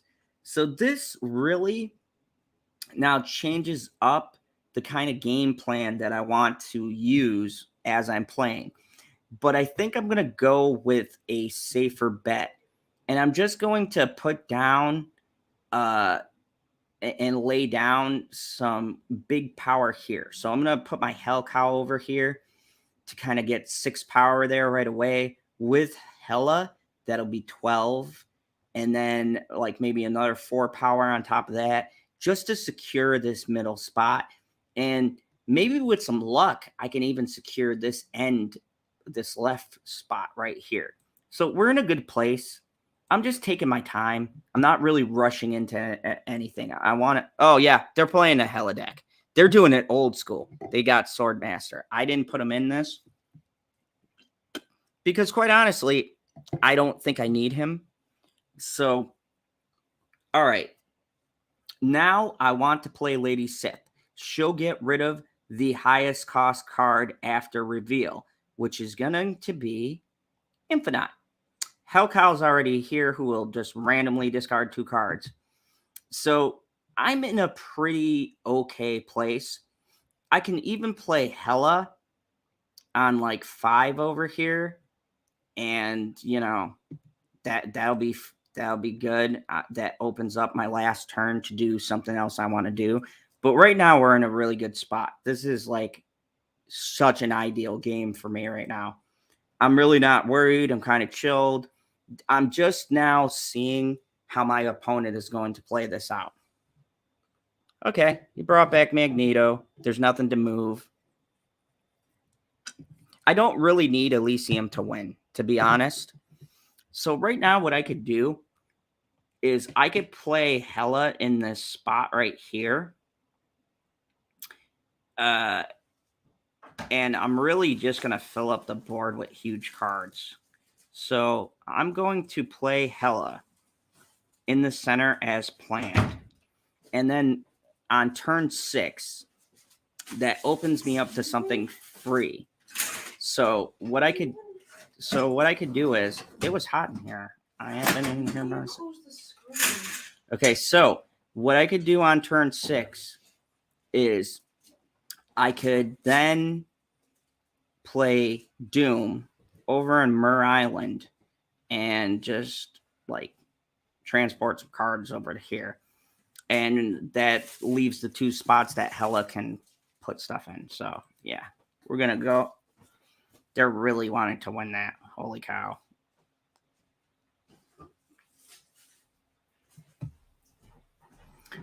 Okay, so now here's the kicker. I will use Moon Knight here. I will use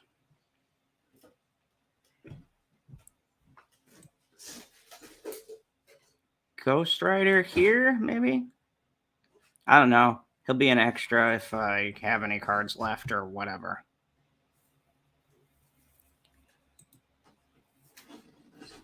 So Moon Knight, I discard a card. They discard a card.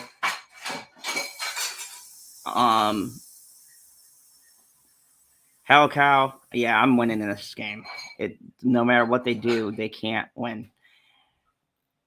Bring back those cards. Bam. There's my Doombot. Jesus Christ. Yeah. So 41, 19, 14. I wasn't winning the left side unless everything went over there, but I didn't have to. I just had to win these two. So, and once again, they bet the max because they figured they were going to pull their Hela before I pulled mine. So yeah, that was another win in the bag. Let's see, how much do I have to go to make? I have 5 levels to get to 40. I've got to win 10 games apiece. It's a lot to get to gold. So right now I am closing in on gold. If I win like 2 more games, I'll have 36. So 4 games, and I have to win them consecutively. That'll be 37, 38, 39, and then 40. And then I got to go to 41 because you got to go 1 pass to get the reward. So, yeah, so far so good. I'm still doing my challenges. And yeah, that's the hella good. That's a hella good deck. But I'm going to switch it up because I don't like to play to the same deck. I'm going to sport another one of my decks, and this one I got from a couple content creators. This is called an Exodia deck. Exodia is like a broken, like if you break the game, basically, it's an auto win kind of thing in Yu-Gi-Oh! So what this does is it's a totally different kind of build. This deck is meant to disrupt until you get the pieces that you need. Yes, I did. Now, there are a couple of key cards. Wong. So what Wong does is, on reveal, all the locations you do, their on reveal abilities happen twice. He's kind of like a living Cosmata thing. If you put him on Cosmata, they happen 4 times. So Wong's a really good card, and you use him with Mystique, who copies his ability. Then from there, your on-avail effects happen 4 times. Now, after you do that, you want to do Gambit. So Gambit will discard cards 4 times, destroying 4 places on the board. There's only 3 spots. So sometimes he'll destroy all 4 cards on a spot. Sometimes something wrong. That's hilarious. Sometimes he'll destroy 4 cards, sometimes 5. It really depends. Magic gives you an extra turn. She's in every deck except for like a few. Really great card. She gives you an extra turn to set up for Wong. Onslaught doubles the effects at this location. So what you do is, Wong's effect is to have things happen twice, which means 4 times that they happen with Mystique. You play Onslaught, that's 6 times. 6 times you'll either use Gambit or I'll go over to Hazmat. Hazmat gives everything -1 power. I have lowered people's score to -200 in this deck, and I'm at like -100. This is a fun way to troll people who play high value decks. They'll drop a 20 card, you'll reduce it to like -50. This is such a fun thing, and your opponent can't do anything by the time you get to Hazmat. You play this on the last turn, and they're like, oh, fuck. So Hazmat and Gambit are going to be last turn cards. Wave is just to bring out Onslaught early, or Magic, because you want to play Magic by turn 4, because you can't get your extra turn until turn 5. You lower her cost so that you have that in the bag. It helps you set up everything. So let me show you the Exodia deck. This is a fun-ass deck to play. And a lot of people get annoyed by this deck. It's like right now. Thank you, dear. Love you. This is right now like the bane of everybody's deck. So right now, 6-cost cards cost 1 less. This is great because I got a lot of 6-card cards. But first turn, Sunspot. As always, you want to be accumulating that mana to set up these plays. So you got a free. You're not playing anything on turn 2. Oh, he's doing the same thing. This is going to be an interesting game. I have no clue. When someone leads off with a Sunspot, it's interesting to see what they're going to play next. Okay, so turn 2. I could let him just get the points, or I could play Black Widow. Black Widow is a great card because she adds Widow's Bite. They cannot draw a card until they get rid of Widow's Bite. They essentially skip their draw. If you multiply this, you can have a person miss 2 or 3 draws before they get rid of their Widow's Bite. Be enough to, like, a snack? Yeah. So, I've got a couple of plays here. But I think I'm going to hold on to the Widow's Bite. I'm going to wait to see what they do. Ah, Squirrel Girl. She's so annoying. They're spreading out their power.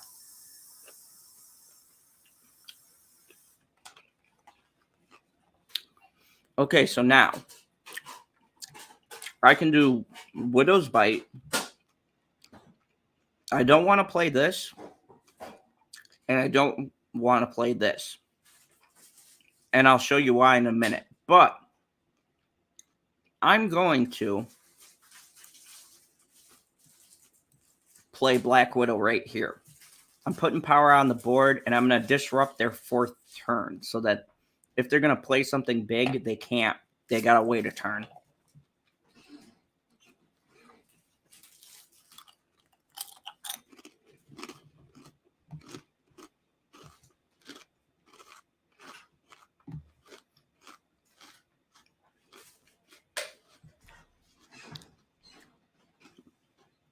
So I'm not drawing my Exodia pieces. That's okay. I'm going to get rid of this vault because after turn 6, I can't use this spot. Ideally, you want all 3 spots open. So I'm going to... Are you able to turn your camera on? All right, so I'm going off screen. With this right here, I'm going to get rid of this vault to open up my options. And I'm going to give myself an extra turn. So we got 3 turns to get to Wong and decide what I want to do. Yes. Okay, I got Wong. Here's where it gets fun. Wong needs to be played with Mystique. And then I got one more open spot because of how I'm stretched. I'm going to play Wong right here in case they get rid of my Sunspot. Now, here's where the fun begins. I'm going to show you the Exodia part. And I'm going to use Wong and Mystique and Gambit to destroy tons of cards on the field. Watch when this happens. This is great.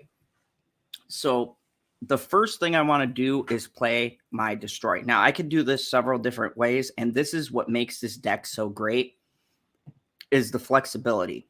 I can drop all of these, or I can destroy all of these.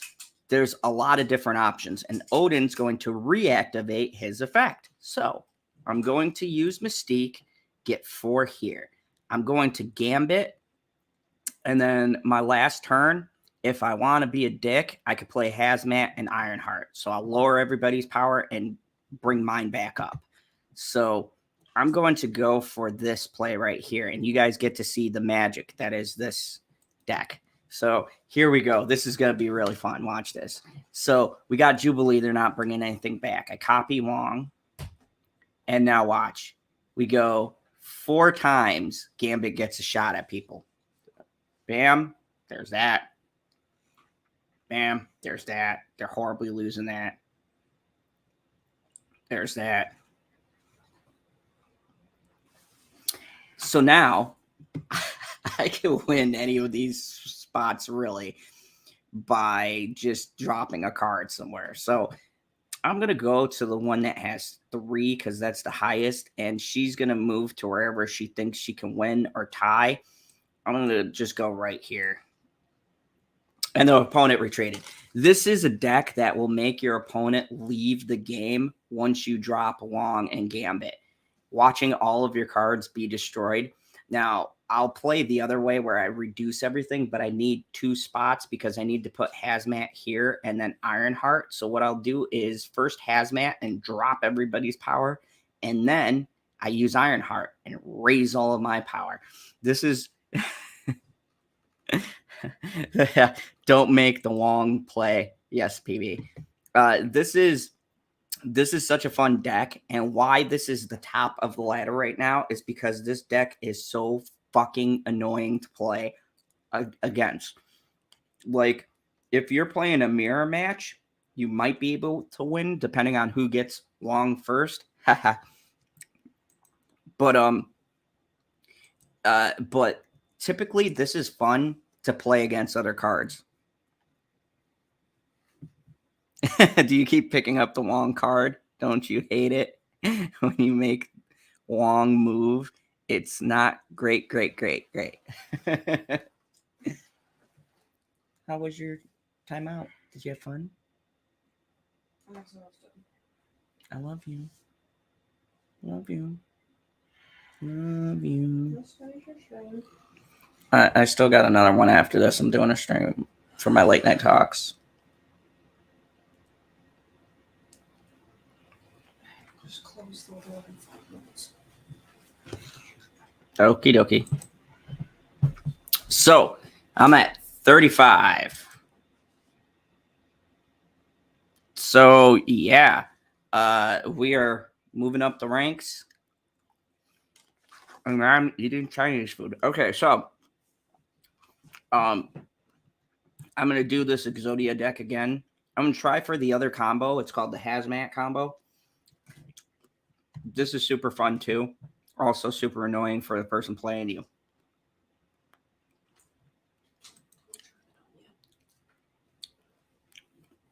So Nowhere sucks. All of my abilities are on reveal abilities. So that means that Nowhere will affect Wong. I don't want to play here. So I'm going to pass this turn. I've got my combo right here. There's Wong. There's Mystique. I just need my Gambit or Hazmat. So, you know, I snap. I got my combo. I got it made in the shade. Now, this is really good. Psylocke is in this deck to give me an extra power boost. I'm not going to play my Wong combo in the X Mansion because they're going to give me a random ass card. So I want to use Psylocke on this turn to bring out Wong right away so that I'm not wasting moves. So I'm going to play Psylocke in the center, get extra power, play Wong next turn, turn 3. This really sets me up in a good place because I can start to play. I don't know why the hell they did that. I can start to play some of these turns. Vault. This puts me in an interesting situation because the Vault will stop my turn 6 play. Now I'm in a situation where I can't use the middle and the left won't work. I might have to put an extra card here that I really don't want to.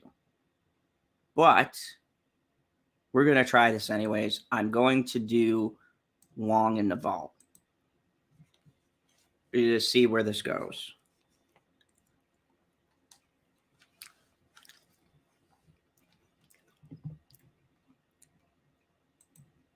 Okay, so I'm back. They're playing Thanos. That's weird. I have not seen this deck. I know I'm going to destroy the shit out of that Thanos. So I'm going to do Mystique over here, right? I'm building towards that big Wong play. I've got 2 turns to try to change this, and I'm going to have to play Magic in this spot so that way, oh, they gave us random cards. So that way, this vault, I can play another card on turn 6 and 7. Or do 6 or 7, which, I've got to change the vault.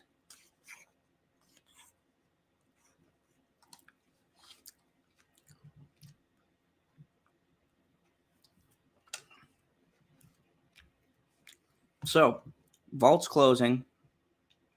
Now, if I don't do this right now, then I won't get a shot to do it before the vault closes. If I use this, I waste a space here. There's not really a good option. So I'm going to use magic or maybe I won't use magic. Maybe I'm just going to play this out and not give them a 7th turn. I could still probably win just off the cards I have. So I'm going to play my Exodia Destroy combination and Black Widow. I'm going to force them to not be able to draw on turn 6.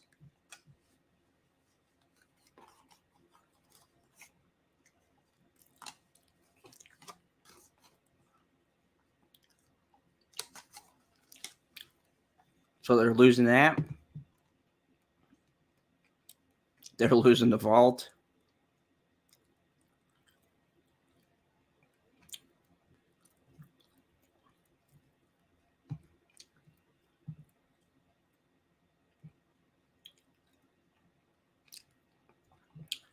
Okay, so this is an interesting situation because I could go here, give Sunspot all 5 of this, bring this to 6, 12. We'll tie here. They win, I win.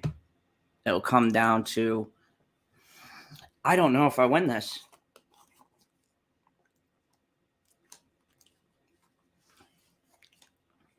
Oh, interesting. And that got screwed up by that spot. God damn it. So this combo can be messed up. It relies heavily on Mystique and either Gambit or Hazmat. And it depends that you have that spot open to win that slot. So, yeah, that was not ideal.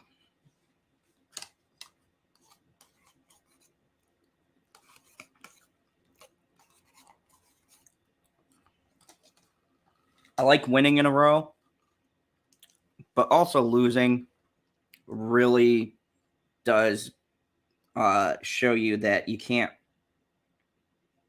always win those spots. So Kung Lao doesn't really help me, doesn't hurt me. I'm just going to kind of pass. There's nothing I can do on this turn. I got Psylocke here, so I can play this on turn 3 and play a 5-cost card, which I'm not going to do. I'm going to play this on turn 2 to get one of my higher cards. They're playing a discard deck. Asgard. Let me see. Maybe I save this, because if I play this now, I only get 4 the next turn. So I'm going to save these cards. I'm going to wait. I'll let them have, and I want to see what this 3rd spot is. See, I'm trying to plan where I'm going to set up my Wong combo. Nothing really threatening right now. Okay, so X-Mansion is going to be an extra sort of thing. So what I'm going to do here, because I don't often get a chance to use this, I'm going to do the Odin wave. So I'm going to wave, get Odin, reactivate wave. Now, the theory is that I screw up what they're trying to do because they're playing all low-cost cards. This brings all of the cost up to 4. So anything low they got in their hand is going to be a 4-cost card. And I can also play Odin on this random card that I'm going to draw. So we'll see what.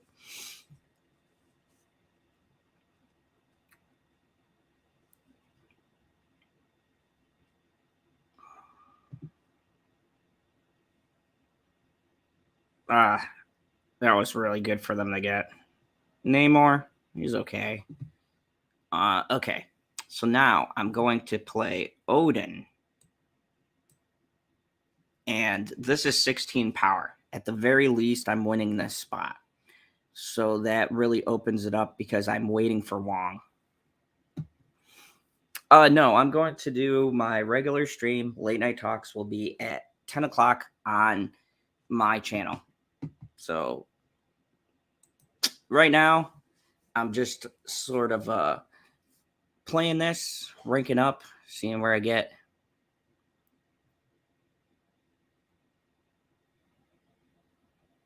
And hello, Rose. How are you?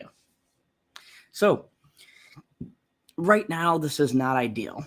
I haven't gotten Wong, and I don't know if I want to interact with anything right now. I got a lot of combo pieces. Probably my best and safest bet is to do a Black Widow and just get some power over in here because I can't possibly throw enough there just to have a spot opened.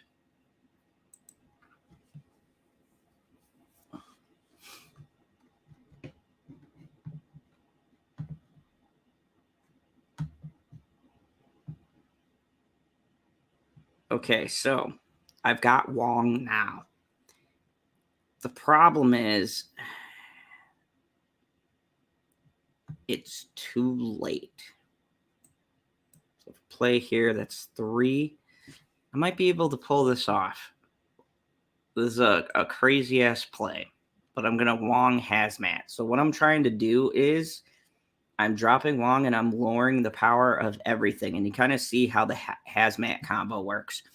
But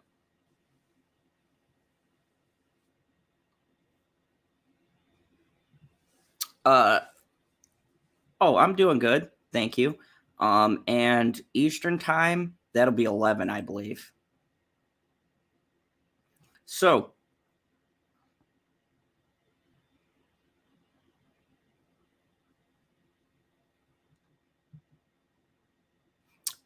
oh boy. Yeah, he's flooding the board. I'm probably not going to win this, but you guys get to see the Hazmat combo. So there's Wong, and Hazmat affects them twice. So I got one spot to -2. It wasn't enough to drop him low enough. And that's what happens if you don't get Wong in this deck. If you don't get Wong, you're screwed. So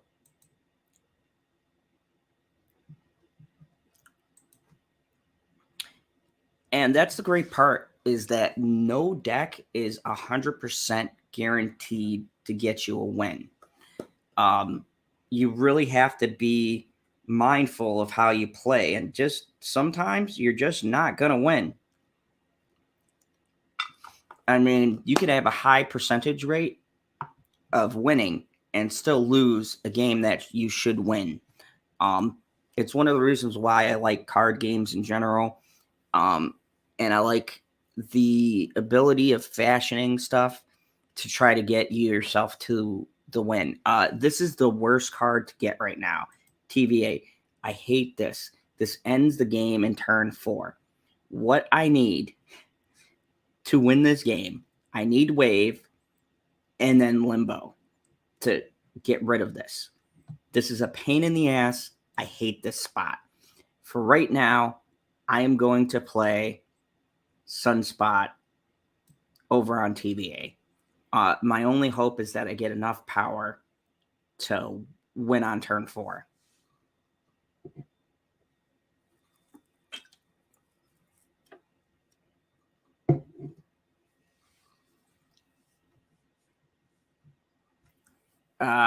Weird Nexus.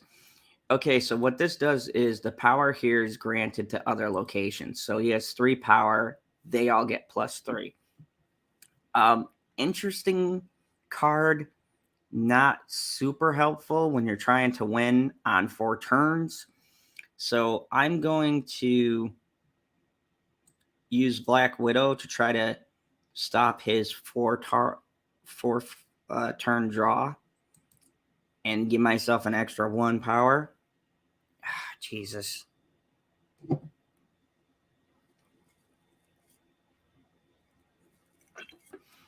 This is perfect for Carnage decks because they can eat something like Wolverine and just move the card over. What's nice is I got Magic. What isn't good is that I don't have Wave. So I have to win, and I don't know if I can just because of how this is set up. So this is what I'm talking about, where there's a lot of luck. I could try to give everything -1.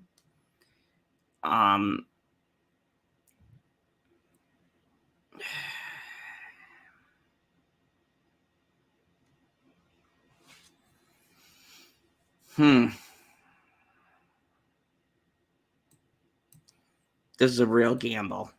I'll retreat by turn 4 if I can't win.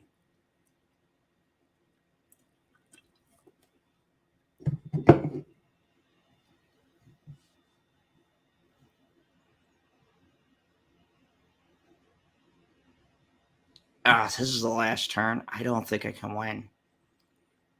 If I play Gambit, he will randomly destroy something. I could play him over here. If he gets rid of this, I win this spot, but that still doesn't help me with the other spots. If I destroy this, they're still winning these 2. Yeah, this game I'm going to have to retreat because there's no way to win it, and I've come too far to lose that much points. But also retreating is important. Like, I got nothing I needed. I needed a Wave and a Magic to get rid of that TVA, and even if I got rid of this, that one would have showed up. So that was a horrible luck of the draw. Like, that was terrible spots. And that's the fun part about this game, and the annoying part about this game is that locations can ruin where you choose to play. Yeah, so that's Exodia. Well, let me play the deck that I fashioned myself. This is a deck I built on my own. It's called Into the Spider-Verse.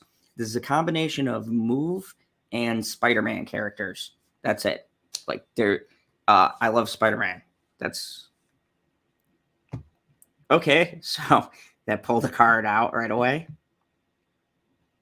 Cool. I could work with that. Yeah, so there's my move mechanic.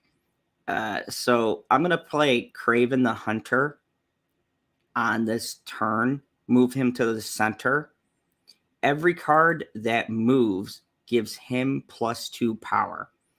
So I'm going to play Kraven right here, bump him over to here, and hopefully like either move or destroy things here. The problem is I can't play 4, 5, 6 cost cards here. So that and that can't be played here, which means my goal is to win here and here.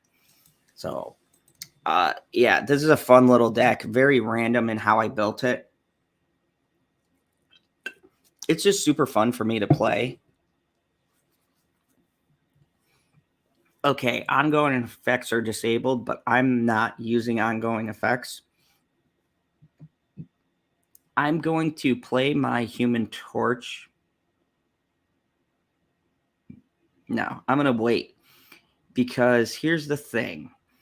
If I play my Human Torch, they could destroy it. If I play my Carnage, there's not a lot for him to eat to become powerful. So I'm going to wait to see if I get another card I need. If not, I'll play Human Torch and then Carnage, and up in the middle here, I'll have a lot of power. So, okay, so right now, not liking not having the move mechanic, but not in a really bad position, because what I'm going to do is play Human Torch and Vulture, right here. Now, if I get Cloak, I can move them somewhere, and he'll get 5 power. He'll get double, so 4. It's just extra power. And I can move them to the spot where Cloak is at. So I'm guaranteed a spot. I could use Arrow here to move cards over to bump Craven's power. I'm in an actually really interesting place. This is very random. My opponent probably has no clue what the hell I'm doing. So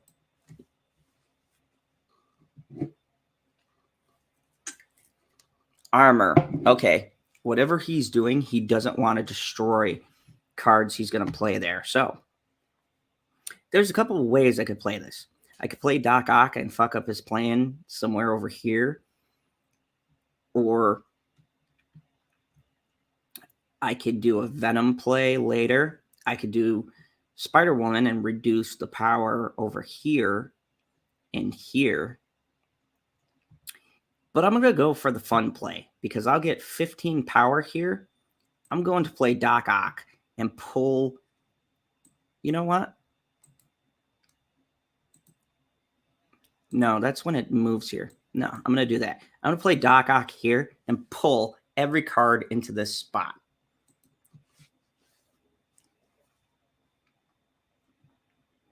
Ah ha ha. I see what you're doing. Okay, he's going to get 2. That section's that off. 15. Oh, wow. So his effects were disabled for Onslaught, and that I can totally win this. And I can play like over here and probably win this too. So I'm going to use Carnage, and that'll be 11, 12, 13, 14, 15, 16, 16. Well, no, because 15, 16. That'll be 16. Still not enough to get to 17. So, you know what? I'll play Spider-Woman here. Nah, I gotta think carefully. Okay, so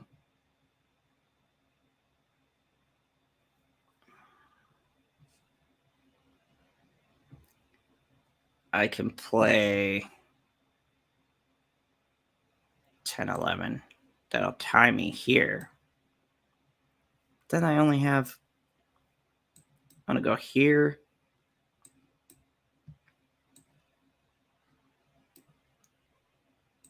And here. What the hell? Let's see what this leads to. I don't think I'm gonna win, but I just said F it. I want to see.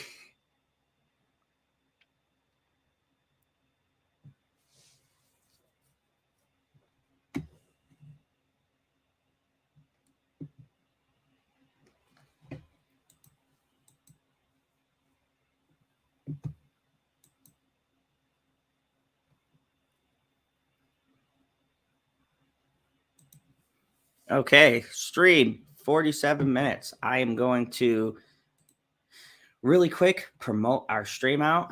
So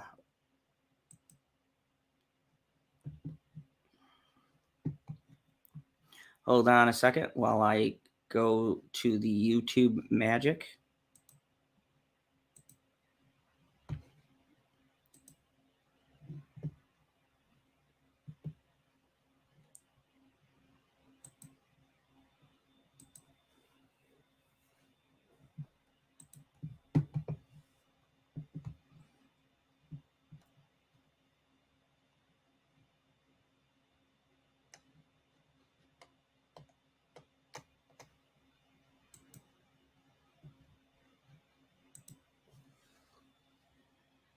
That is a great thumbnail, by the way.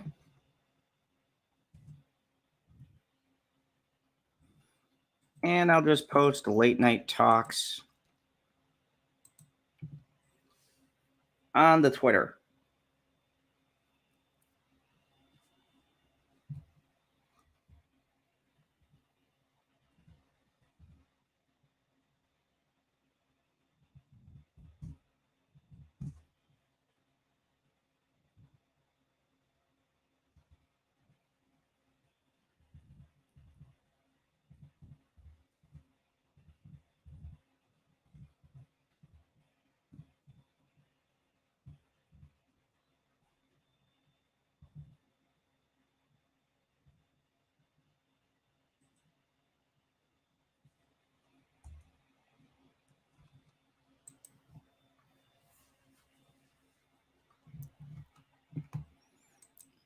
Okay, so I'm just sorry, guys. Had to share the tweet with the 900 groups that I'm in. I really should get out of some of these groups. Holy crap. Like,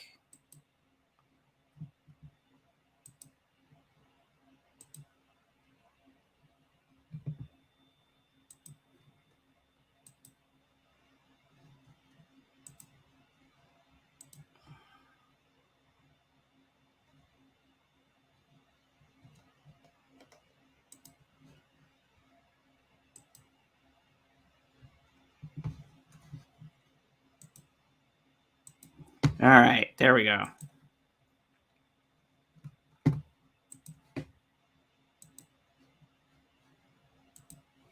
Got 2 StreamYards set up. So, everybody go check out Late Night Talks. That's going to be here shortly. I'm Marvel snapping it up. I just lost horribly. So, I'm going to retool this deck for a minute. I like how it runs, but I feel like it's hard to build a theme deck in this game. So let me readjust some of the Spider-Verse. So I got this move mechanic, and I don't know if it's really helping. So I'm going to take out some of the move pieces and try to make it straight up destroy while keeping the Spider-Man theme. One of the best cards to have is Nova.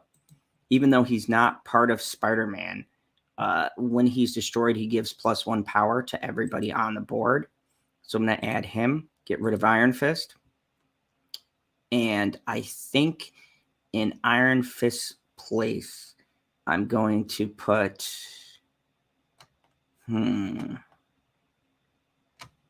Ant-Man. So that way I have continuous power. Carnage is fine.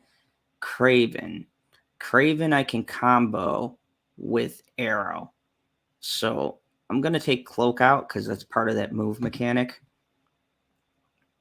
And Vulture. So now we have Carnage, Craven, Venom, Spider-Man, Miles.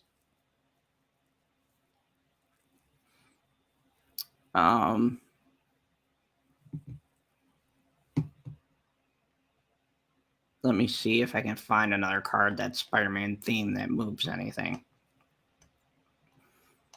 This is really hard building a deck based just on Spider-Man because their ability... Well, Green Goblin's part of Spider-Man. Maybe I could take this another way and make the different things that they do more of a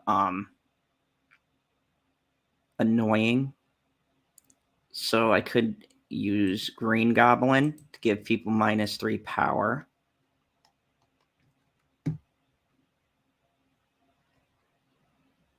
And let me see. I could use Wave, but she's not really Spider-Man. Let me see if I can. Black Cat doesn't help me at all.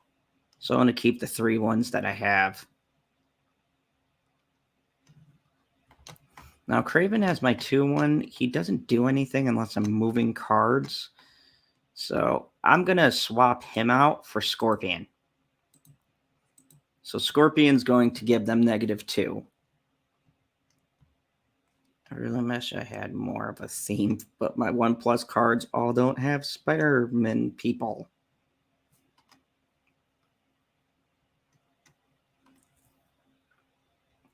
You know what? I'm going to take out Ant-Man and put Deadpool instead. Deadpool's crossed over with Spider-Man. And when you destroy him, you double his power. I could use that with Carnage or Venom. So there's that. And now, let's see. Who else can I use that will really make this deck be at least playable?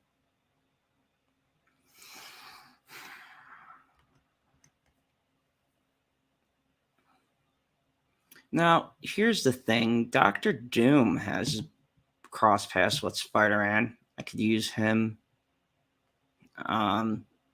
Hulk is more teammates. Yeah, I could drop him there. I think I'm going to add Dr. Doom. I really like him. He's fought Spider-Man before. Kind of fits the theme of my deck. American Chavez. I don't know if I want to replace her with anything. You know what? I'm going to take American Chavez out, and I'm going to use Hobgoblin. So here's the key that I'm going to go for. Instead of just depending on getting Miles on turn 1, I'm going to use Scorpion and Hobgoblin to disrupt my opponent, give them -8 and -3. I'm going to disrupt their hand. I'm going to eat cards to gain more power with Venom and Carnage.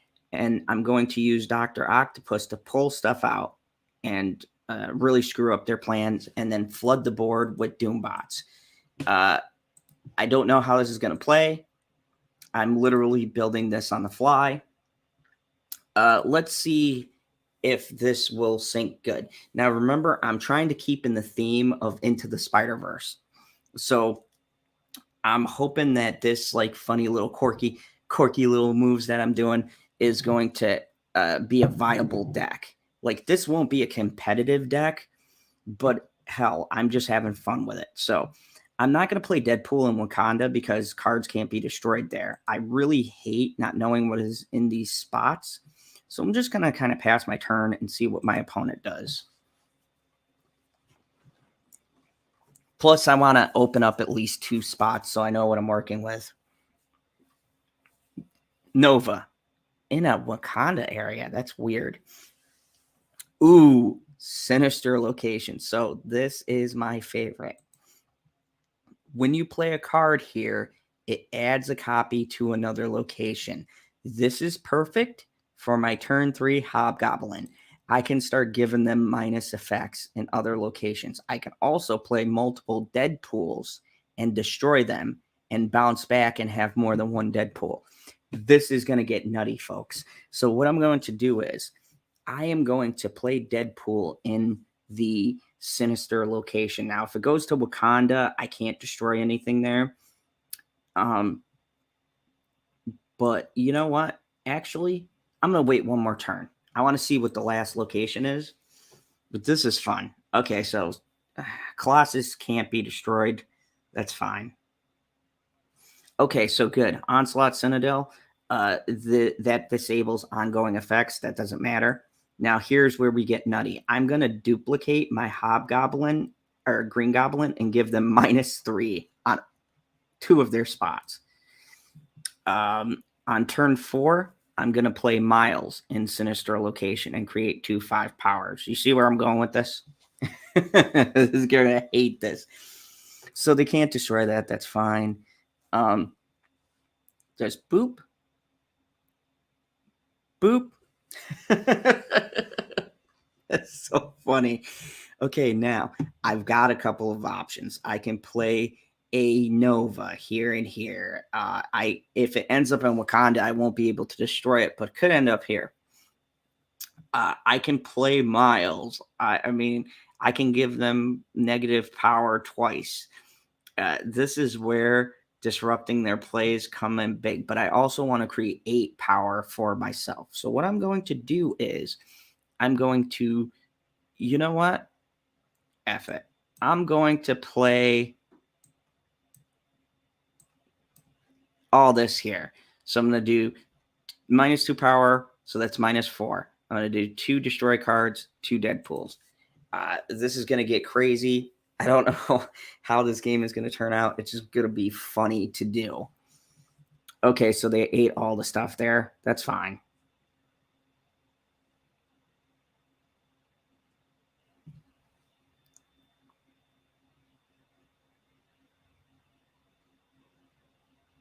That's exactly where I want it. Wow.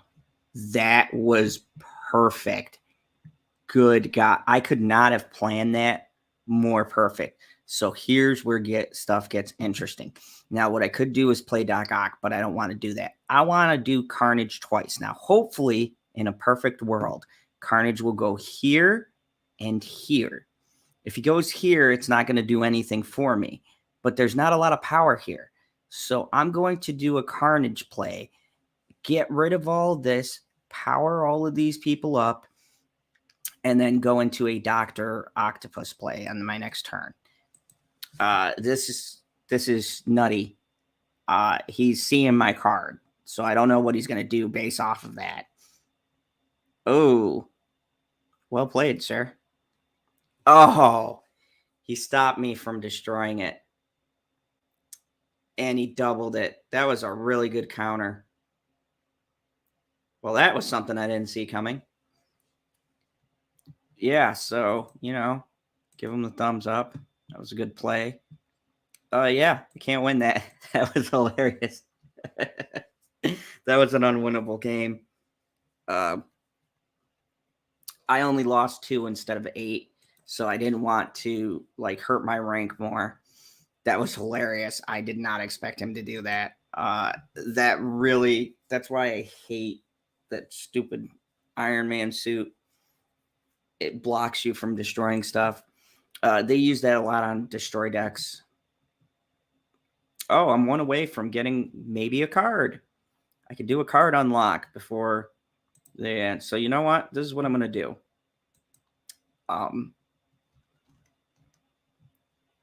I'm going to use my gold and get 500 credits. And I'm going to upgrade one of my cards so that you guys can see the new card that I will be getting.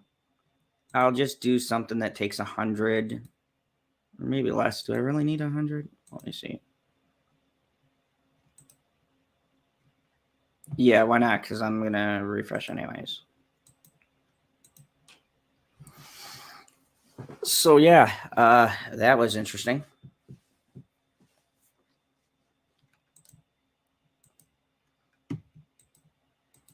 All right, so what do we get?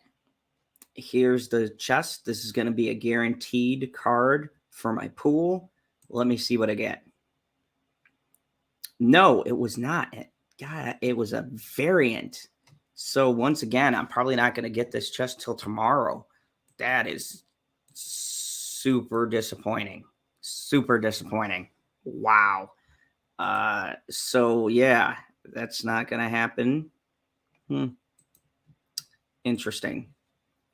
So I'm going to play this one more round, last round, and then get ready to go on late night talks. Thank you. This was like a 5-hour stream. I was not planning on going this long, but you kind of got to see how this Marvel Snap game works. And hopefully this last game will be a winner, because that was definitely a dick move. Wow. Off to a great start, but fuck it. This is the last game. I believe I could win this. Okay, so this next spot. Ooh, I needed that. Nice. So this is going to give me extra power. So here's what I am going to do. I'm going to drop Dr. 2. Thank you. I appreciate it. I'm going to drop Dr. Doom here. This is going to give me 5 power in all these spots. And then later I'll play my Nova and a Carnage to up the power in 2 of these spots. So I'll see what he drops, because he's probably going to drop a high-powered card right now. Or little ones. That was weird. What? Okay. I don't understand the play there. But, to each their own. I made some mistakes too. Okay, so now I don't need to win this right here. I've got Carnage, who's going to get more power from him dying. So what I am going to do is I'm going to stack power onto here, and he is going to eat them and then give my bots more power. So I'm going to do this. And you know what? Because he was stupid enough to give me the ability to move here, I'm going to stack my Doom bots right here. Now, when I destroy this, these are all become 6, which will give me 12 instead of 10 on this spot. Really odd play. I want to think there's an end game here. Okay, Cloak, but why would you play Cloak? Okay, well, this works out perfectly. So here's what I'm going to do. Boom, Deadpool. I'm going to eat these cards. Hopefully this gets destroyed first. Deadpool will be 2, get killed, be brought back into my hand for being killed. And bam. We are rolling.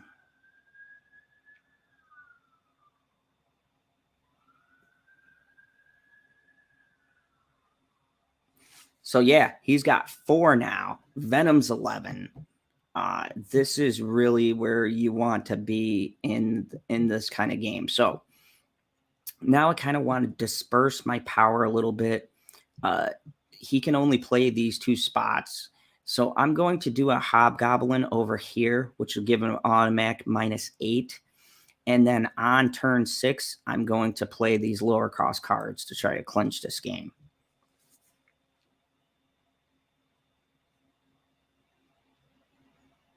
So Human Torch, he's moving over there to gather power. That's fine. I got a good lead there. He's definitely losing this spot. Okay, so now I got a couple of options. I'm, of course, going to play Deadpool over here because I want this to be capped. I might even play my Scorpion here, but I'm going to play my Green Goblin over here. Now, here's the risk. He could play 2 cards here, or he could be doubling down on this left-handed space or play a Heimdall and try to move everything over this way. Either way, I'm trying to disrupt that ability. So I'm going to go with Green Goblin here. I'm going to play Deadpool here and Scorpion here, just to give myself a little bit of added protection. So bam, that goes there. I'm guessing it's a Heimdall. He's moving everything. Bam. No, Vulture. That was such a weird game. So I won that game with no power on that spot. He was -7. So that's kind of the power. If you get Hobgoblin and Green Goblin together, you are getting rid of 10, 11, 12 power, and they lose spots.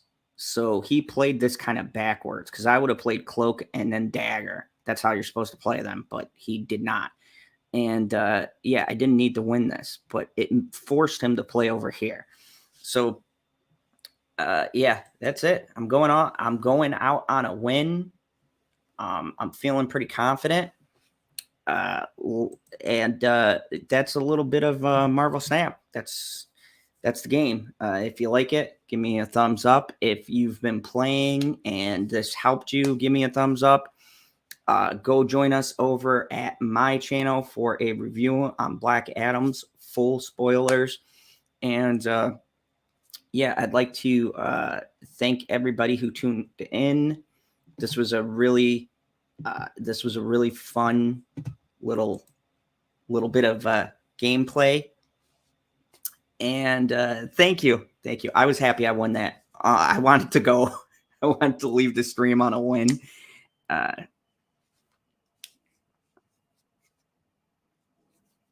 Yeah, KH, definitely give it a shot. It's very friendly to free players. Read the cards and stuff. I'll be making deck guides so you can kind of take my ideas and give you guys starter decks. I'll be doing this throughout this week, kind of testing it, seeing what the viewership is like. But I really want to build that a Marvel Snap community here.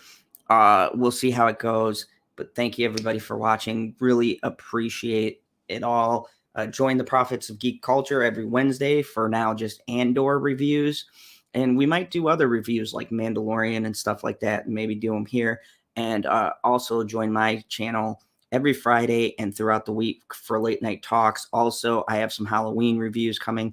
I'm going to do a review on The Menu. It's going to be spoiler free because it doesn't come out until November, but I got to see it early, and I'm going to give you guys my thought. It's probably one of the best horror movies. So definitely go check us out. We'll be coming back to you. I'll be streaming again, good God, for the second time in a row at 10. So come and join us. And as always, remember, No, this is the wrong channel for that. You know what? Just keep on snapping. Have a great night.